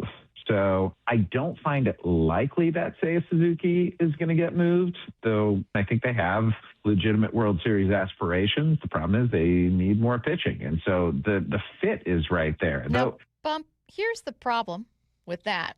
When I think impact starting pitching, all due respect to Luis Castillo, that's not been him this year. So if you were thinking of if you were thinking of offloading that contract and then getting Seiya Suzuki, I don't think the Cubs are going to be looking for you to give them Castillo. I think they're going to be looking for someone much more impactful and ideally with club control for much longer.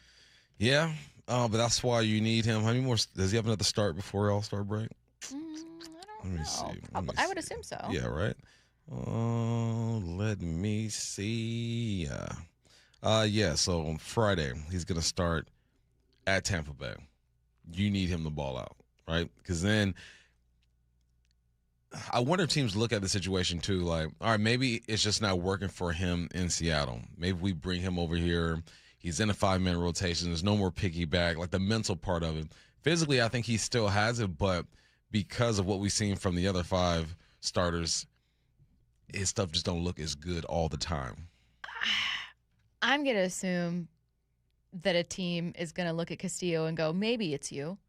Maybe it's your club, or maybe it's being in that environment, even though you've developed other great pitchers. I'm going to guess that they're looking at someone like George Kirby and Emerson Hancock and going, now let's talk. And that's a different, you know what I mean? Like, everyone's comfortable trading a starter that isn't working out. Are you comfortable moving on from someone who is, like Emerson? No, I'm not. I'm not either. It's the best part of the team. Yeah, and that's when I completely understand that feeling of playing with house money is like, yeah, sure, who cares? Suddenly, when you're trading away someone that's been, you know what I mean? Like, who are you this year? Now, your pitching as a whole has been really solid. It's not like Emerson has been the only good piece. But, like, do you have as many wins without Emerson? I don't think so. He's been your most consistent arm. Yeah. Logan has really come along. Woo has been amazing at home. But, like, I think teams can start there, and then it's up to the Mariners to work them down to Castillo. Mm-hmm. You know, throw some numbers that support that he's still got some juice left. He's still hitting some velo. I think there is a team out there that would take a steal, but do they have something that the Mariners want? Another potential option, Baltimore outfielder Taylor Ward. I mean, obviously, Kate Anderson not going anywhere. Ryan Sloan not going anywhere. Las Montez not going anywhere for a rental, you know, Arroyo. This is, you know, this would likely be more in the, I don't know if it would be Johnny Farmello. I think that even is a little bit too heavy, or Celestin or Nick Stevenson. Like, it feels like that next tier of guys down below that, maybe 1 or 2 of them, in the same way that I think the Mariners traded 3 pitching prospects. To Arizona, yeah. Good arms, but very unlikely that the Mariners are really going to miss any of those guys. And that's probably, I think, the acquisition cost for Taylor Ward this time around. And I think I'm okay with that. I felt okay with what they gave up for both Naylor and Suarez. Yeah, I felt good about it too. You know, we got it at the farm if you want to grab it. It's an addition. The farm, a farm piece would be an addition with a guy who's already active in the major. So, no, it's the language has to be right. You know, the feel has to be right. The language has to be right, and some team has to feel like they're winning this deal. But you're right, with the way Castillo has performed this year, he's not as attractive as he would have been at the beginning of the year, but he has had his little pockets, though. Like, last time we saw him, he played good. He just didn't get his run support. And it was such a bummer, because quite literally no run support. Yeah. Because he only allowed 2 runs and I think 5 hits. Mm-hmm. Maybe 5 or 6 hits. Joan Bellevue says, well, just because the Mariners put Castillo in the pen doesn't mean whoever they trade him to would would leave him out in the pen. Yes, but I still think that hurts his trade value. Mm-hmm. Because if you're putting him in the pen and making it clear that you don't see him right now as an impactful starter, well, hang on. Why are you demanding that I give up a decent bat or a good prospect, or, you know, like, then why would you expect me to give you a price tag that a starter would command? Yeah. I that is literally true, but I think that it hurts trade value because it's just any amount of leverage and opportunity for another team to go, well, hang on, this guy's not, you know, getting those reps in that time anymore as part of the rotation. You put him in the pen? No. Then I'm going to pay you for a bullpen arm. Yeah. That's why he's not there, Stacy. Yeah.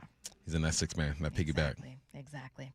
All right. Still to come, coming up at 45 after Mariners stats and information with Alex Mayer. We're also going to be joined by Ryan Rowland-Smith. I don't know that Ryan is going to have me and you as part of his home run derby hype squad. I think we'd be an amazing one. You know what I mean? Yeah. But so much knowledge and athletics, vibes, yeah. And vibes for sure. But he can answer some Mariners questions from us. He joins us next. Congratulations, Randy Arozarena, 2026 All-Star. It is grand salami time! Randy Arozarena! help them hang in there throughout this year. He likes being on the big stage. It is gone! Randy Arozarena strikes again. Welcome to Randyland. From the home of the Mariners, Seattle Sports. When I'm catching up with friends or family, C-Star Restaurant and Raw Bar in Bellevue, it's where we go. A welcoming atmosphere, and I get to see my good friend, Chef John Howie. Hey, thanks, Brock. At C-Star, we're known for fresh local seafood, unmatched hospitality, and great value. Right now, enjoy a 3-course dinner in the lounge every night, starting at just $50. $50. You cannot beat that value these days, and it's only with Chef John Howie at CStarRestaurant.com, CStarRestaurant.com. Whatever the heat index, stay cool this summer. Ask your Bryant dealer to maintain your current system or install an energy-efficient Evolution system. Learn more and schedule an appointment with a factory-authorized dealer today at BryantNorthwest.com. Whatever it takes. The best safety feature on any machine is a well-trained operator. With online, hands-on, in-class, and blended options, Levitt Training helps your team stay safe, certified, and confident on the job. Book your training today. Stack it, reach it, lift it, Levitt. Summer is the time to feel and look your best, but I'm not talking about your abs or tan. Guys, I'm talking about your hair. Restore that bald spot, reverse your receding hairline, or add volume to thinning during Advanced Hair's once yearly summer savings event. Advanced Hair's simple one-day treatment begins to regrow your very own hair the very next day, and they guarantee your new hair will grow. They are the team that addressed my hair loss, and I recommend them to everyone. Take advantage of your flexible summer calendar and get the most hair for your dollar. Advanced Hair's summer sales event is on for a limited time. So get the details and schedule your free consultation today. 425-449-8185. One-day treatment, life-changing results. With Advanced Hair, your new hair is guaranteed to grow. Check out the incredible before and afters and make the call now while their summer savings event is still on. That's 425-449-8185 or advancedhair.com. It's summertime and the living is easy. If you're like me, you're spending nights on the patio listening to the game and enjoying what makes our area so beautiful. Dave Wyman here, and I have just the offer for you to get the most out of your outdoor living space. $500 off each window, $750 off patio and entry doors, and $200 off the final project. I've loved working with Harley Exteriors. They're a local company right here in Bothell, down-to-earth people who enjoyed the same things we all do, rooting on our local teams and doing the best job we possibly can day in and day out. Use Harley Exteriors to complete your home space and receive 12 or 18-month promotional financing. Qualified buyers only. Subject to credit approval and lender terms. Minimum purchase of 4 qualifying windows required. Windows must be 36 by 36 inches or larger. No size minimum on patio or entry doors. Financing subject to approved credit. Offers cannot be combined with other promotions. Offer expires July 31st, 2026. Go to HarleyExteriors.com. This is for all you guys on Viagra. ED pills are no longer needed. The brutal side effects like 4-hour headaches, blurred vision, and that flush feeling can all be put behind you with our treatment. Here at West Coast Men's Health, we have a better approach to ED. Acoustic wave therapy creates blood flow circulation by safely removing the plaque in your arteries and restoring function naturally. Guys, let me be clear. Pills will never fix your problem. Our equipment is the latest technology, and our medical staff is the best in the industry. So give West Coast Men's Health a call today. Speak with our clinic manager. Ask him any question you like, how it works, the science behind it, and even the cost. If you suffer from ED or Peyronie's disease, give West Coast Men's Health a call today. In addition to treating ED and Peyronie's disease, we now offer testosterone replacement therapy. With clinics in Redmond and Tacoma, call 206-519-6541. 206-519-6541. Online at westcoastmenshealth.com. Back to the dugout on the home of the Mariners, Seattle Sports. Joining us now, Mariners analyst Ryan Rowland-Smith. Ryan, how's it going? Good. Just in some air conditioning. It is so hot here in Miami. Ridiculous. Unreal. So, but we're inside, which is great. So it's going to be a tough series, that's for sure, but I'm doing well. I also, shame on me, I don't pay attention to the Marlins. So I've only recently learned that they're like raking, one of the better offenses in baseball right now. We all know, about the situation getting pulled with the perfect game the other day, but I didn't realize that they had the best record since June 1st. So tell me a little bit about the challenge here facing Seattle in this series. Well, they have, first of all, pitching and hitting, both are going to be challenges. The guy on the mound tonight, Max Meyer, he's just, I'm not going to say he's underrated because enough people know who he is, but he's nasty. And it's sweeper, slider all day long. He throws the highest percentage of those two pitches, like combined, any like breaking balls out of anyone, any other starters who are qualified, the amount of innings. So, and it's a good one, too. The sweeper is nasty. It's a pitch he developed last year. So the Mariners are going to have their hands full, and he's been good all year long, sub-3 ERA. And the rest of it. And then offensively, they're just a young they're a young team that's really hungry. They're going to be under the radar in regards to, the NL East, so they're going to have that hunger to them. They had a little bit of this at the end of last year where, hey, we're good enough to play at this level, but they are just super coached. In other words, you feel like you got a bunch of AA kids in development, yet they're major leaguers. And what I mean by that is watching this afternoon, they're doing drills and stuff that usually big leaguers are like, I'm already in the big leagues, I don't need to do this. But they're all over it. I mean, they call pitches from the dugout. It seems to be working as well. So it's going to be tough, man. You got Otto Lopez, who's having a huge year. He's leading the league in batting average. A couple other guys in the top of that lineup who are just breaking out this year. So they're going to have their hands full as well, for sure. Hey, Ryan, tell me about what it's like pitching on the road. 'Cause, I got a football background, and you got 60,000 people yelling at you constantly. Just trying to figure out why Wu has struggled on the road so much this year. Bump too. I didn't even want to ask him, man. I'll have these conversations with him. He's hovering around today, and you never speak to the starting pitcher the day of. But I just saw him at the hotel and this morning, and we're just chatting, whatever. I'm like, man, I just so badly want to ask, but not the day he's pitching, that's for sure. But I think everyone's a little bit different, right? So from my perspective, I looked at it two ways. Sometimes I like pitching on the road because, to be honest with you, and this is people are going to be like, how soft are you? But you don't have the 45,000 people who paid good money to come to the game, and then you just blow it at home, or the pressure's on at home for you to come out and dominate because everyone wants you to do so well, and you give up a 3 spot early, like everyone's mad, When you're on the road, you kind of it's like no one's watching, no one cares, like no one's even paying attention. Who cares about how you do, to be honest with you, right? Because the road crowd they're not following what you're doing unless you're an absolute superstar. So that's a kind of a crazy way to look at it. But I think on the road, some guys, I'm not talking about routine wise, but you get on, for example, things were challenging for me on the road. Get on the mound, you kind of have that visual behind the catcher, right? So it's all like sort of setting your sights and, setting your gauge and, your target, right? So you're looking at that catcher, but the backdrop might be a bit strange or the mound feels flat. Like there was a couple times where, for example, Yankee Stadium, it felt like there's so much area behind home plate, maybe because of the way the crowd was, kind of angled. Detroit, it felt like the crowd wasn't on top of you because the seats go so, the angle of the seats is so far back. Sometimes the mound, I remember the Coliseum, there's always holes in it, especially when it was football season. They kept taking that thing out. So it was always a little bit more challenging compared to rocking up at T-Mobile Park at the same time, knowing exactly how the grounds crew prepare that mound and all the other stuff to go with it. So there's some of those little things. And then on top of that, too, I think with Brian, I'll ask him this tomorrow, whether he does good or bad, if this is the case, because sometimes you have to say, hey, is it because of this? Not just, hey, why are you not doing well on the road, right? It's a different angle. I think for him, it's one of these things that snowballs where it's, man, I'm dominating at home. I get on the road and I just cannot get comfortable. I cannot make those pitches.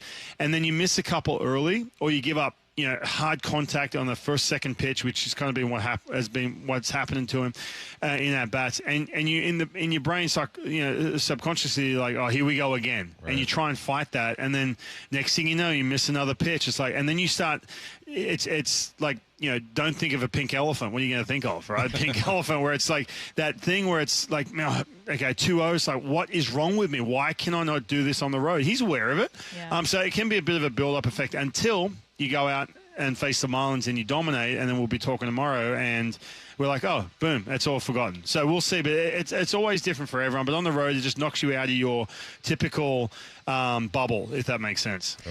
Always good to have a game where afterward you guys get to go, well, what was your favorite home run? I mean, that's exactly what it was on Saturday. I thought a grand slam was just a great vibe. But you actually turned to Cal Raleigh's home run, and you felt like that was really impactful. Tell us a bit more about that. Just because, man, like, the guy's feeling it. We all know it. Like, he may say, oh, no, I'm a swing. I just made this little adjustment. No. He's feeling the impact of being the front and center nationally, a superstar. He's all over the place, 60 home runs, runner-up MVP. We are expecting, he's expecting, people across the other side of the country are expecting him to just go off, right? And it wasn't the case, man. He had a slow start, then he has the oblique. He's dying to get back. All these little things build up, and they amount to putting so much pressure on himself. He probably won't admit that till probably a couple of years after, when his career's done, potentially, or this offseason. You can feel it. And so for him, when he got that swing off on a breaking ball that was hung, a pitch he did so much damage to last year. You look at the amount of hanging breaking balls that he destroyed last year, it was insane. And so we just didn't see that, man. Like, getting that mistake or guessing right or whatever it is on some secondary pitch and just blasting it into right field, to me it was just like, okay, dude, grab that try, and everyone can joke with him in the dugout. He had a big smile on his face. To me, that was impactful because this team has got everything in front of him. What I mean by that is you've got a situation where offensively, if you look at the first half of the season compared to last year, because it's easy just to compare to last year, right? But you look at last year, like runs per game in the first 3 months, they're 23rd. Last year, they're hovering around, middle of the pack, right? Home runs, they're 10th. They're 10th last year as well. But you have the things that stand out to me is the OPS. They're one of the worst teams in baseball. They were 10th last year. And the slug, this just isn't that slug. Why? Because the middle of the lineup just hasn't been the impact that you need it to be. And that all falls on, Cal Raleigh.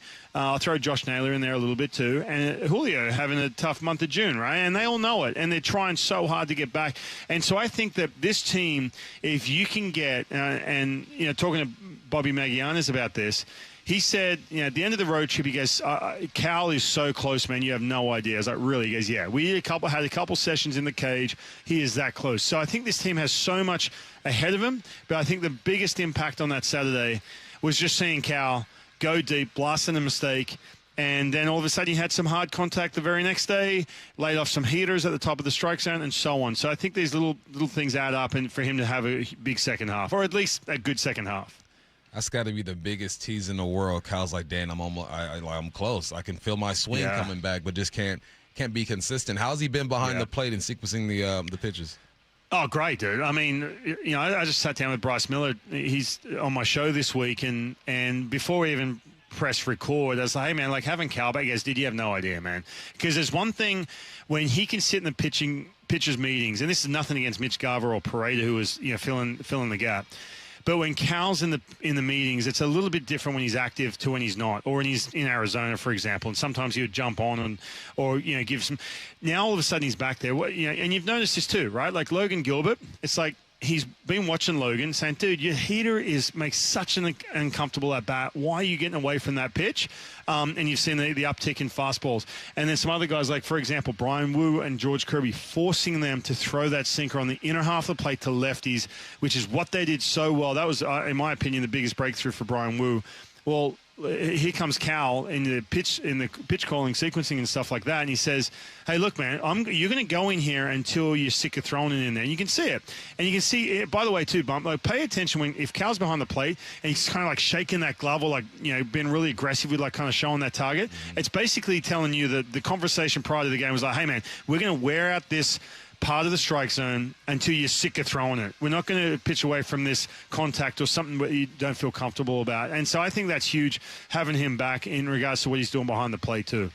First pitch against the Marlins coming today at 3:40. Pregame show starts at 2:30. Brian Wu on the mound. Ryan Rowland-Smith helping us preview this one. Thanks, Ryan. Thanks, Ryan. All right. Thanks, guys.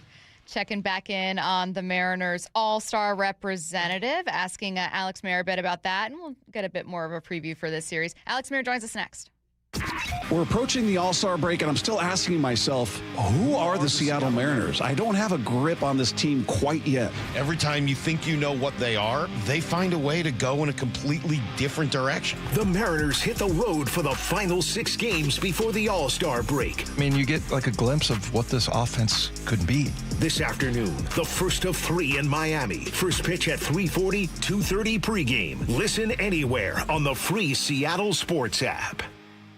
Longer days, warmer weather, and a stronger you all start at Top Fitness. Hey, Brock Hewitt here, and right now, check out the Top Fitness Big Sale in all 3 of their stores. Every category is on sale. Home gyms, weight plates, dumbbells, treadmills, and stair climbers like I've got. Great deals on display models, too. Have a home gym that needs some help?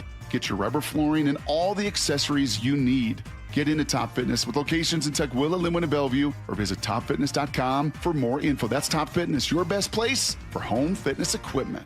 Our number one thing with them is always like, hey, welcome someone in and assure them that they're in the right place. We're going to take care of them. Lee Johnson Auto Family, the LJ way.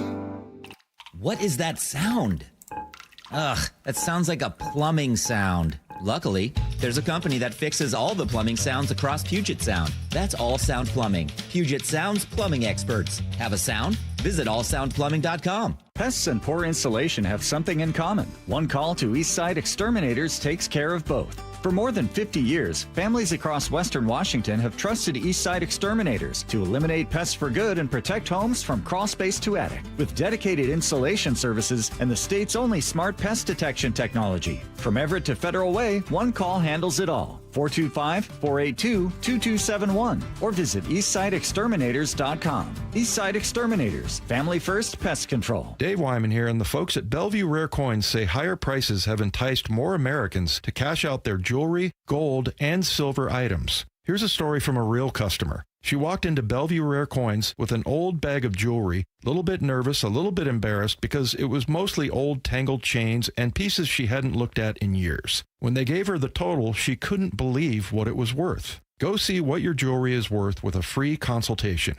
Bellevue Rare Coins is now in Linwood, Issaquah, Tacoma, and Bellevue. Endless hours of research, seeking referrals, dozens of calls. Hiring the right attorney can be a challenging process during an already difficult time. J.P. Pendergast with Pendergast Law explains. In Washington State, Tom, there are thousands of attorneys to choose from. Referrals and online research can be helpful, but discovering the right attorney requires a conversation. It can be hard to identify integrity and authenticity without that interaction. So, what do you recommend? We encourage anyone looking for personal injury representation to call for a free consultation with our team before making a decision simply based on referrals or online research. Accident victims need an attorney that listens, demonstrates honesty, and is genuinely understanding of their unique circumstances. The care, attention, and preparation that our firm provides throughout the case mirrors the effort involved when taking on the insurance companies. Save time and avoid mistakes after an injury. Contact the caring and compassionate team at Pendergast Law. If you or a loved one has been injured in a car accident, call Pendergast Law. We can help. Windows are our home's top target for break-ins. At Lake Washington Windows and Doors, we offer added security with our exclusive 3-layer security glass protection. Combined with our lifetime warranty, you'll have lifetime peace of mind. Choose Lake Washington Windows and Doors, a name you can trust. Stay cool this summer and save big. Lake Washington Windows and Doors delivers the quality, comfort, and energy-saving performance you deserve. During July, buy 3 windows or doors and get 1 free. Plus, make no payments for 12 months. LakeWashingtonWindows.com. Yay to Bruce, the streaming king. With quantum fiber internet, he's gonna binge. He wants more, he's got to have more. More bedtime true crime. More podcasts in the shower. Quantum fiber Wi-Fi has the power. More. Fast internet speed. He's got the geeks to go big. Bring him the game right now. And his royal we. More sports non-stop. His quantum fiber's on top. Yay to you. Switch today at quantumfiber.com. Limited availability, service, and speed in select locations only. Back to the dugout on the home of the Mariners, Seattle Sports. Alex Mayer of Mariners Stats and Information joining us now. And Alex, I was convinced that the Mariners would have at least a couple All-Stars. I thought Emerson Hancock had a great case. You also made a case for Logan Gilbert. It's Randy Arozarena, which congratulations to Randy. An amazing accomplishment. But where do I write my letter to the manager? Like, who do I call exactly? Right? I mean, I did the same thing. I came on the show last week and predicted 3. I believe I said Randy, Julio, and I think Logan Gilbert. Mm-hmm. But I don't know. I guess it's John Schneider's fault. That's exactly what it is. Yeah, but my case for Logan is you look at his last 8 starts, which is really a bulk of his season. He's 5-1. 1.78 ERA, only 10 runs and over 50 innings pitched, 57 strikeouts, only 10 walks. I don't know what else the guy has to do. I understand that the pitching in the American League's pretty good, but I'm still holding out that Logan gets in as a sub. Mm-hmm. How are we feeling about the squad as they take on this road trip? I told Stacy they're going to come back with 4 wins. How are you feeling about it? Ooh, I'd love that bump. Mariners and Mariners and exclusively Eastern time zone trips haven't gone extremely well. They had the really good trip last April against Cincinnati, Toronto, and Boston. But besides that, a lot of 500 trips in there, some below 500 trips. But hopefully the guys keep it going and have a great trip going into the All-Star break. Hey, I wanted to get back to Logan and a bit of this pitching. I cheated a little bit because I included the finale against the Angels. But, I mean, it was a sweep, so it's fine. And Bump and I didn't get a chance to react to it because we didn't work Friday. So we were looking when we came in Monday at the previous 4 starts, and I could not get over – it was like 3 walks issued, and 3 of 4 were shutouts. And it's just like – it feels like everyone is on their A game. And you would have loved more run support for Luis Castillo because he only gave up 2 runs. Just tell me a bit about the space, the rhythm that this rotation's in right now. Totally. I love that you said that because 2 nights ago, we're getting on the flight to Miami, and I ping our social media team, who do an amazing job, by the way, with everything. But I ping them on the plane. I'm like, guys, we got to do a main account post. The rotation has been on fire. So sure enough, they posted the rotations rolling with the fire emoji, and I'm like, nice. So 5-1 record. Yeah, basically. 1.30 ERA over the last 6 games, 36 strikeouts, 5 walks, and an absurd opponent average. They've held opponents to a 144 batting average over the last 6 games, the starting rotation. So can't get much better than the last 6 games, so I think we should weather our expectations, but still, been amazing to see. I don't know if you want to disclose this information, but you tweeted something out. You said July 4th through 5th, 2025. This could be private. Mariners back-to-back shutout W at home. Mariners win 46-4 every game of the season. Same thing, July 4th through 5th, 2026.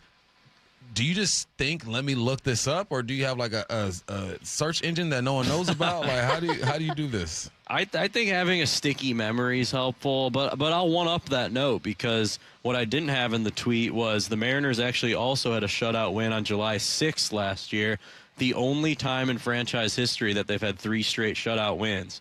So I'm not saying it's going to happen tonight in Miami, but if it does, I don't know, man. That would, some kind of gods at work. Do you ever just take like a quirky thing and kind of put it in your back pocket and think like, okay, I'm going to wait for Bryce Miller to do this because another Miller named starting pitcher. Like, how many bits of information at any time do you just have ready to go? Locked and loaded. A gajillion is my estimate. But a lot of times what I tell people, though, I don't even get to use some of my best stuff. Like, it just never happened. So, like, if there was, like, an outtakes version of stats and nuggets, like, those would be even better. Hey, who do you think is the most underappreciated player on the squad? I always look at Dom, and he's sneaky, just having a solid season once again. Who would be your pick? Ooh, Dom's a really good pick, Bump. Well, I want to say before I answer, last time you guys asked me that, I said Jose Ferrer, and I think he had his worst outing of the season that night. He's been phenomenal, so I'd still put him on that short list. And 41 appearances this year. Ferrer's given up a run in a grand total of 6 of those 41. So him and Bizzardo don't get the love they probably deserve because they're non-closer relief pitchers. I'll throw Gabe Spire in that mix, too. I feel like him pitching here a few more years and then also pitching for Team USA gave him some recognition. But Gabe, Jose, Bizzardo, but I don't want to be a PC. I got to pick an answer. So you know what? I'll say Bizzardo. I think a lot of people forget the kind of season he had and unfortunately only think of one pitch that he made in the ALCS when, you guys know, that's just not fair. Total body of work. He's a fantastic guy, pitching with a lot of emotion right now, too, with what's going on in his home country of Venezuela. So I'll go Bizzardo just on all fronts. I hate to take too much from one series, but it was still fun this past weekend to watch the Mariners take 2 of 3 from the Blue Jays. What to you was maybe a moment, a play, a stat that stood out most? Well, the phenomenal pitching we mentioned is what immediately comes to mind. I think doing that to the Blue Jays offense, was even more special. But I think the obvious is the 11 runs that we scored on Saturday, July 4th. I mean, just the offensive barrage the Mariners put up with homers from our all-star Randy, but also Dom, Bump's guy, and Cal. So seeing Cal go over the fence for the first time at T-Mobile Park since April 22nd was really nice to see. And hopefully it's a sign of things to come for the Mariner offense, who obviously won't put up 11 runs every game, but I think that's what stood out, just the offensive outbursts that they had. It was full of random questions today, Alex. I got another one. Talking to the right person. Yeah, come on now. So we were talking about concussion protocol back when I was growing up. It was, okay, remember Red, Tuesday, and Banana, and I'll come back to you and see if you remember that, right? Then I go to college, and they have us do this test on the desktop, and we purposely did bad on the test in case we got a concussion. We would just get right back in the game. Dangerous. What is it like on MLB level? What's the protocol? Like, what's Julio going through, or what did he go through? Yeah, I don't want to speak too much on it just because it's a little outside my comfort zone, but concussion IL is a really smart play by Major League Baseball. I think if the guy's ready to come back in about a week's time, he can, since it's 7 days instead of the customary 10.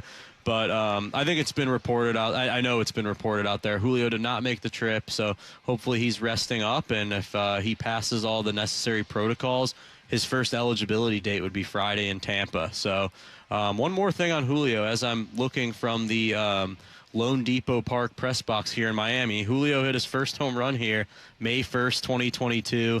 Some really good memories for me looking out at the field here. He crushed a 3-run homer off a Cy Young winner in Sandy Alcantara. Just a really special moment because a couple kids got the ball, and all they wanted in exchange for the ball to give to Julio was his autograph and a picture with him. So it was really cool. I love that. That's just the purely innocent, just kind of like, this is just as valuable to me. Totally. My last one for you, Alex, is normally we turn to you for obviously a ton of stats and really fun baseball history, but you also are behind the scenes. You travel with the team. You traveled for the home run derby with individual players and everything, so you do see a lot of what goes down.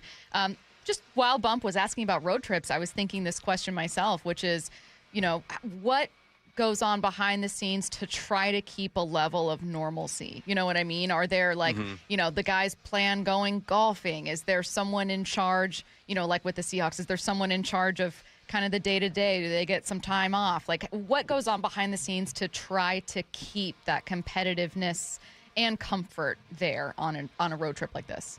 Yeah. We have an elite support staff, I would say. I mean, I think it starts with Jerry and Justin, obviously, at the top, but then it's people like Jack Mosselman, our vice president of Major League Operations, who does just about everything in the organization.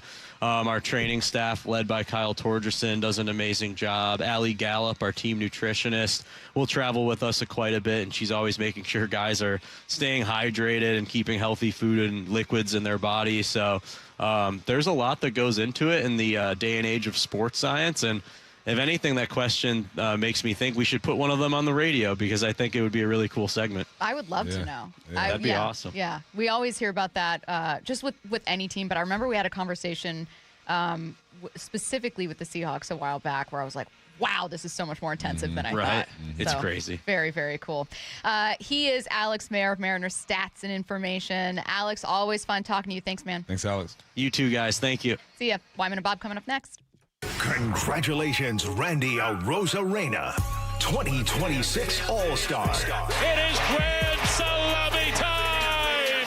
Randy Arozarena clears the bases. It's kind of helped them hang in there throughout this year. He likes being on the big stage. It is gone! Randy Arozarena strikes again. Welcome to Randyland. From the home of the Mariners, Seattle Sports. Valvoline Instant Oil Change presents Wisdom from the Road. Summer means wide open spaces and a whole lot of extra miles.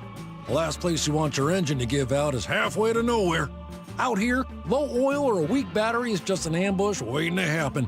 That's why every oil change at Valvoline Instant Oil Change includes an 18-point maintenance check. These techs are trained to help spot issues early and keep you riding easy. Valvoline Instant Oil Change. Change wisely. If you have unfiled taxes or are in debt to the IRS, this is important news. Did you know the IRS has programs specifically designed to help people struggling with tax debt? Powerful tax assistance programs that can save you thousands if you qualify. No one knows these programs better than the experts at Optima Tax Relief, America's most trusted tax resolution firm, A-rated by the Better Business Bureau. Their award-winning tax attorneys and licensed professionals have resolved over $3 billion of tax debt for their clients. One call to Optima can start the process, helping to put an end to your worries about wage garnishment, asset seizure, and other aggressive IRS actions. Find the best options to solve your tax problems. Call the experts at Optima Tax Relief today for a free consultation. Call 800-343-6460. 800-343-6460. 800-343-6460. Optima Tax Relief.